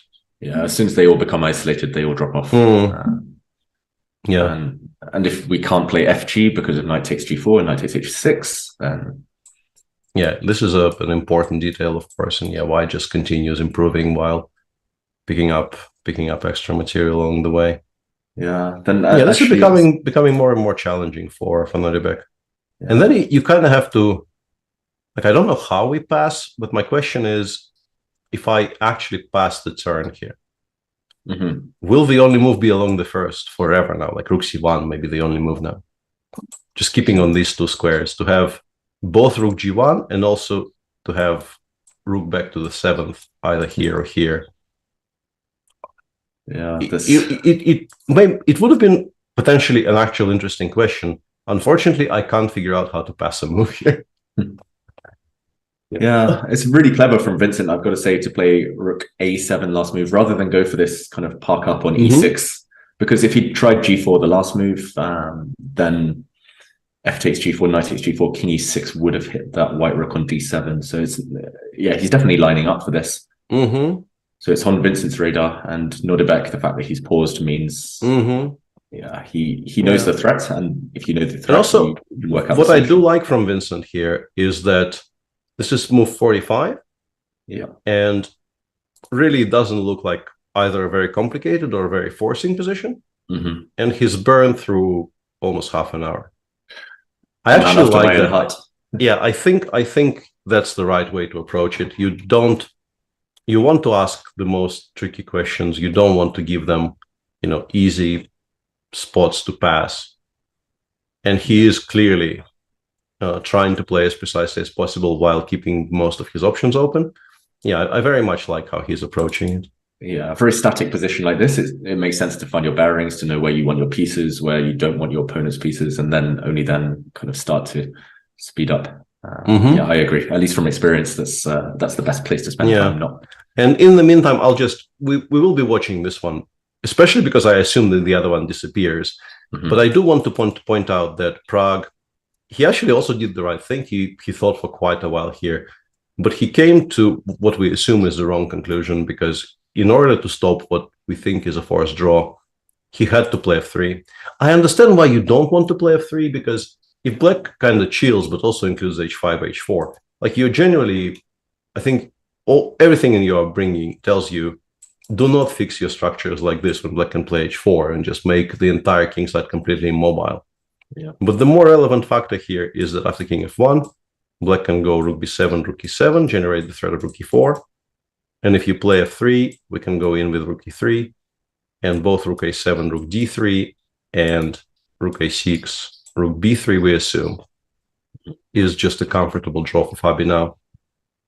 Yeah. So I suspect, as I did previously, that Fabi is really not a fan of playing some position like this. King d3, rook a6, he will have to go entirely passive. Like, we can actually maybe illustrate why it's so dangerous. Like rook a6, rook c7, king g3, king d7, king c3, you know, a move of some description, maybe even rook b7, even this, yeah, rook b7, d5, rook b5, rook a7. Yeah. And suddenly your stuff starts perhaps just falling off. And going passive is never the answer in these rooking games, yeah. unless last resort. Yeah, so I think for Fabi will be very, very incentivized to look for a way to defend actively, and that very much involves playing rook e7 at some point. In the meantime, rook b1 has not been played. Hey. And now after g4, Norebek is on the brink already. Maybe. Yeah, looks like very much on the brink of defeat, because you do not have a good reaction. Wow, Vincent, hats off to him if he plays g4. It looks like he's placed his pieces perfectly. The knight had to be on e5 for this to work. Black king had to be on f6. Yeah, big moment in the tournament potentially. Oh yeah. If Norebek loses, then suddenly, yeah, all momentum out of his sails, and exactly as you're saying. Yeah. Yeah, that's the thing. You never want the rest day if you're playing well. If you're the leader, if you've been on a hot streak, and the rest day came yesterday, maybe just unable to keep the same rhythm going. And I will note that it's a kind of a one for one anti-conversion here, right? Because we are pretty sure this is the first suspect position he's had all tournament. Yeah.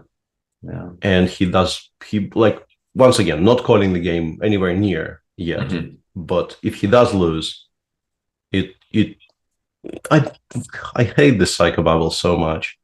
But you do, like, there's a temptation to start saying, you know, young people are much better at sort of pushing than defending, and blah blah. Yeah, I guess regardless of age, if anyone's been having a good tournament and suddenly they're on the back foot, it's just a change of scenery, and it's sometimes hard to adapt. I'm not a fan of kind of predicting too much, but Abdusattorov, if he loses, then suddenly not so clear. The rest of the tournament, suddenly Anish Giri, he's going to be looking at this with a lot of interest. And Vincent, if we assume Vincent wins from here, we get the tie for first.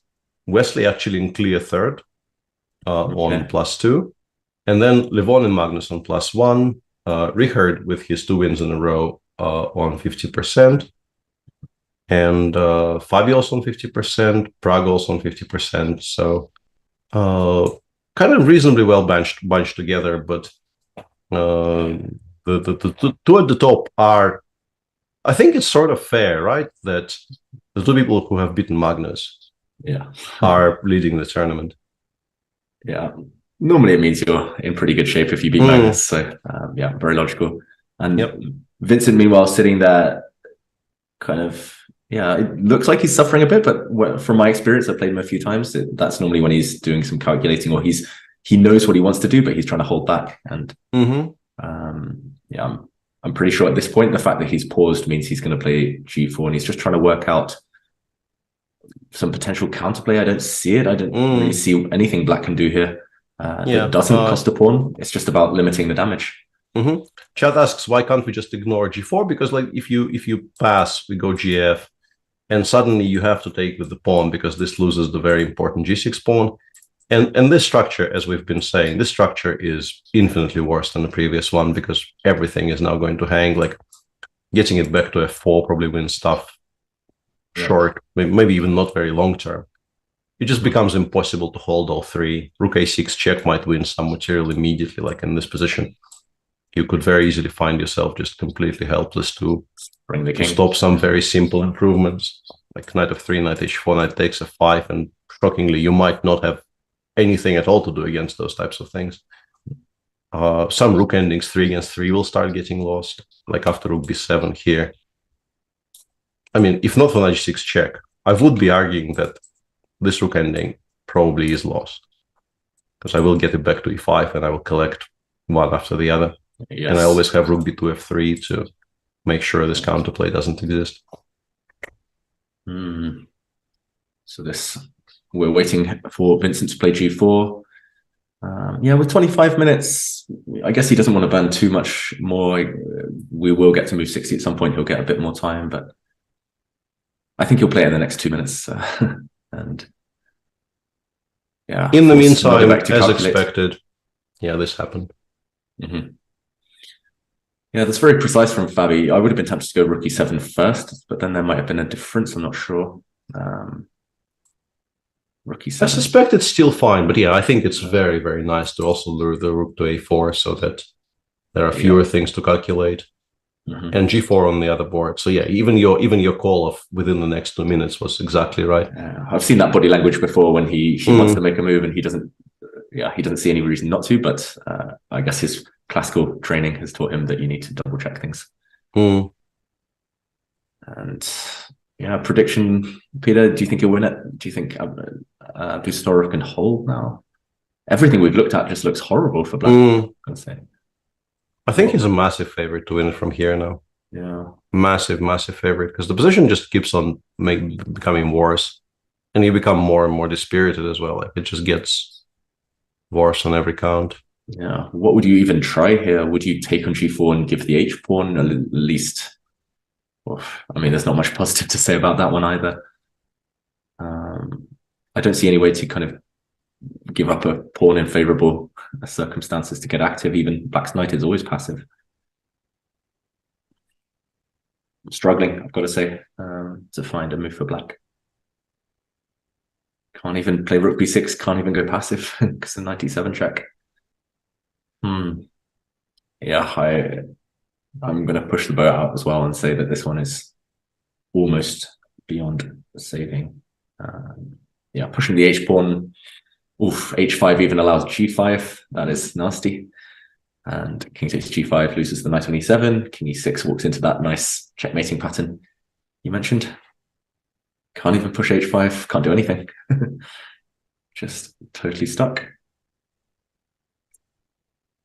Like, yeah, I can't figure out which move to even make. G5. Yeah, maybe you play g5, but the issue is rook a6, rook e6 again. And then I will get the king to h5, right? Yeah. Like, you have to play rook b7, and then we go in. And once it lands there, things just fall apart. Yeah, this one as well. Knight e7, king h5, knight g8, knight g4, maybe. I legitimately think I've seen this position in some game, I think in the Women's World Cup or something. Oh. And I normally don't remember those things, but it's just so reminiscent. There was a...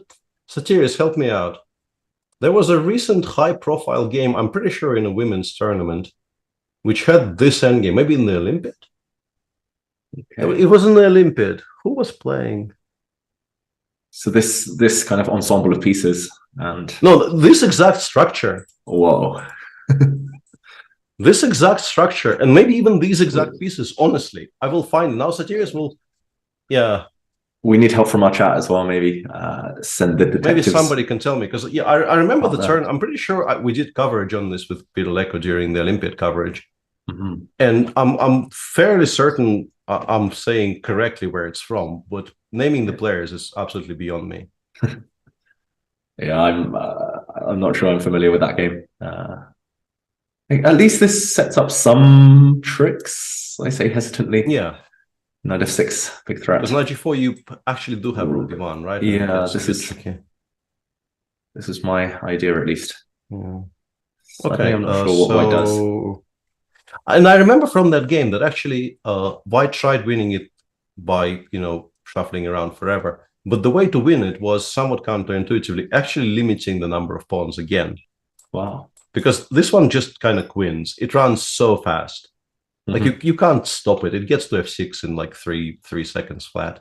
Knight g8. I mean, you have to prepare it a little bit, but yeah. Knight g8, this actually, like at least in those games, it was power just, through. It just powers through. Yeah, it just gets there. Here, I would be a bit reluctant. But I remember in that F6, let's go. Yeah, but I'm worried. Yeah, I was gonna try and mate you, but maybe I'm not mating you. Yeah. Take King F5. Who knows if that's mate? Mm. Wow, interesting.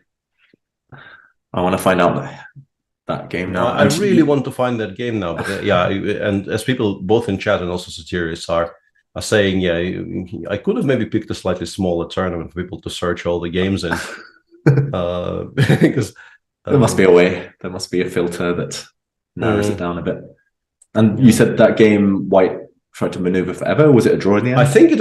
No. White still won. It lasted an unbelievable amount of. I think maybe you can search by the move number, like White winning, and like upwards of 80 moves, and that should like limit the search. It was also on a reasonably top board. They were played between two very good players.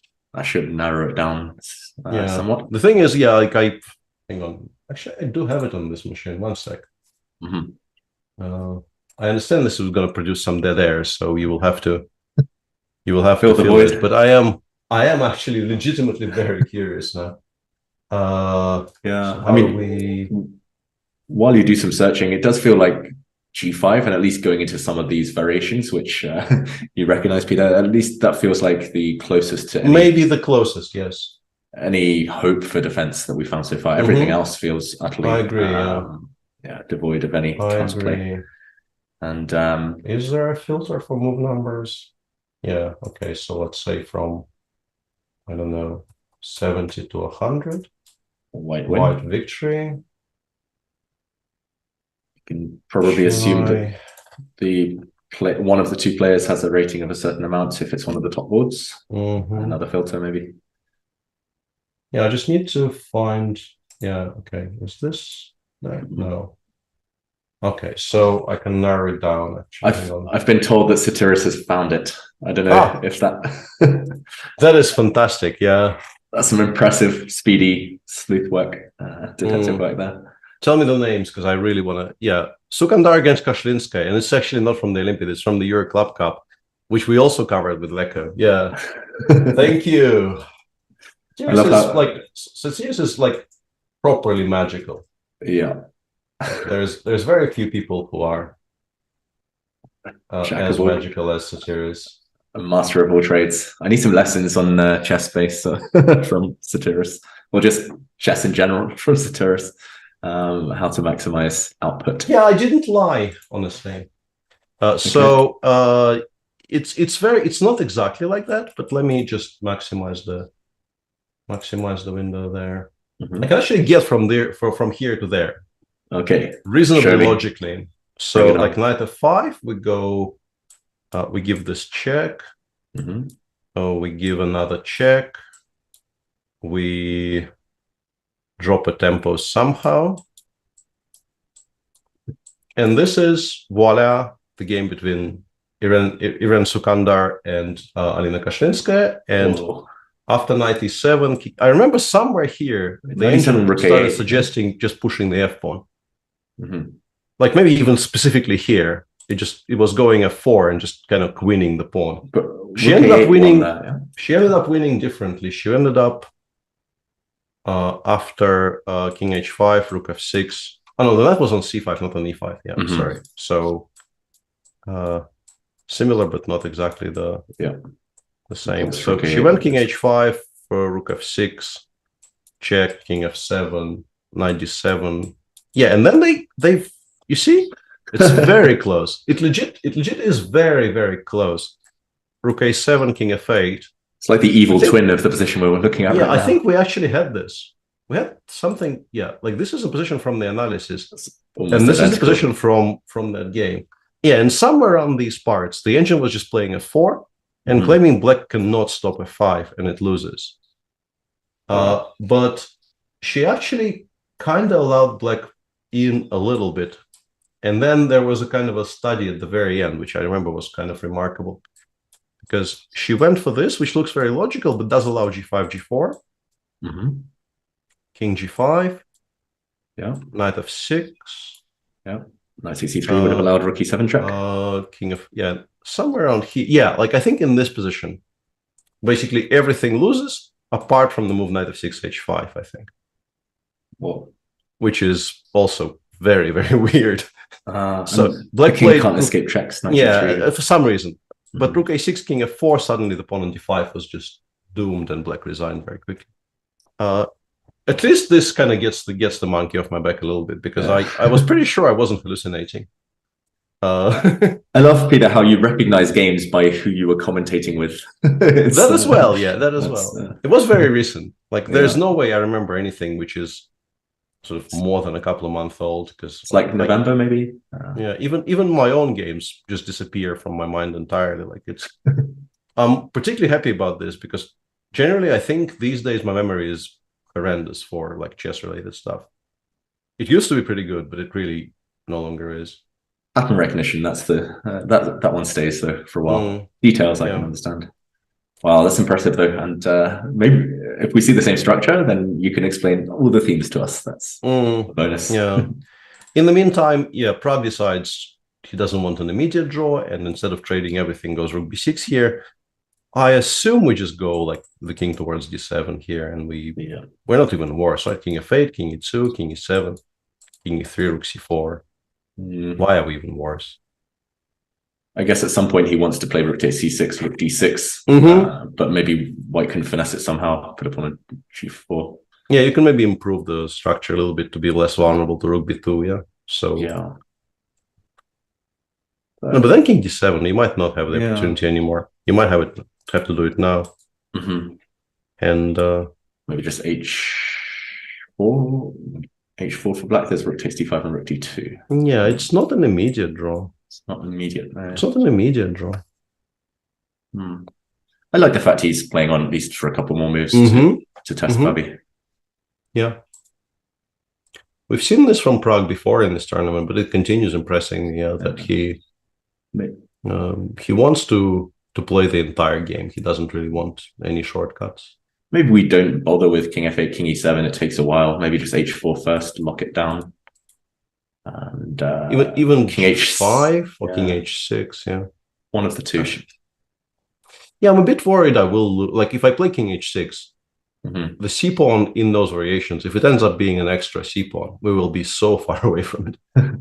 Yeah, this is also possible. We go f5, f4. I mean, I understand it's ugly, but like if we actually get to f4, completely lock out that white king. Just let the king stay there.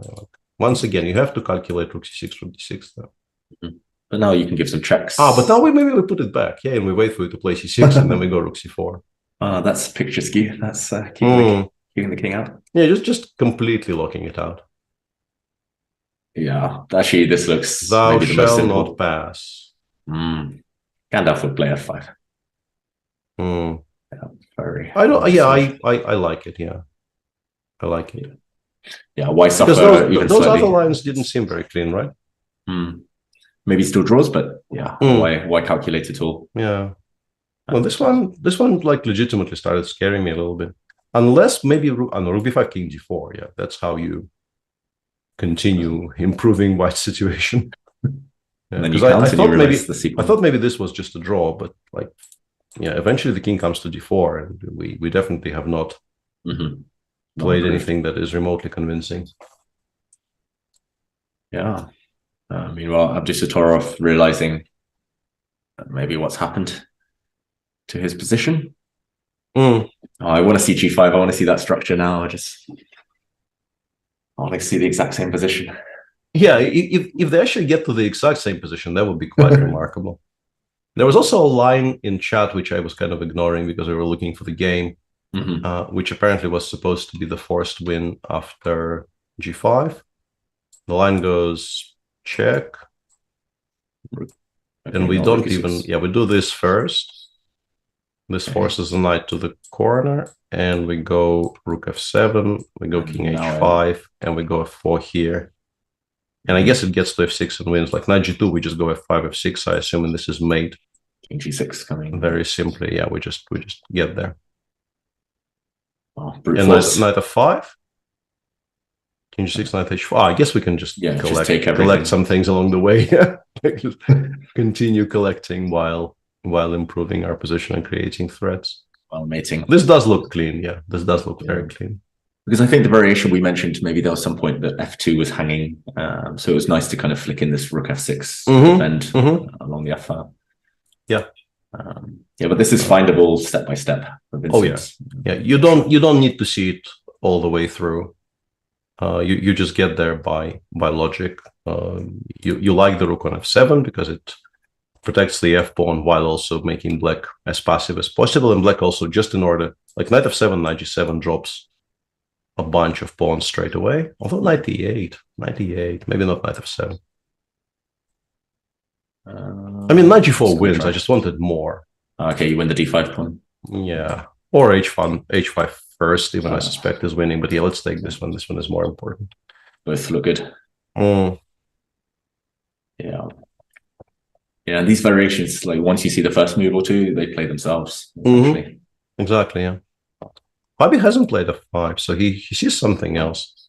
Honestly, I would trust Fabi over myself every single day of the week, so let's just see how he makes a draw here. King e7 blitzed out. We were expecting king e3 and then to take on c6 before the black king gets to d7. Yeah, the expectation is rook c6, rook d6 here. People are saying India winning yet another one there against New Zealand, which is, I guess, not surprising. Good omen for Prague. But yeah. Okay, let's try and knuckle down. Let's try and force the draw before Fabi reveals it to us. And in the meantime, by the way, Sese has, after a period of slight passivity, switched to the Chimer game. Care to guess how much it is? Equal material, 3 against 3? No, actually 4 against 4. Is it plus ridiculous number? Well, 14. Depending on what you define as a ridiculous number. But I mean, if you showed me the position and we hadn't analyzed it, I hadn't known too much, I would have said maybe plus 3 or so. But is it more? Yeah, it's 5. Yeah. 5. Oh. And he's played g5, so we could be headed in that direction. Exactly. Oh, there's a lot of rook endgames. That rook endgame in the challenge is still going. I'm amazed. Felt like a dead draw. But okay, this needs to be addressed. Hang on.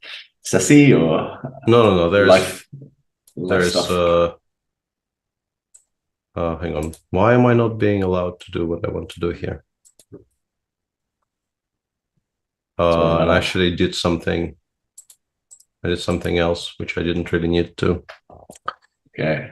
No, but people were very like a person managed to be insulting to 2 things dear to my heart at the same time, which I thought was just completely uncalled for. So I wanted a timeout, but Twitch actually made the button for the timeout less intuitive and less easy to operate somehow, which is unfortunate. Was one of those 2 things cricket or? Yeah, cricket and for some reason Boris Gelfand, which seemed very arbitrary, but also like completely uncalled for. How can anyone insult Boris Gelfand? I don't understand. Yeah, like the claim was that watching cricket is as boring as watching Boris Gelfand's games. Neither of those 2 things are boring. And like, why are you like, why? I mean, why do that? I've produced a whole Chessable course basically on inspired by Gelfand. You can't criticize him. He's a legend. Just seemed entirely uncalled for. But I completely failed to time that person out. So yeah, I guess we're even. They only knew. Yeah. You'll get revenge someday. Yeah. In the meantime, okay. Hang on. What happened there? Okay. Let me just. Irvin is a pawn up. It's still not very much, I assume, and we will return to the Masters momentarily. But I just wanted to bring up the point that Irvin did manage to get something out of that. What we assumed was like, I guess maybe this is still a draw because we have rook f2. Okay. Unfortunate. Still a draw, yeah. Yeah, still looks drawn. How did White win? How did Black win the H pawn? Just to catch up. He played King c3, Rook dh6, b4, and Irvin went takes, and Rook h4.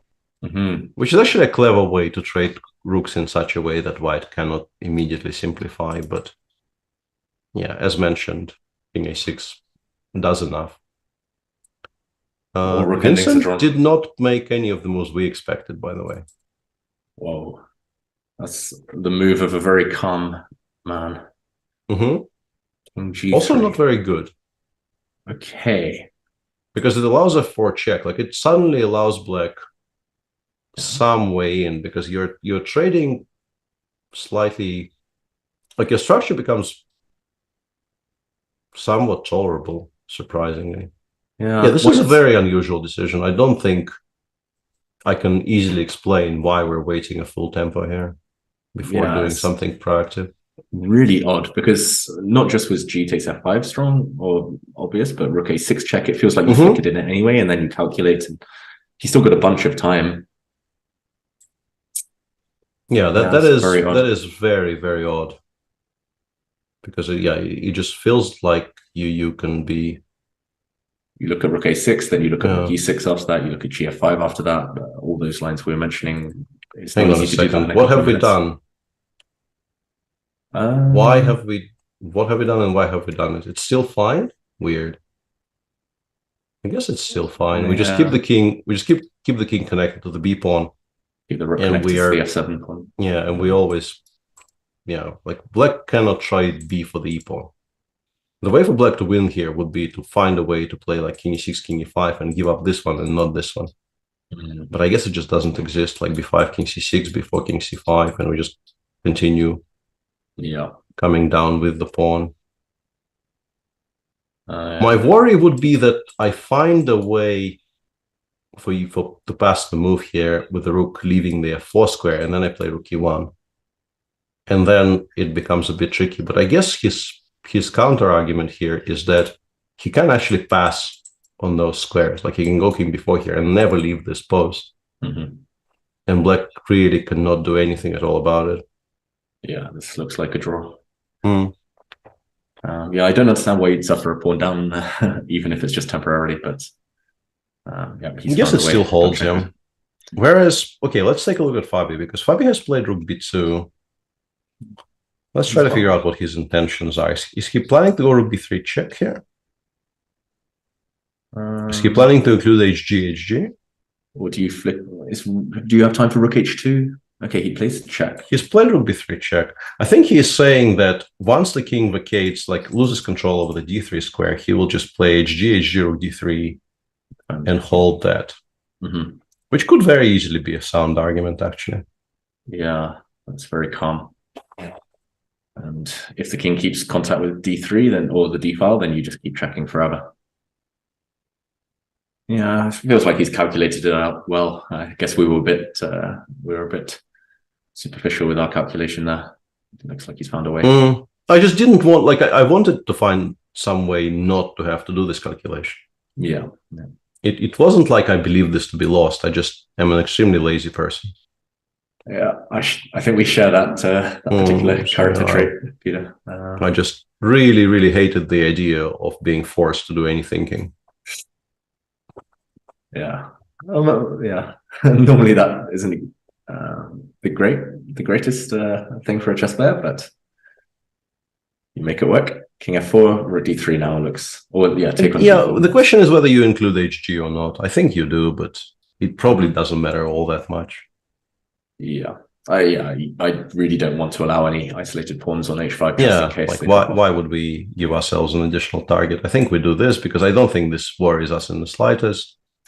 So we include hg, and we go rook d3 and g5 though. Yeah. So kind of a mini Zugzwang, right? How do we wait? Still slightly awkward. Yeah. I'm still not really don't want to allow king in love e5. with this. I really don't want to allow king e5. King e8. Yeah. But then it c6. Yeah, suddenly you have to count. Yeah. Pushes. Maybe that's still fine.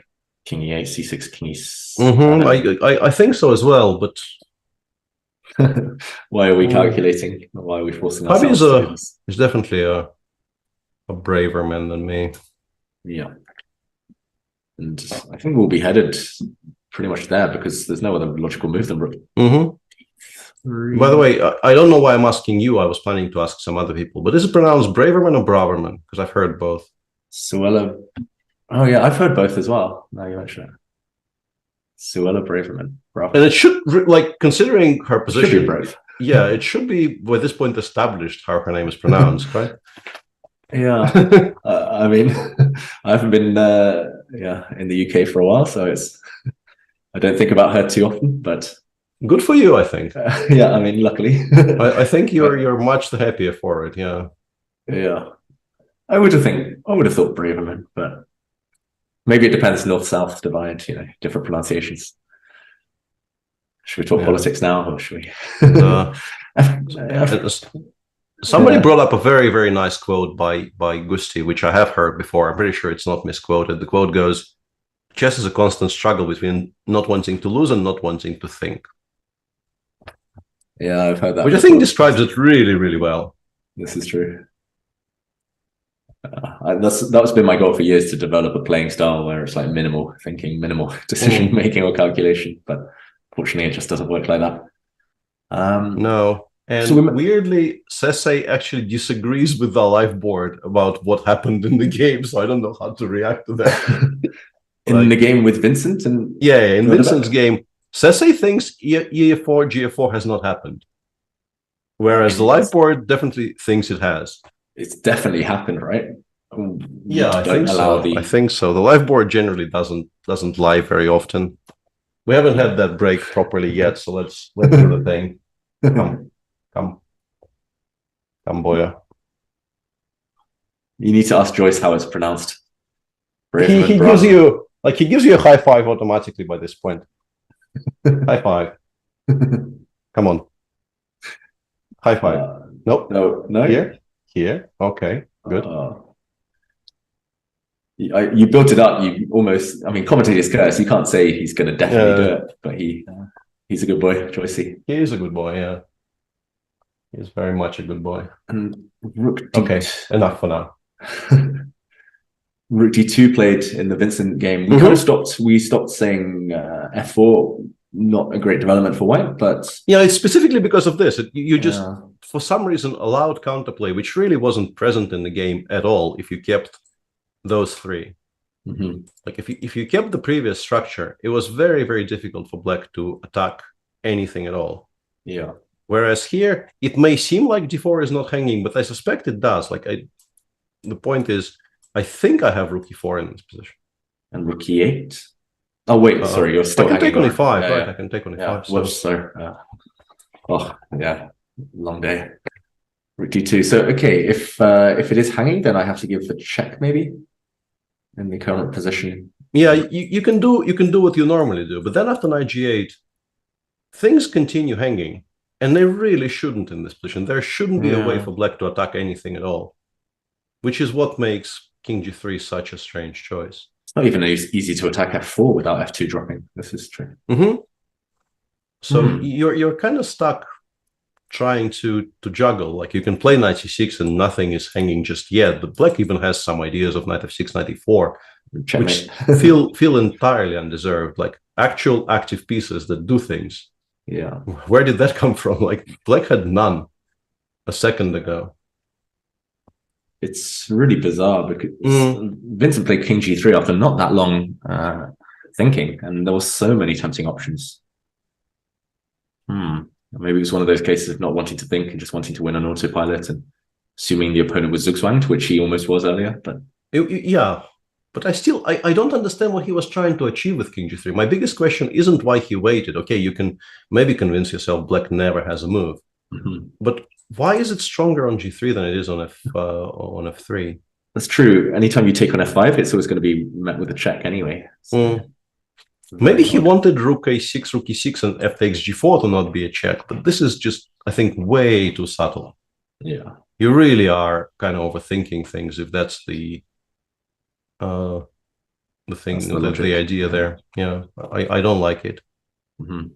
And I'm pretty sure I wouldn't have liked it even if I didn't know that it throws away all the advantage. Yeah. Actually, especially after rook d2, as you said, specifically because of this move, it's suddenly even hard for white to find a tempting move, tempting continuation. I'm going to take my pawn. I have to keep attacking you. I have to keep threatening stuff. So rook Knight a6 d7 and then somewhere else, but where else? I could even think about coming forward as black, knight d7, king g5, and knight g6 coming maybe. Depending on and then we can, I mean, if we have to, we can go back. Yeah, like if you do offer us a draw, we will take the draw offer. Yeah, he'd snap his hand off right now. Wondering about Vincent's body language. Does he realize he's let bulk of his advantage slip? I mean, I would be tempted to go rook e6 nonetheless, and just say, okay, at least you're going back to a it does feel like the most critical one. But then after knight g8, suddenly, like, you know, in as much as black can have everything protected, black does have everything protected. And yeah, it's just so difficult to explain to yourself, I think, here why your d4 pawn is hanging. Like, it really isn't supposed to. You are supposed to have this very, very beautiful pawn chain, which is completely untouchable. Yeah, I could give you a check. I guess you go to f8 rather than get mated on the edge. Rook g6 check. Yeah. Here I want to go like rook d6, and now I'm threatening rook d7. Oh yeah, you are. Oh, this is very clever. Hang on a second. How do we? So I guess maybe I have to actually pay attention and play king f8. Yeah, but and now you can play. Knight c6. I can still let go you out. Yeah, I can still go in with those.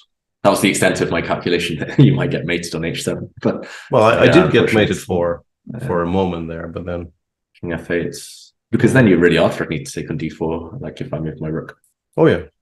No, it's not like I can never be better. Even let's say if you give me a full tempo to take on d4, white is still completely safe. But at least, maybe rook a6 or rook somewhere, and then rook d4, knight g6, and we have to play this endgame. But it's a sad kind of state of affairs. It's a very, very sad indictment of how things have gone. Rook a7. Yeah. Just a draw, frankly. By this point, just a draw. Yeah. You can't even really ask any questions anymore. No. If I could maybe put a pawn on f3 and reactivate my knight, then maybe. But yeah, if you imagine black passing here, like I don't know, you go rook c4, we go f3, and then maybe we go like knight e6, rook g7, g6. But yeah, unfortunately for you, this is always going to be met by knight e4 check. So you can't even get that in. Yeah. Wow. We're gonna have to reassess and I think predict draw now. Just looks like all of the forcing lines are working in black's favor, and we have a result. Fabi and Prag have drawn. So we did stop our calculation at g5, but just d4 was good enough. Yeah, he just played d4, and Prag decided in this position not even to take on d4, because I guess you just aren't really creating any significant threats. The rook on d6, like if you uncut the king from the c file, you're not really doing very much. And yeah, it does feel like if anything, you're trying to lose rather than trying to win here. Black should be very, very safely home in all of these lines, and if the two start running. So yeah, this is now a draw. Fabi does hold, and we only have one game left. In the meantime, in the challengers, there are two left. Irvin is trying to find something to do in this position, but you are very stuck because king e5 is always met by rook f5 check, and without that, you can never even approach the. Well, I guess the winning attempt would be like rook g2 here. I take. And rook g6. And then I move king c5 maybe. I force you to go rook h4, and then I try like rook g3, rook e3, right? Yeah. It's not that stupid. Actually, this is a solid attempt. It's definitely an attempt. This is a very solid attempt. So how do we stop that? After rook g2, is there a way to stop that? Because I don't think we will find very many smarter moves than king takes b6. Yeah. Okay. Let's start that way. We take. Yeah. And now, is this even a draw? Like this is where my someone needs table base. Complete lack of autopilot in these positions. Like I know the major themes, I would think well enough, but you are supposed to just know the answer. You aren't supposed to try to calculate. I feel like I should know too. I do wonder if, for example, I allow you to take on e4 with the king, then I can start checking you from the front. Exactly. I think this is how you make a draw here. But your king is not very. My king is really bad. Yeah. Yeah. So you do this, and then you start giving frontal checks, right? But I'm kind of worried. I'm a bit I think it might actually be a draw, maybe after king g4, because like if you go, you have annoying checks as well. Here I was worried about king g2, yeah. And the f4 notches. Maybe rook f4, king g3, and back. Rook. Yeah. g5, f5, but that probably is a draw, right? Because Yeah, you like if the rook is on a5, you win, but the rook is on a Just king horrendous e3. square. Yeah. This probably is a draw. So let me, because I wonder if there are cleaner ways, or like, I get the feeling that this might be the only way you don't lose. So I just, because I don't trust myself, and also this is 6 hours in. No, there's even let's say king b, like in this position. Yep. The fact that even king b5. b5 makes a draw is probably kind of an indictment of my attempt. But let's say king b5 or king c5, king e5. Sorry, hang on. Back. King e5. Whoops, no. I think well, okay. I'm sure Both rook h4 and rook f1 draw, and after rook h4, rook g3. You go king c4 is the only move that draws, rook e3. And now, this is actually kind of instructive. This I'm happy I'm showing this. So this is the only move, because otherwise it gets kicked away. And in this position, I think this one you actually lose in practical terms, or maybe not, I don't know. But the only thing that doesn't lose here is rook h6. Okay. Because you cannot afford to allow king takes e4. You need to force me to take with the rook to bring my king closer. It's probably findable. And now after f5, I assume the only move that draws is rook f1. Yeah, to check from the front. Yeah, so rook e4, king g3 only move, f5. No, rook h2 sadly also makes a draw, which is kind of spoils my teaching moment. But you do get pretty close. Yeah, I think rook f1 might be cleaner. Yeah. At least, he should go for something like this either now or absolutely, in the near future. Just to absolutely. Test. I don't know whether he can do the same by marching his pawn down to b2 as black and then going for the same maneuver.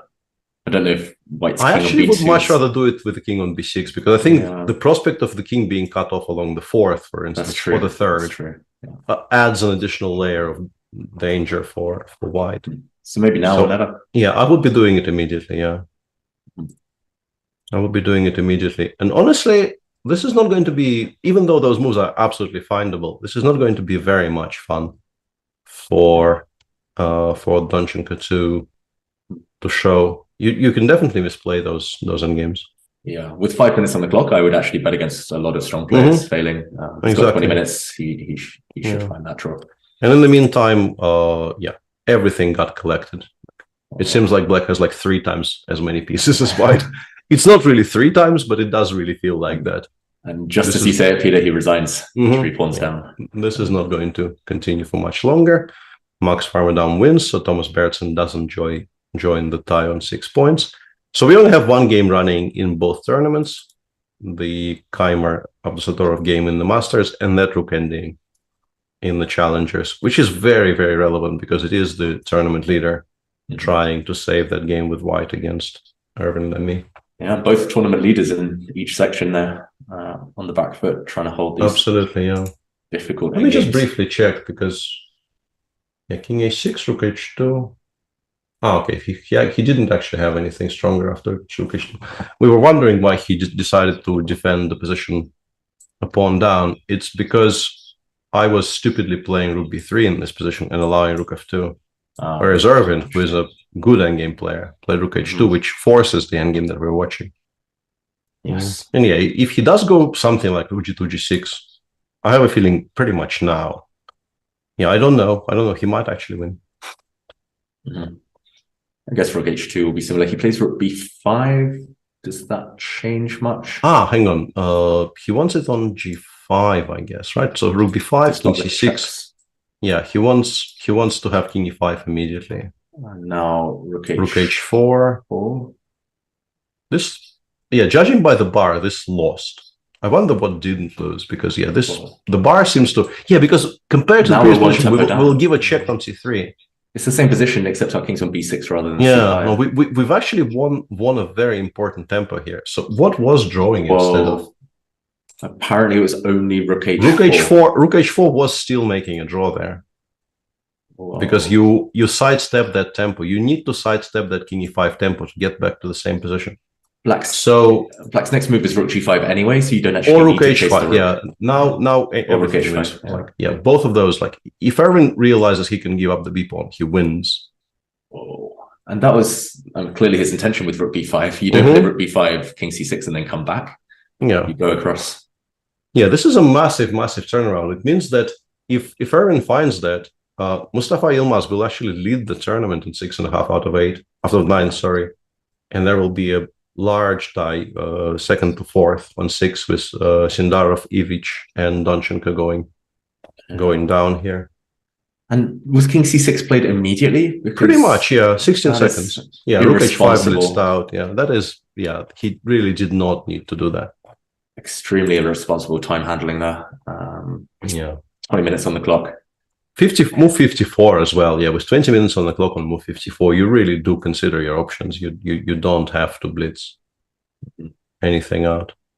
Yeah, rook h5 played, and wow. So this time you're right, Pete. I think you get cut across the board if you step back with a white rook in a lot of lines. You don't get either of those two positions basically. Like king b6, king e5. If you go below, now rook h4. Rook h4 first. No, you. Now I go back and I pick up the pawn. Yeah, you pick up the pawn and the king doesn't return, and then it becomes a very, very, like, whenever the king is cut off horizontally and not vertically, those are very, very easily convertible because there's just no counterplay. Yeah. We go f4, king f5, king g4, and so on, and white really can't touch any of our pieces. Very straightforward now. I wonder when he'll realize that damage has been done. Yeah, so easy to blunder, but when you make a blunder on 16 seconds, like after playing 16 seconds, it's you are yourself to blame. Yeah, exactly. Okay, back to the Masters then. We will update our viewers if Erwin somehow fails to get the win from there, but it feels unlikely. King g7. Yeah, not many logical moves for white, we've got to say. Rook e6. Rook a7 just repeats. Yeah, trading a 4 for f2 doesn't really work. You can simplify like this, but why are you better? Yeah, exactly. I mean, you are a little bit better because you have better pieces, but this now feels way too little too late. Like, some position like this, I don't think is very difficult to hold. Yeah, no weaknesses compared to earlier, at least, when every pawn was a weakness. So I think we'll be headed in that direction. He's gone rook b6, which is kind of weird because it allows that other tactic, right? Isn't this an immediate draw? Rook d4, rook b7, king f6, rook e7, rook e4. I thought this was very clearly a draw. Yeah. How do we even try? Yeah, I don't know. Maybe there is some clever way. Like, you can get different pawn endings. Like, you can get this one, which is a bit weirder, but should still be a draw, right? Still a draw after king d4. No? King d4, we take, king d3, king e5, e3, king f5. Yeah, but then anything, e3 or king e2 is also okay, and we're very easily attacking from. Yeah, so rook b6 just allows you to take this pawn as far as I can figure out. No, I don't think so. Judging by the questions asked by chat, not missing very much.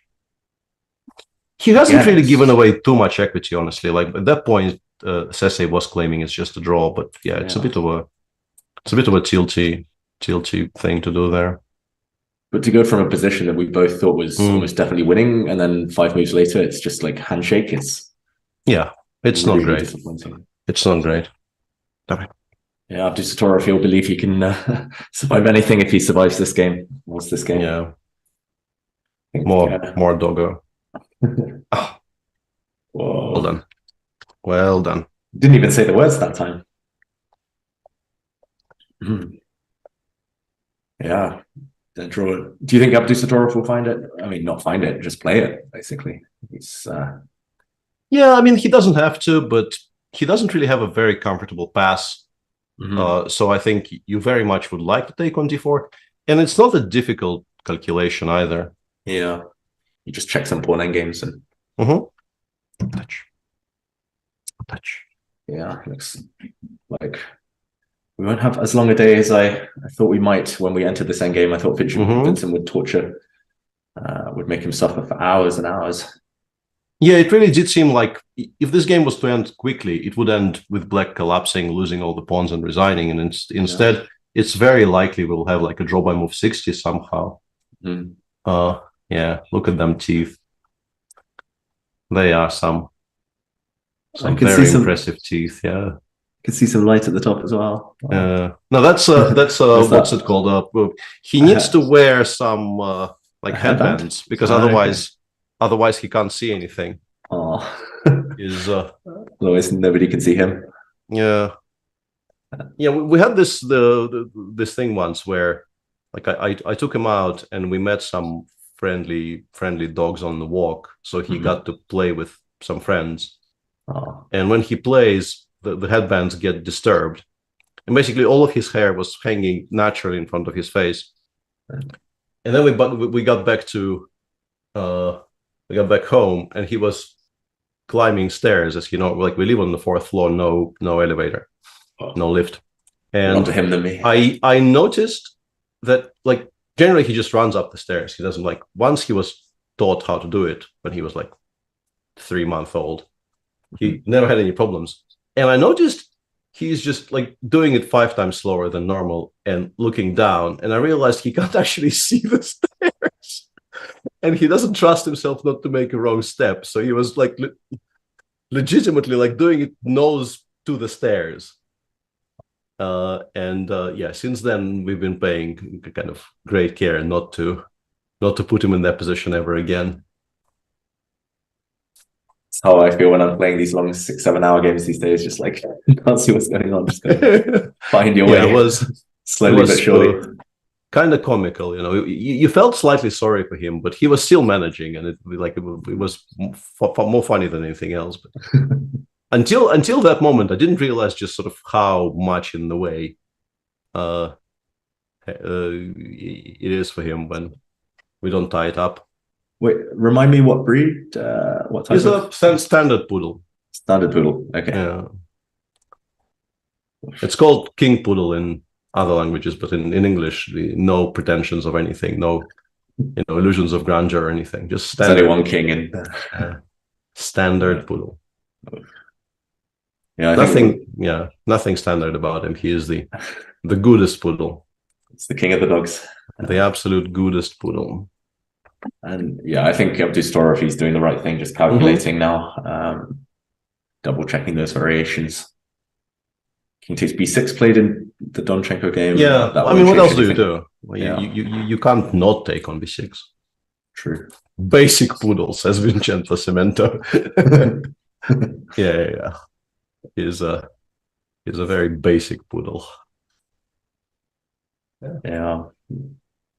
I've got to say, slightly shocked by Vincent's technique. I thought if anyone of these young generation to give this endgame to, I thought, especially after G4, I thought he would. I would have agreed in a heartbeat as well. Yeah, I would have thought he is a very reliable person to put in charge of that position. And honestly, like the first 15 moves of that endgame that he made, like he played it perfectly. Yeah, he got it on move 33, and from 30 until the move King G3. I think we agreed with every single decision. We agreed with the speed he was playing it at. We agreed with like the general sort of tenor of what he was doing and so on.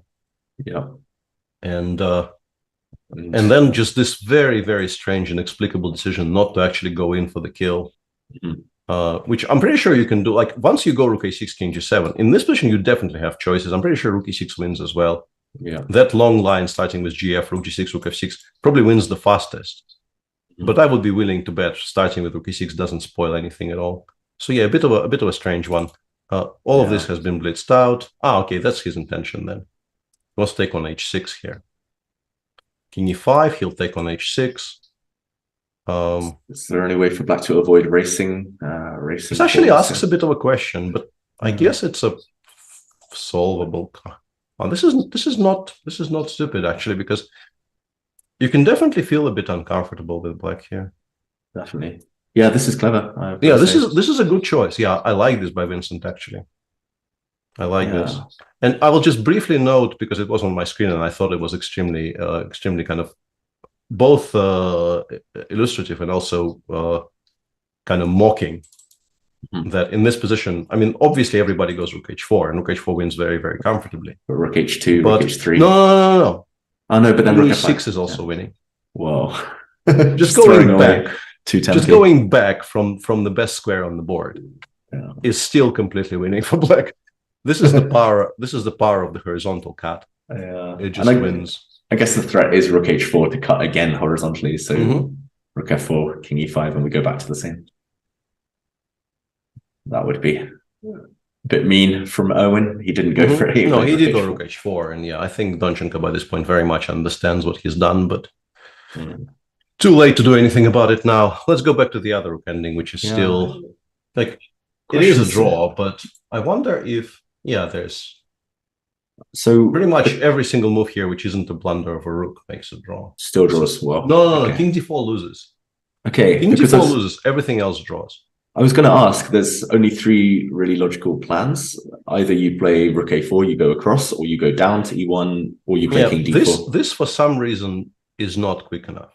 G-pawn is very fast. Yeah, G-pawn is incredibly fast. So it does feel wrong to go d4. We're going back to praising Vincent for being quite sharp, because I think I wouldn't have spotted this option existed. He very clearly gave the idea of rook takes d4, because he realized positions with rook and knight against rook and knight were no longer really much better.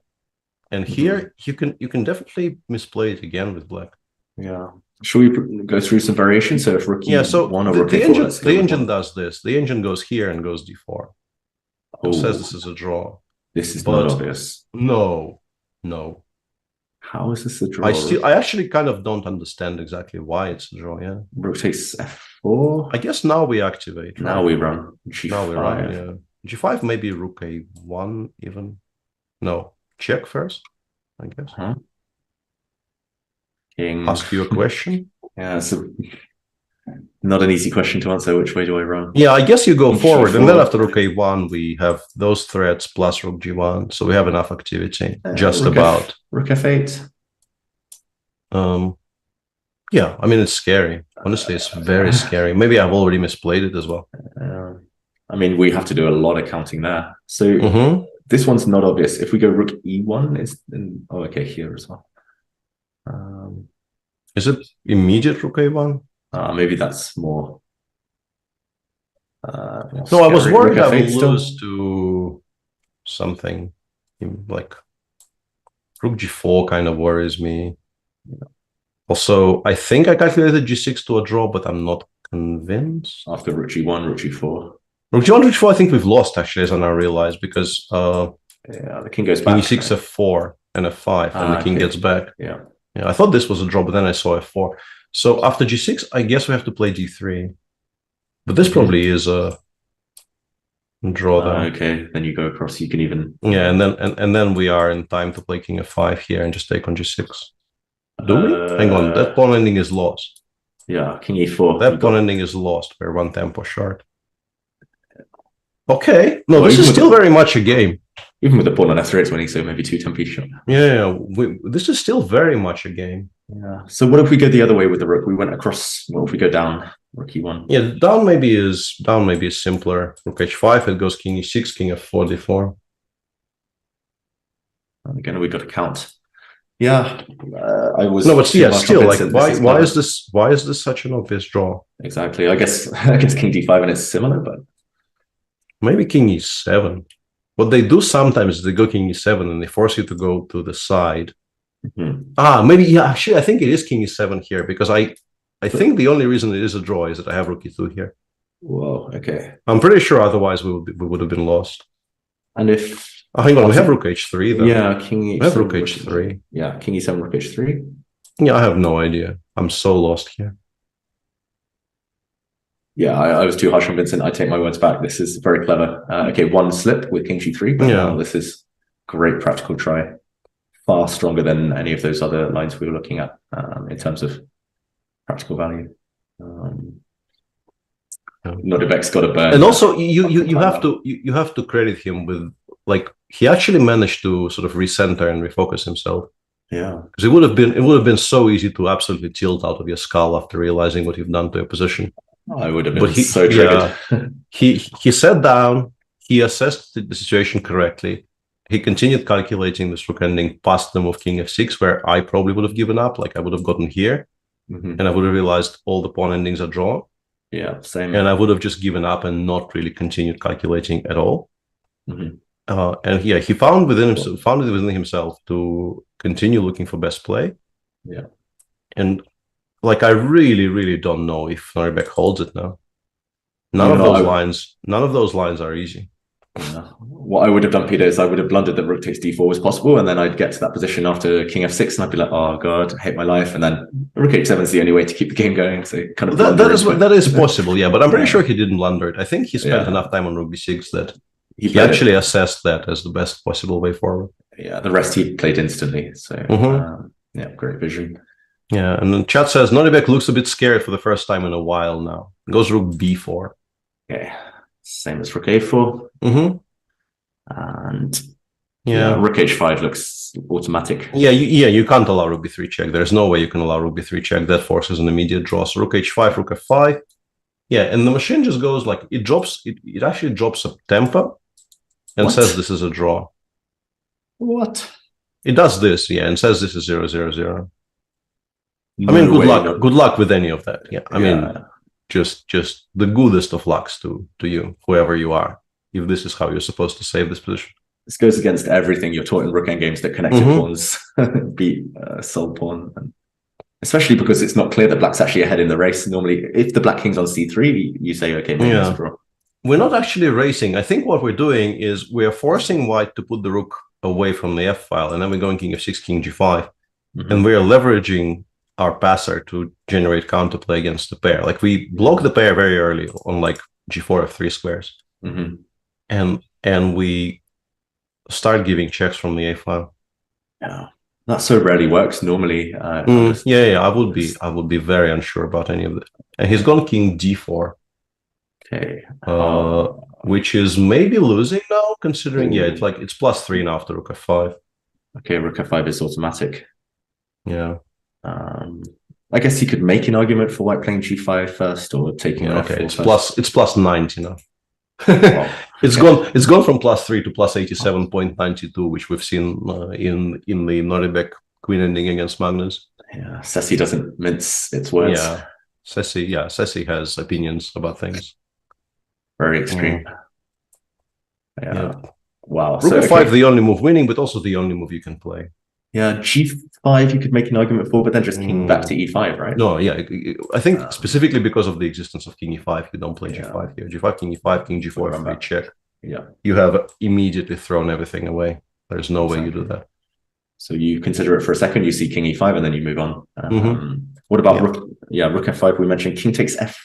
Is there? Well, it's just it's just a worse version of the same. You allow king c3, g4. You allow the race. Why would you if you want if you get that race, you want the maximum amount of tempi in it. Yeah, I'm just thinking for argument's sake, how could Vincent go wrong? Yeah, like king g5. Somewhere. I don't know. Oh yeah, actually starting the other one. Yeah, starting the other one makes a lot of sense. I still would be extremely scared here with black, like after f4, g3, f5. Exactly. I would not be at all convinced I've drawn the game. I mean, it looks like we're so slow in the race, but yeah.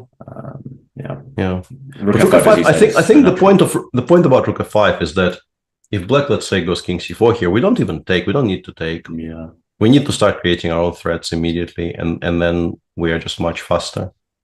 Like, we get if you continue for a bit, like here already g7, rook f8 creates an immediate mating threat. Well, not mating, but winning threat. So we get here, and then we take with the king. And I think we actually get to g6 very simply. Yeah, like king f5, d2, rook d7. and you have a choice of either allowing me to get to g6 or this ending, which I assume is like one tempo lost somehow. Like it looks like it probably is one tempo somewhere. Yeah, this is a famous. And he's gone rook h8, and it's now a draw again. Rook h8. How is that? What does that do? What is rook h8? I don't understand, because it doesn't tie down the black king to the d5 pawn anymore. He just wants to rush. Yeah, but I think, I mean, the problem for Noribek here is that the cleanest way to make a draw is to correct yourself and go king e5, king e6. Yeah. Okay. Which I don't know if it's immediately obvious to him that he has to. And everything else, I mean, somehow weirdly, rook c4 is also a draw. Just to shove the king from checks. For whatever reason, yeah, I have no idea why. But the cleanest sort of 0-0-0 is to play king e5, and he's just come from there. That being said, if he thinks that after king e5, rook h5, king d4 is a draw, then there's no reason to fear rook h5. And if you don't fear rook h5, what else do you fear after king e5? Yeah. But like the fear for Noribek here is that if he goes king e5, he will just blitz out king d4 again. Because white will have to, I mean, unless he wants rook e8 check. He might actually want rook e8 check, right? Because if you go to f6, you still lose the f pawn. Yeah, king e5 played. Let's see what Winston thinks about it.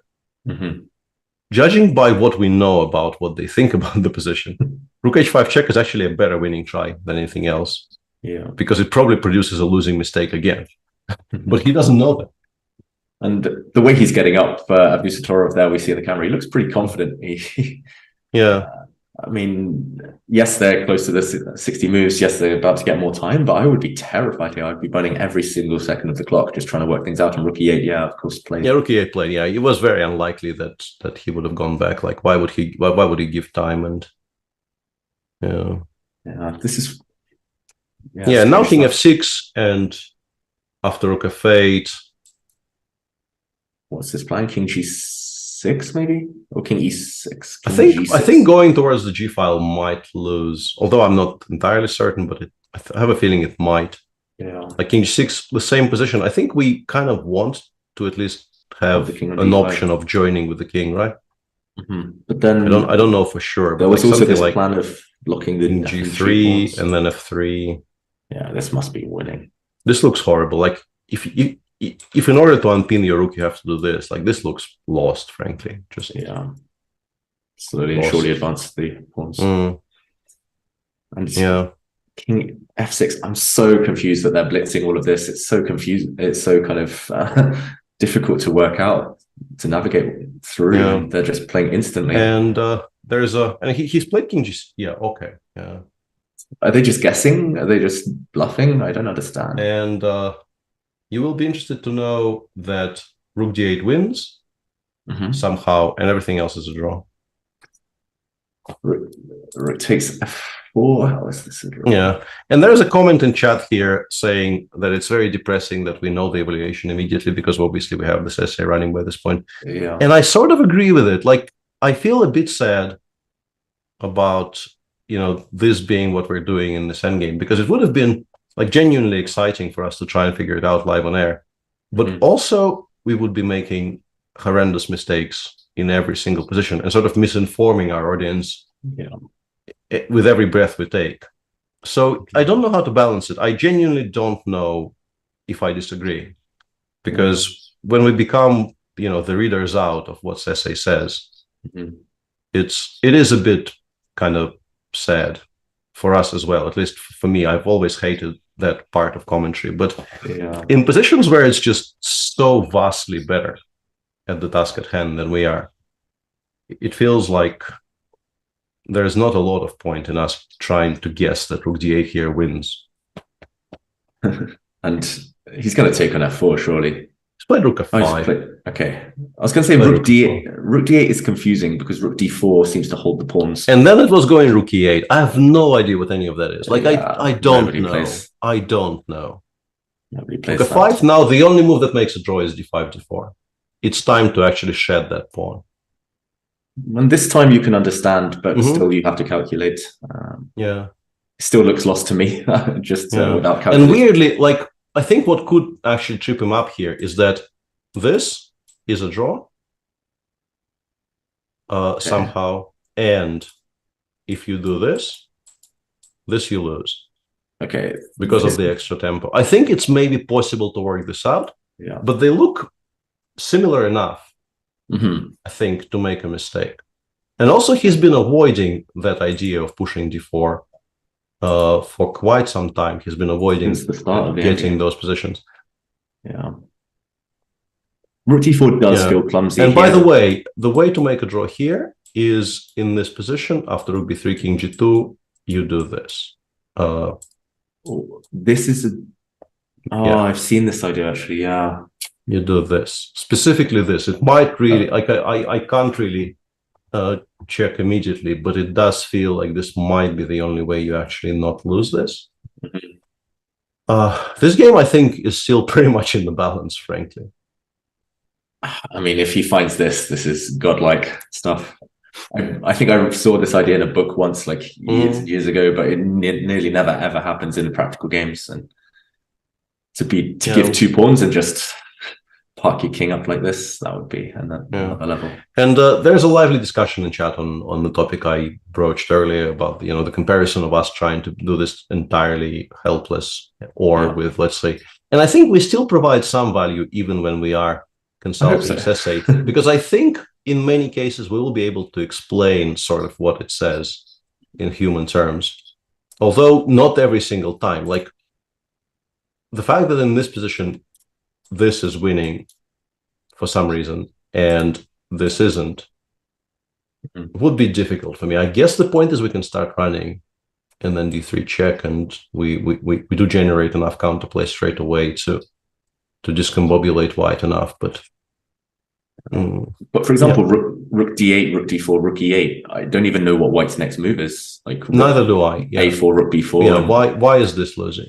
Are you going rook e5 again, rook d4, and then rook f5 to zugzwang me or something? Maybe. Oh, maybe yeah. maybe this is what we're trying to achieve. Attack the d5 pawn from here, and if g4, maybe rook. I don't understand. Yeah, like why? Rook d5 maybe wins now. Yeah. It's quite possible. Rook check and even. And if it goes back to d4, we attack it from f5, and we attack it in such a way that you can't initiate the race just yet. You have to make a poor move here. Yeah. Allowing us to either take on f4 with the king or take on d5, like after rook a4.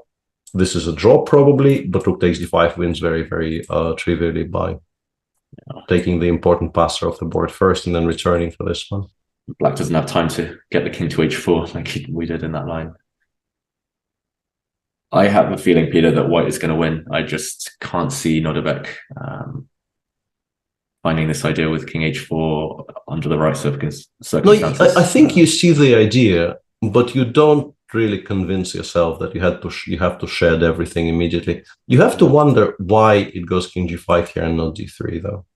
I guess maybe rook d4, king g5, we have king g3. b2, but isn't this a draw? Is it? I guess not, right? Like how do we collect? Do we collect? Oh, we don't King even collect. We just go like a 4 king h4, right? It's not like with this rook on d1, this is a draw. And this is another teachable thing that I wanted to talk to chat about. Like if you imagine, let me just rework this position. Unfortunately, I can't put the pawn back on f2. My point is, in this position, this is, I think, quite trivially winning, as David is correctly pointing out. We just push. And the rook never really gets to attack any of our pawns in any kind of a meaningful way. But if we rework this like this, it also looks winning for a second. But then you realize that black just goes back, and eventually, you will have to play king f5 here. And then rook f1, sadly for white, makes an immediate draw because this one drops. But if we have one of them on the second, like if this pawn is on f2, that one is actually winning. And the way to win it is basically never to touch it until you're absolutely winning, or perhaps even maybe never. You just play king f4, you give a check, you play g5, you play king f5, all the while leaving the pawn on f2 as cover for our king on the f file. And that way, whenever black plays rook f1, we take on g2 and we protect our f pawn on f2. So this is why I thought this might be a draw, because it's already on f3. but the rook is not behind. The rook is on the side, which means that it never really gets to attack from below.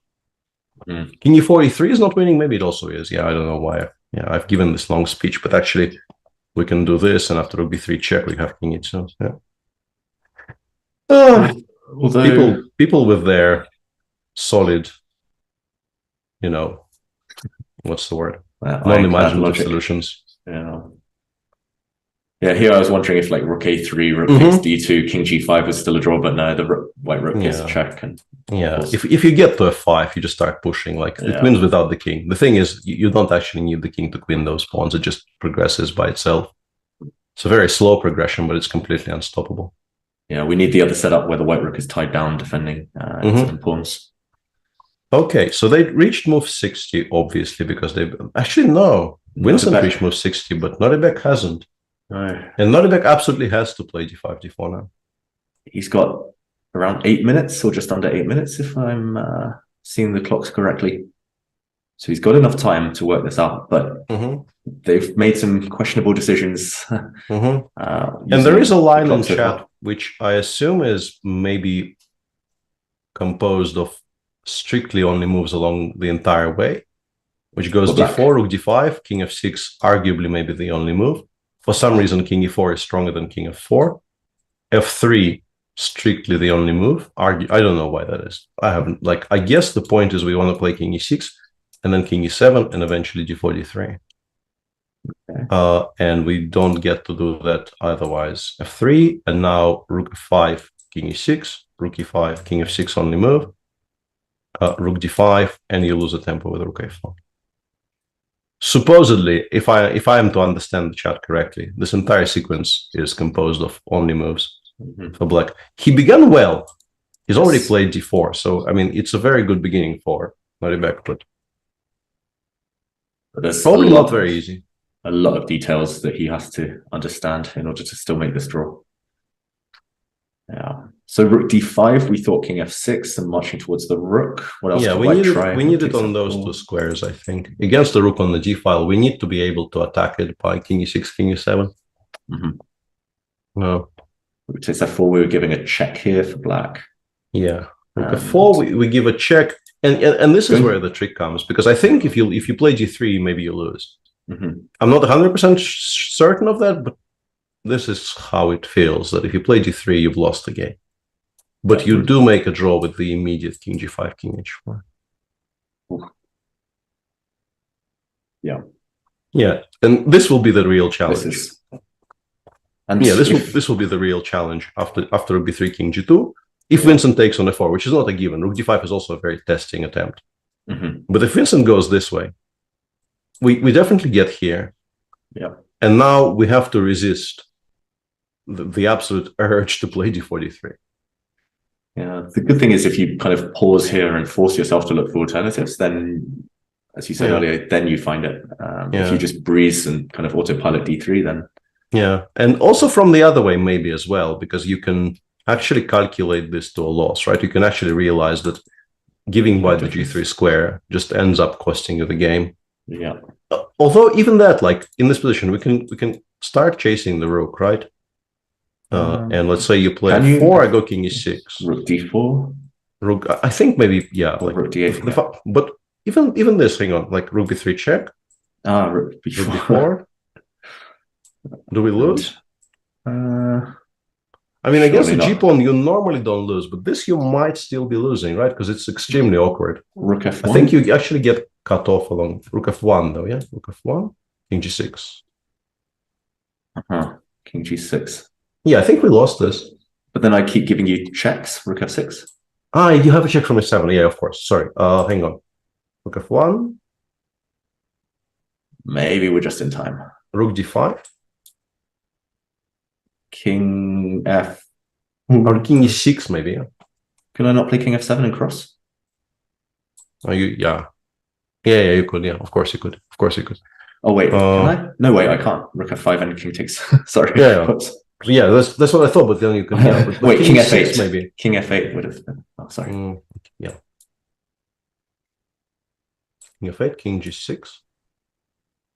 Why is this so difficult? This is not great, yeah.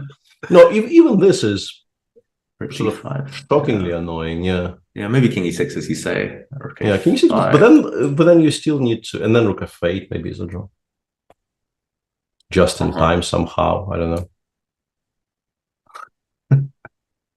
I need to go back to school on these endgames. This King is h6 not a draw. does not feel like a draw. This does not feel like a draw at all. So yeah, this is people asked for us to do this machineless, so we just gave you a sample. Yeah, this is a 1 against 1 endgame.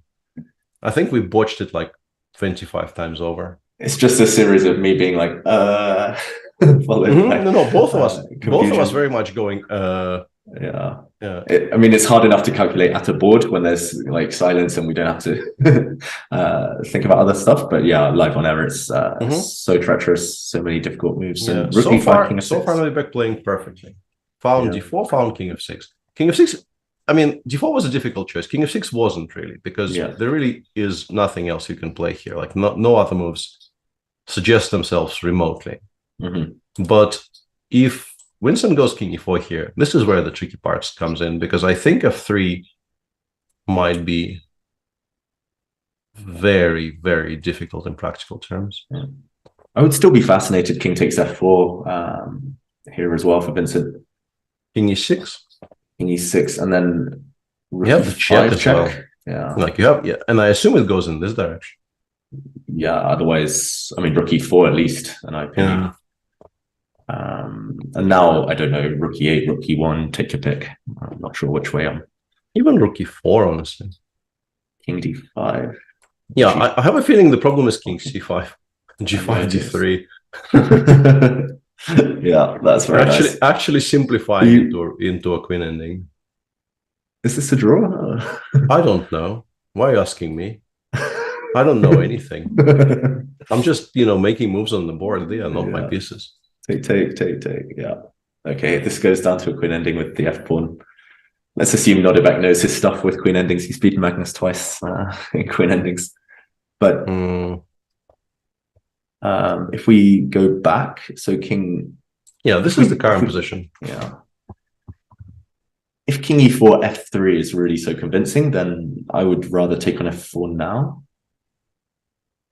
If I can, and now give this check. And you can also move it back to e7, but then your rook has to go to some uncomfortable squares. I don't know if that's better or worse. I'm happy to give the check, and then I will maybe go rook e8 or rook e1 and king.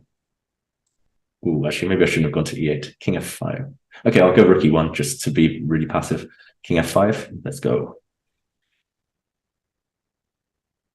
Yeah.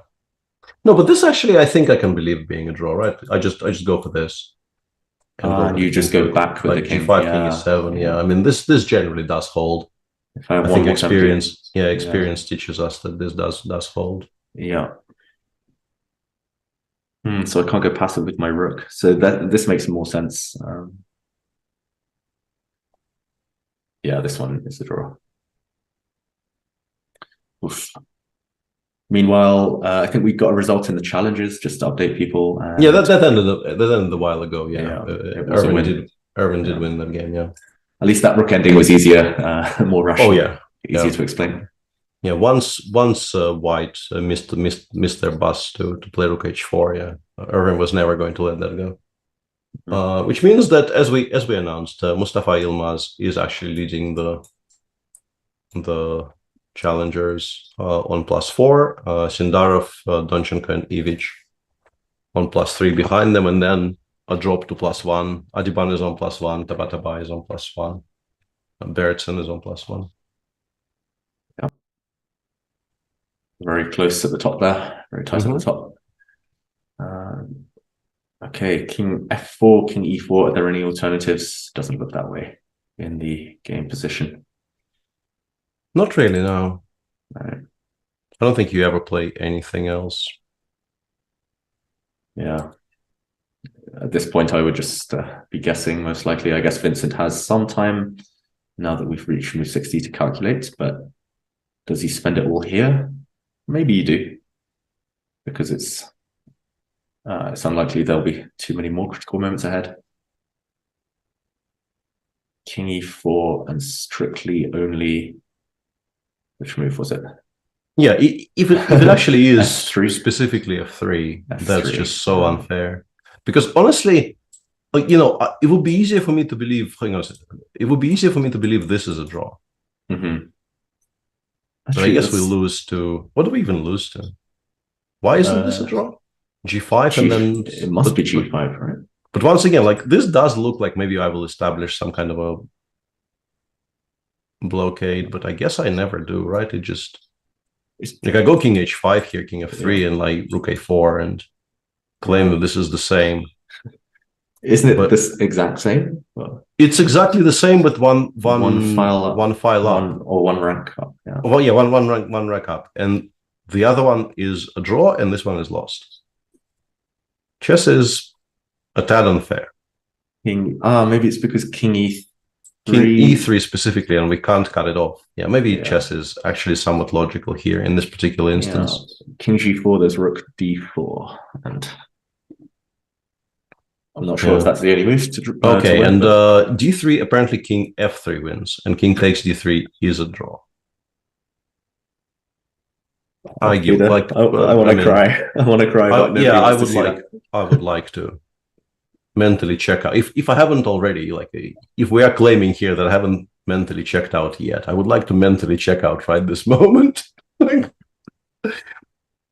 Wow. And okay, king e4 played, so yeah, there is the temptation to calculate d3. Yeah, okay. Big temptation, I would say, to calculate d3 and just forget that king f3 is possible, as we were doing just there. Yes. f3. This is a massive moment in the tournament. Yeah. Because honestly, the lines become somewhat logical after f3. I think the other, like, people were also very impressed that after f3, if white loses a tempo, you also lose a tempo. But this is findable. You can realize that this is exactly the setup you want, and there is no particular difference whether your rook is on b4 or a4. Yeah. This I think you can actually play.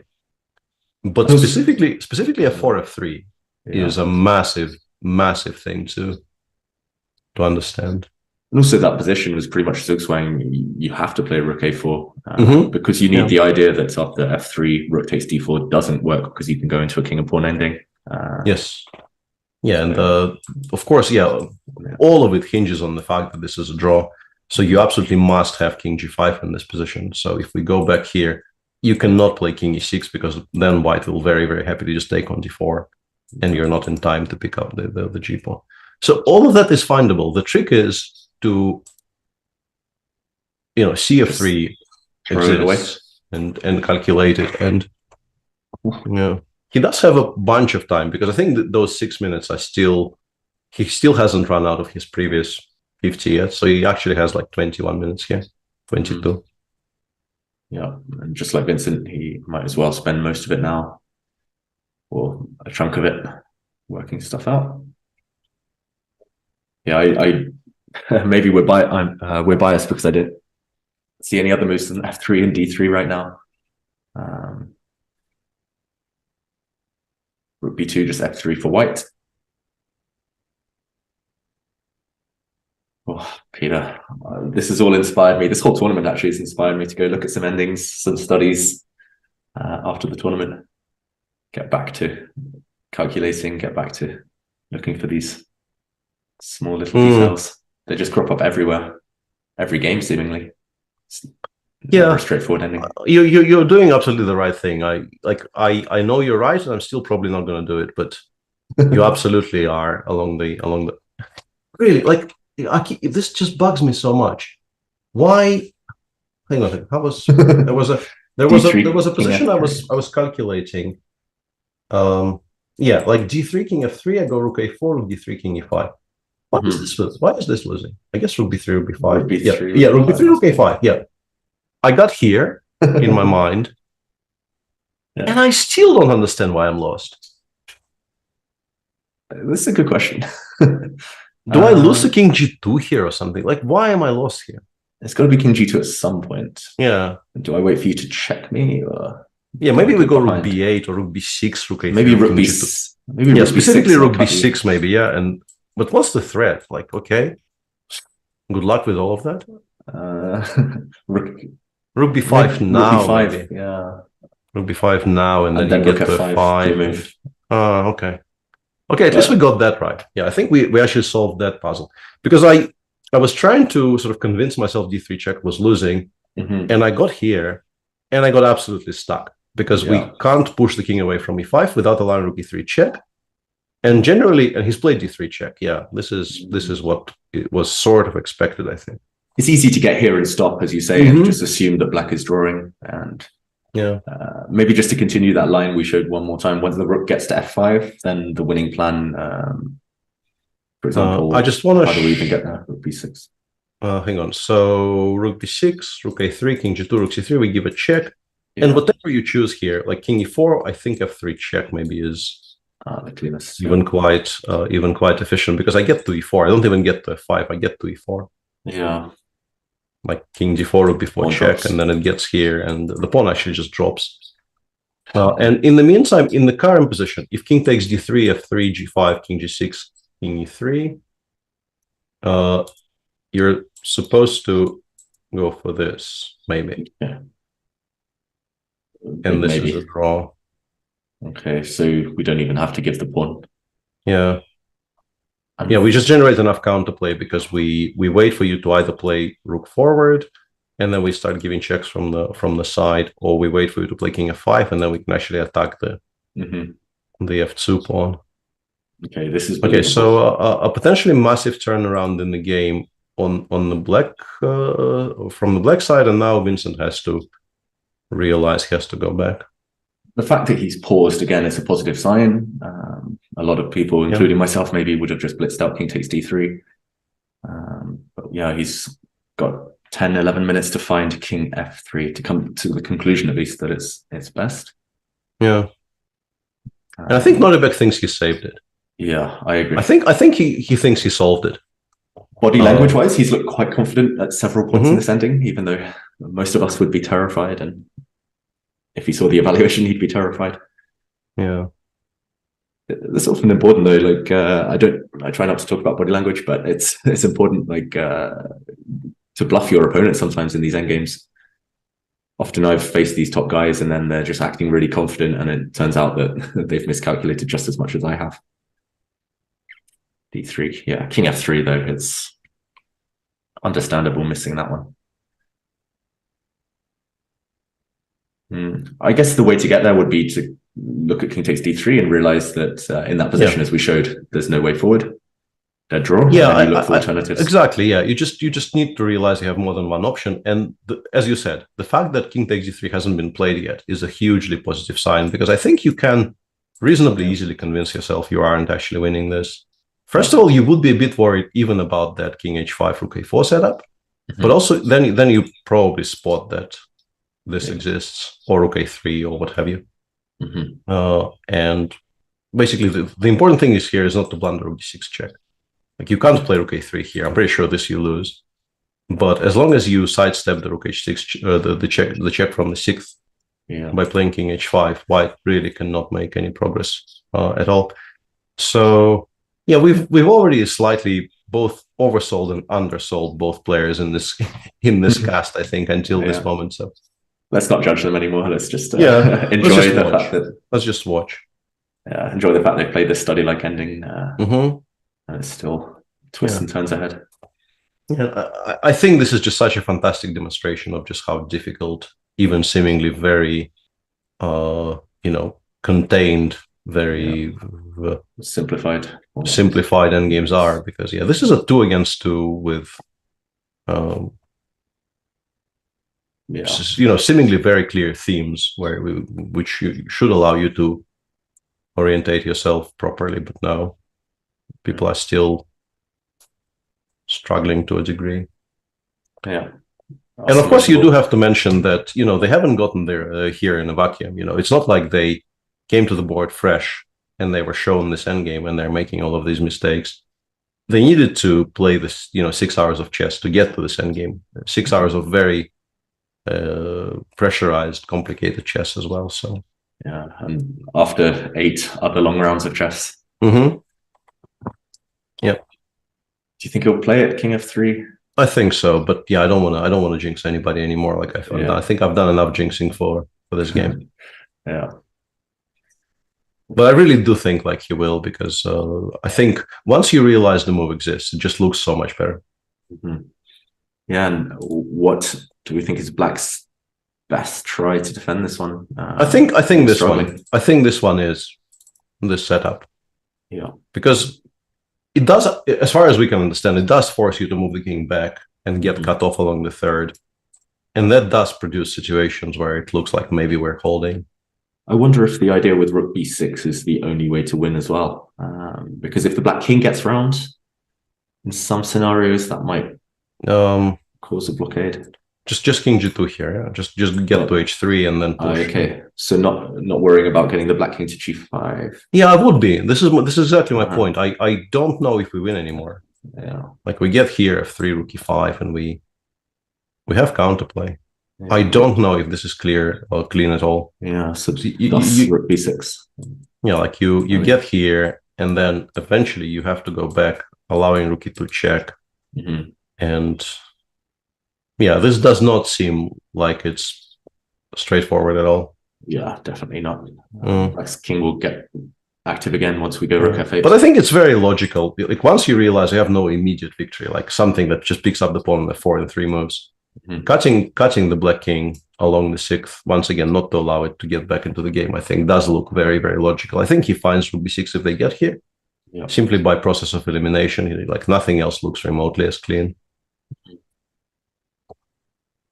Yeah, and Siesta in Chess24 chat says king takes e3 also seems winning until you see king h5. That is a very fair point. Yeah, the way you miss it is you get here in your mind, and you miss that this exists, because it looks like black is kind of actively trying to self-mate, but no, he does play king f3. Well done by Vincent. Yeah, and he goes back into a very favored position. Like game is still not over, but now I think he is favored to convert. Yeah, and now rook b3 makes less sense because the rook is on a bad square when we take f4. King e6 makes, looks just logical. I wonder if black can wait. Somehow rook a4, but again we can't come forward to g5 while there's a check available. Yeah, this is just going to be the same as the other. No, here I think you lose the f4 pawn more readily, right? He's played king e6. Yeah, he will play king e6, king e5. Yeah, I'm pretty sure. Yeah, and we'll transpose into almost what we looked at. Yeah, you make a move like rook a3. You try to you check whether it's just immediately winning. I don't think you allow rook d3. Rook b3 check first. So you always go rook a3 here. Black always goes rook b5 because otherwise you just resign on the spot.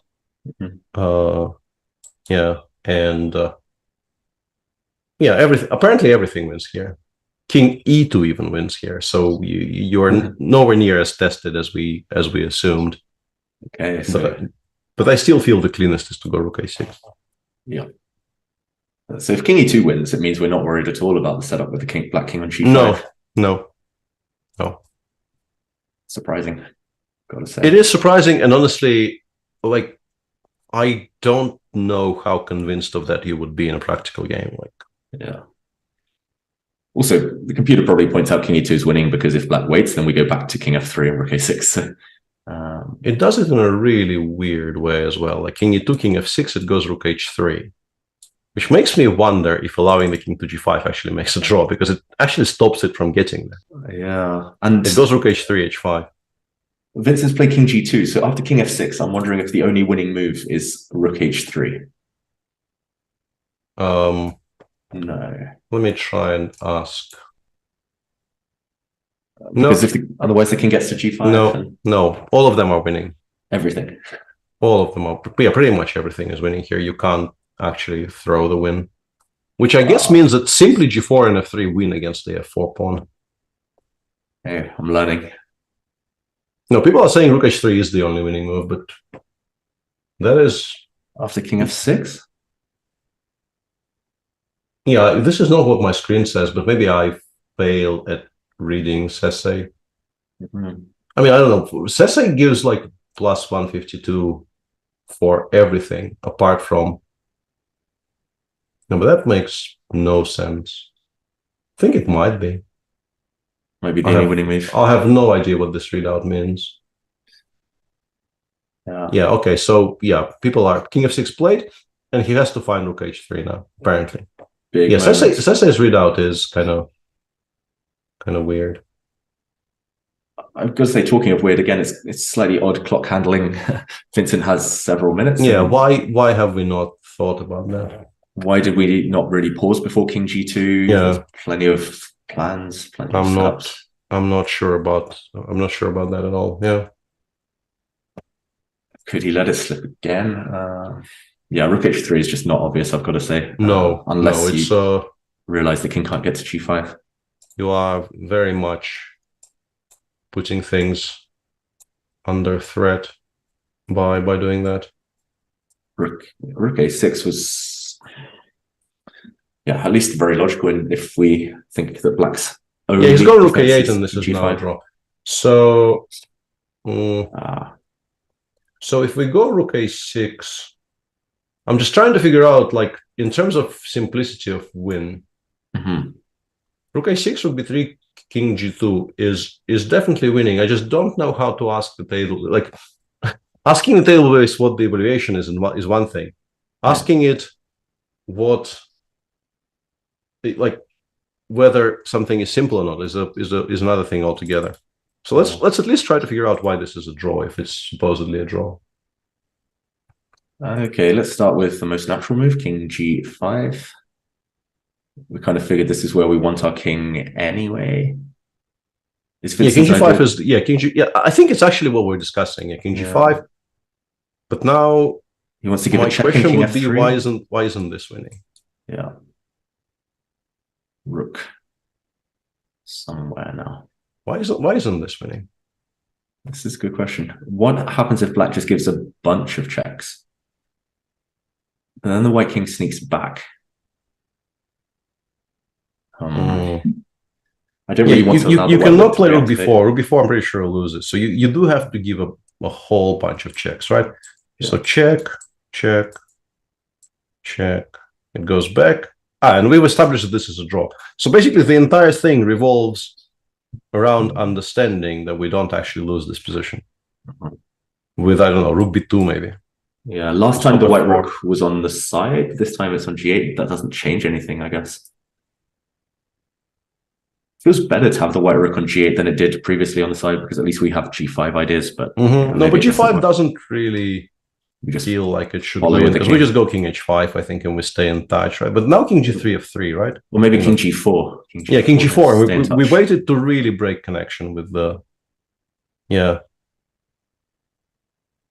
King g5, the only drawing idea here, by the way, as we maybe established, but important to once again note that if you don't play King g5 right this moment, you've lost. But that's, I guess, just a matter of working things out. You see you're losing the f-pawn anyway, and it's just trying to create a nuisance for white. So. Yeah, he's got Rook b3, which loses to Rook a5, and this actually isn't difficult. Yeah. If Vincent spots Rook a5 here, he wins, because the f4 pawn is just going to get. Actually, that's also not true, because I saw it on my screen being like Rook a5, King g6, Rook f5, Rook a3. But then we play f3, Rook a4. Yeah. And this is actually how they win. It goes f3, it goes King h4. It gets to h4, and then it gives some clever checks and wins. Like it goes Rook g5, maybe Rook like b5. And the king gets to g5. It's not that difficult. It's not that difficult, but it still requires some work. But here, I think he'll find it though. Drop the pawn, no? I think he'll find it though, because I think, like, if you get to this position, you ask yourself, yes, of course I can get here, but I'm not altogether sure I'm winning. Is there a cleaner way not to allow this blockade with the king on h4? And then you start calculating f3, and I think you will come to the conclusion then eventually you will be able to climb out and win. I think you mentioned first time you have to give a check with a rook on g5 in that variation. He's played rook a5. Yeah, of course he has. The question will come here. Yeah, they will get basically they will have this position in about 3 seconds, and Vincent will have to make a decision. I'm also wondering, I just want to... If we follow that line, Peter, like with f3, yeah. I think if we follow the line we showed earlier, rook a4, king h3, rook c4. Yeah, I think you're right. We have to give rook g5 check first, and then rook b5, because after rook a3 we need to play g5 check and king g4. It's very possible. Yeah. It's very, very possible. So in case of king f6, we have simply rook b5, and then we get here. And in case of king h6, it might, as David is saying, be very, very relevant that we have g5, king g4. But by this point, it does look kind of trivially winning. You'll find it. So yeah, we've gotten to the spot. Rook takes f4 is a draw here. It's not technical difficulties. It is just a draw. Yeah. And it's surprising because earlier when Nodibek went into this line, when he played some of these, I'm trying to think exactly what move, when he played d4 at one point, he clearly had seen that giving up a couple of pawns and bringing the king to h4 was a draw. So it's surprising that he didn't play king g5, given the opportunity in this last variation. Yeah. And rush towards h4. But they are tired. Yeah. I think, they're generally, Nodibek in particular, I think impressed me a great deal as being somebody who is very difficult to tilt, but simply just tiredness. This is a very, very difficult tournament. I think it's very easy to underappreciate just how grueling it is to play 7-hour chess day in, day out against this level of opposition. Yeah. So yeah, we are seeing mistakes, but they're not trivial mistakes. No, I mean, they're easy to make for sure. Just who will make the last mistake? I think that's the question at the moment. Will Vincent play f3 and win, or will he take an f4? And most likely it will be a draw. Yeah, Chad is asking how clear would it be to a grandmaster that rook takes f4 is a draw. I'm sure there are some people out there who would instantly say it is a draw. I'm definitely not one of those people, but I would know I'm making my job very difficult. Like, I would be able to pinpoint that I am creating significant problems for myself, and I would be reluctant to play it. Yeah. Again, the fact that he's paused means that he will most likely draw similar conclusions after a bit of thought, and then look for alternatives. And the alternative is f3, strictly only f3, and then back to that line we showed. Yeah. Slow and steady. It's so curious that often the best move, actually probably throughout the whole ending, the best move was never to actually take the pawn as white. Like you ignore the f pawn, you ignore the d pawn, eventually you take the d pawn, then you ignore the f pawn as often as possible, and then you win. Yeah. It's really it is quite remarkable. Yeah, absolutely right. The number of situations where Vincent just did not take a very healthy pawn in a first 2 against 2 and now 2 against 1. And we'll have to continue doing so here in order to win. Yeah. I wanted to say the good thing for him is that rook b5, rook c5, rook d5, and so on are still winning. But obviously, that's completely irrelevant because eventually you will still have to go back and play f3. Yeah, he's done similar before. He's waited around with his rook before, but this time it feels like a very much strict decision between the two. He's about to make his move, it looks like, on the camera. But he looks poised. Which one will it be? Down to 3 minutes, and I think those are the last 3 minutes. Like he actually is on his final time control. Luckily, I think once he does that, he will win, because from there on out, it becomes very, very straightforward. Luckily, it feels like the final key decision. It's either f3 or rook takes f4, you choose one, and then the rest of the game plays out quite logically. Yeah. 3 minutes. Oh, by the way, hang on. This? Oh, rook a4.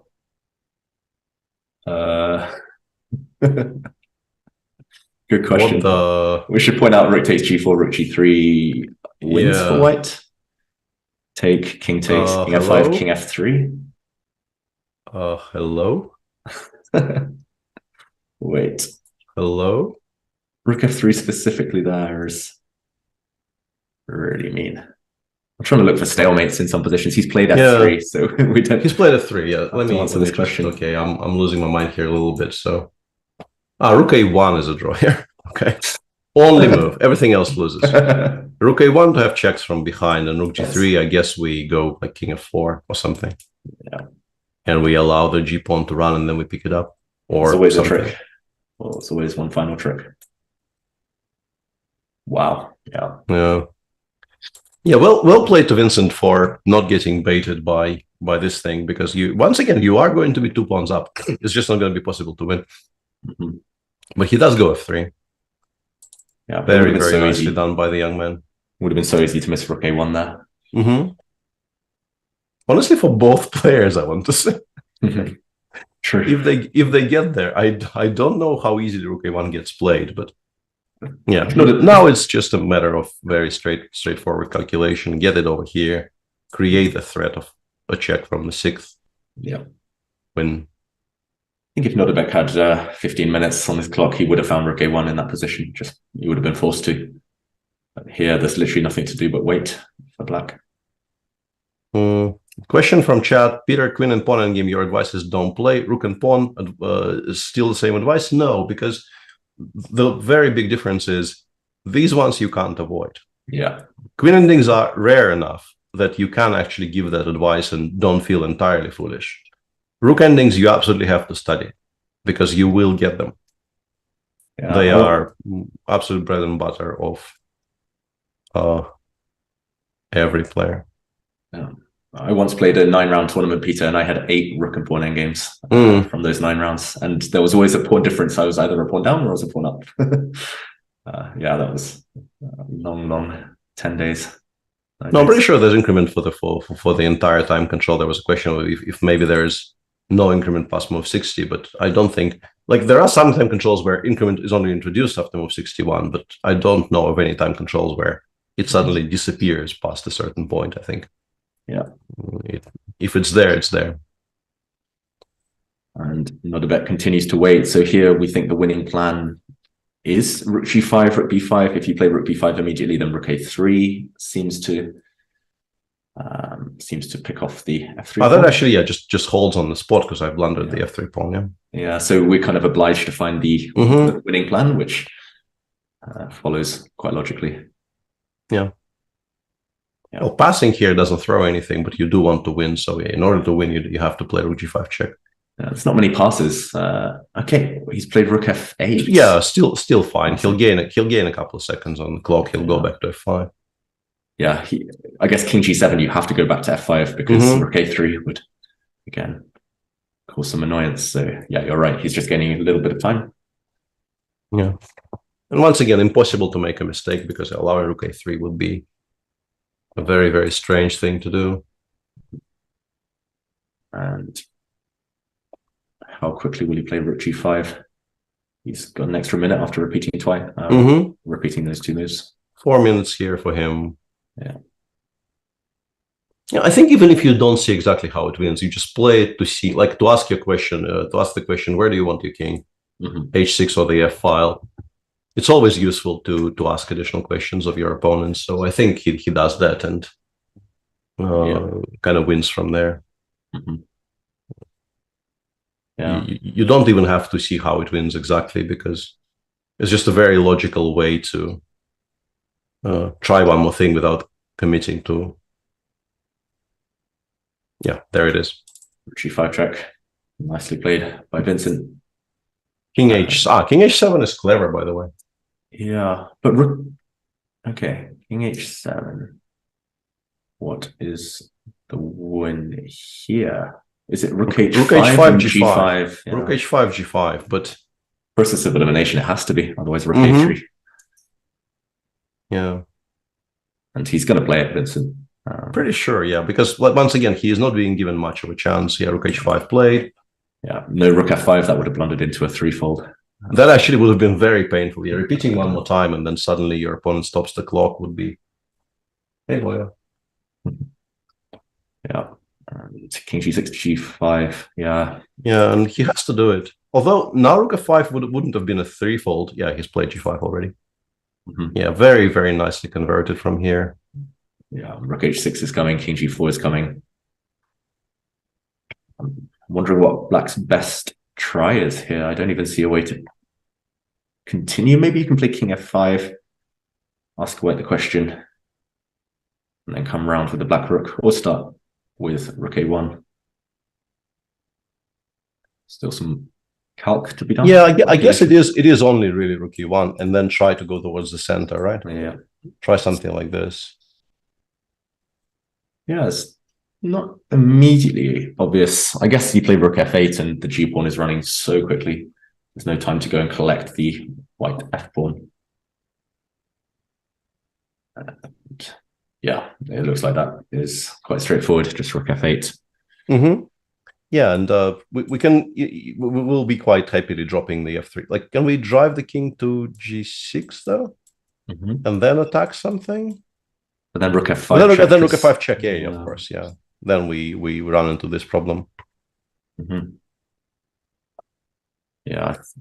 Unfortunately, the white king will be so close to the black f pawn, you can never give up your rook in time. So run. Yeah, I think Noribek by this point, judging by the speed with which Noribek is making all of these moves, he's realized that he's lost, and there's really no point in thinking things through too much, because the only way he maybe saves it is through Vincent being very low on time. But this is now incredibly calculable. Yeah. You just get there move by move. You want to be able to play g6 next move, so you pretty much always play rook f8. And yeah, it becomes just very, very straightforwardly calculable for Vincent.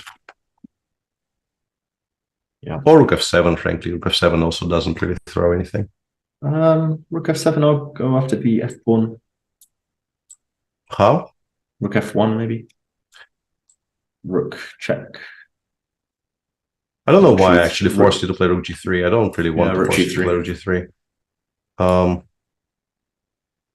Yeah, once again, I'm being betrayed by the fact that I know that it's winning. Yeah, I mean, I'm sure it's winning. You're probably winning a race. But how? Quite comfortably. But,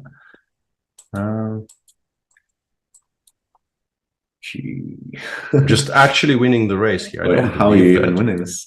Yeah. This is very confusing, because yeah, on my screen there it says it's winning, and but it's okay, it goes. Yeah, I mean, this is just completely illegal. This is just completely illegal. Yeah. You can actually probably work that out, but it's completely and utterly illegal. Rook f8, you protect the promotion square g8, so none of this is necessary. Yeah. He's got enough time, still 3 minutes. Vincent. Yeah. There are some alarming messages in chat, but on our screen hasn't made a move in this position yet, so I don't know how to react to them. Maybe there are people are just trying to freak us out. Oh dear. I'm nervous now. What else could that be? Rook b6. Yeah, I really don't know. Like, it feels like you can't really play anything else but rook f8 here. Is it still the same, by the way? It actually is still the same. Oh god. Okay. There is still this. G6. And the race is still a draw. Because I give a check. I guess I give a check, right? Oh, and you I go can like drive me forward. forward. Oh my gosh. So the way to win this position as well is to play king g6 to give this check and to put the king on f5. Whoa. Okay. Yeah. We did it again. We jinxed it again. This is way more complicated than No, yeah, this is far from obvious. Wow, yeah. All of those checks forcing the white king forward, that would have been so sneaky. And I can see this being a reason not to play rook f8. I just don't see any alternatives. Yeah, but alternatives. You have to play either rook f8 or rook f7. You have no other like everything else actually does give black an immediate draw, because you lose a tempo in all of those races. Like king h5, rook f1, you've lost a full tempo. Like the difference is, if you play king g6 here, you do not have a check from the e file. You need to be able to push the king in that direction, otherwise it's just very, very clearly drawn. This is so cruel to Vincent. Like, he has a minute and a half, he's still winning, but you have to actually part with your f3 pawn without pushing the g pawn for now. I don't know if Yeah, he also doesn't know. I'm not sure I would be able to resist the temptation of playing rook. Yeah, he's gone rook b6. He's gone rook b6. And now both rook g1 and rook h1 are apparently good enough.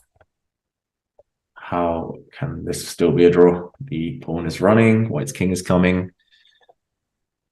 Let's assume... Once again, you gave yourself no opportunity to give a check from the e-file. I think that's it. So like we can, even let's say, rook g1, king h5, rook g3, I guess, right?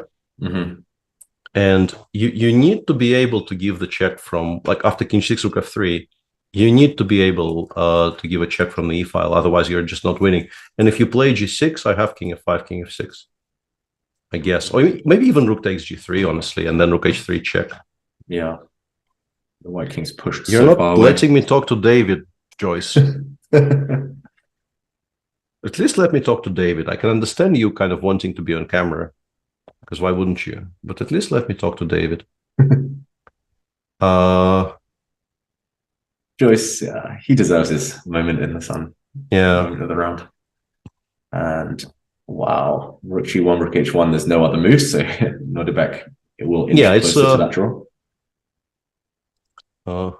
He's going to find I mean, he will still, I think it's still possible for black to make a mistake here, but it's much harder because you really can't play, you know, much of it. Like king f5 instantly loses to rook b5, king g4, so you know that. You know you can't go here. Yeah, crystal clear.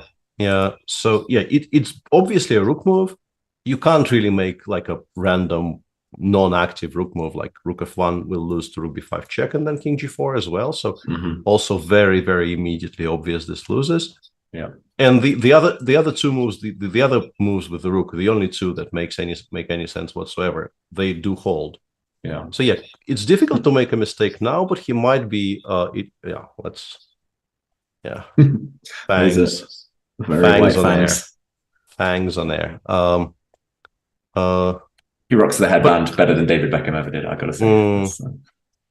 Rook h1 check. Yeah, rook h1 check played. After king g4, he will of course have to play king rook g1 because otherwise rook b5 check comes in. So once again, impossible to make a mistake here. But after king h5, how easy it is. Rook g3 only move, but rook g3 just blitzed out immediately because, of course, you can't continue pushing the white king towards the squares it wants to occupy. And g6 even rook takes f3 is a draw, which is kind of regrettable for Vincent here. Yeah, this is just a draw now. This is so cruel. It is brutal for Vincent, honestly. Just absolutely brutal. It's not even difficult to calculate that, actually. G6, rook takes f3, g7, you can just play rook g3 even. Rook g6? And rook, just start checking. And then start giving checks. Yeah, that as well. Yeah, that's very clear. Yeah. But also, I'm pretty sure we have tempi enough here just to go here and play f3 against anything. I think we have far. King f7 last move, sorry. Force you to take... Oh, wait, f3. Actually, you don't force me. I can still go f3, right? Yeah. I can still go f3. Yeah, I have one more tempo, and then I will take eventually, yeah. Yeah, he's gone rook b3, but now simply king f5, king e6. And also very usefully for Nodebek, no other moves. Allowing king g6 would be criminal. Yeah. So king f5 played, you have to give a check from b5. What else can you do? King 6 only legal move on the board. And once again, we come to the same point that you can play king g6, but you need to be giving a check specifically from the e-file here. You cannot give any other checks. It has to be from the e-file. Drives the king away, and you have to go back towards the black f-pawn. Wow. Or alternatively, let me lose a tempo here for black, just to illustrate something. I don't know how. Hang on. E5, maybe? Yeah, like this. Yeah. My point was, I think if it goes king d7, we go rook e4, and then our idea is to set up this, right? Which is just good enough, but it is good enough because this rook is very, very passive and this one isn't. Wow. Unbelievably instructive endgame, but he will feel so dejected. This will feel like a loss for Vincent. Yeah, he will feel so dejected about this. And once again, these are not simple mistakes. No. All of them are very, very understandable. These are not easy things to miss at all. Now I think even king f6 is a draw, right? Very simply. Yeah. Yeah, king f6, we put the king on g7, we put the king on g8, and then we take and give a check if it goes to h6.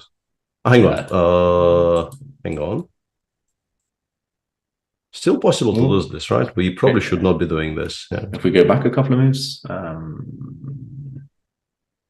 wow. Okay. Yeah, I guess we go king f5. Yeah, we just don't go King passive. F5, We go yeah. active. Yeah, king h6. Now we can take. Yeah, and Yeah.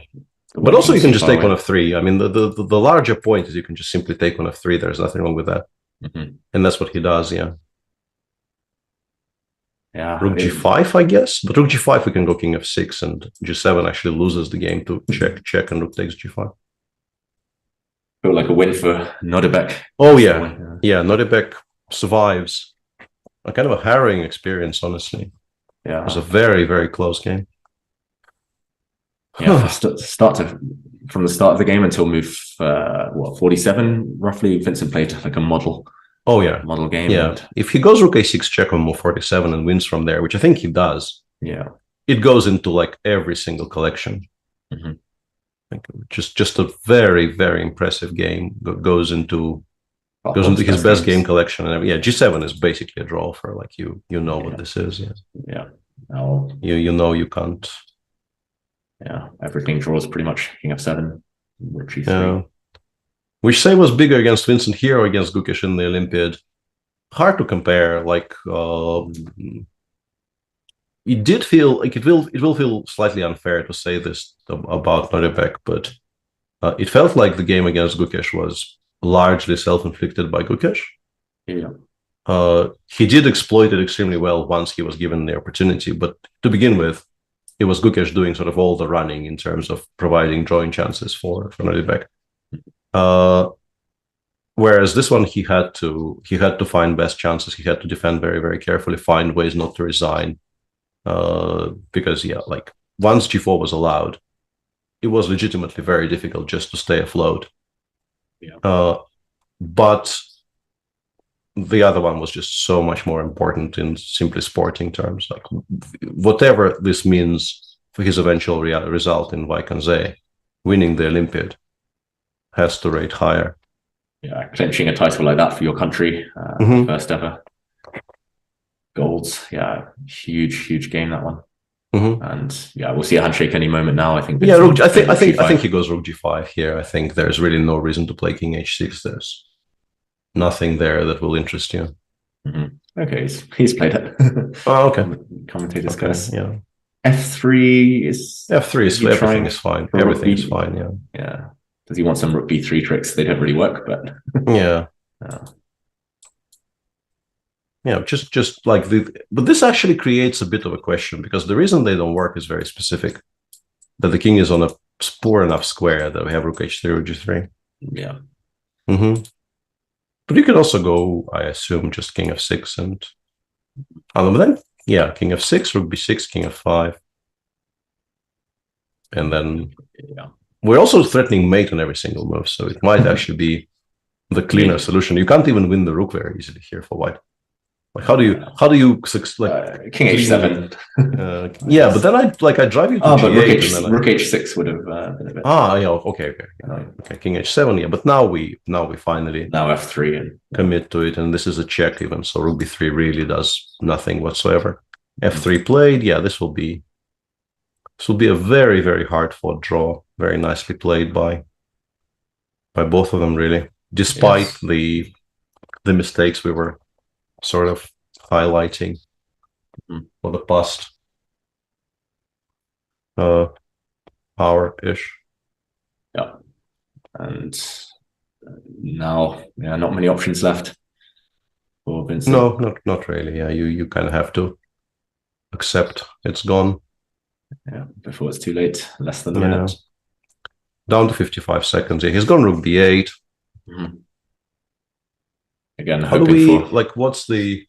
Yeah, you just go forward, right? But like weirdly, even king f7 somehow is still a draw.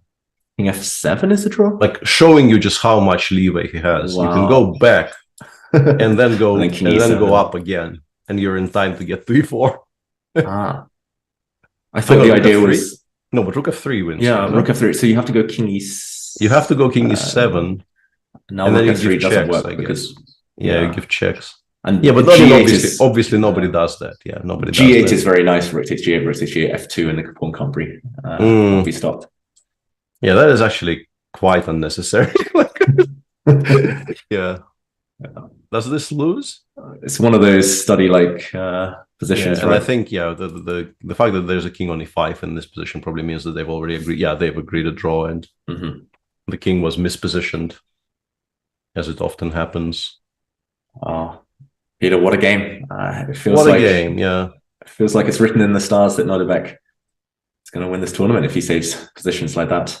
But, it does feel a little bit like that, but he doesn't have a very easy run in. I think he hasn't played Anish, and I think he hasn't played Wesley, and Wesley and Anish haven't played each other as well. So there is a lot of extremely close, extremely important games ahead, because our leadership trio hasn't really had any of the derbies yet.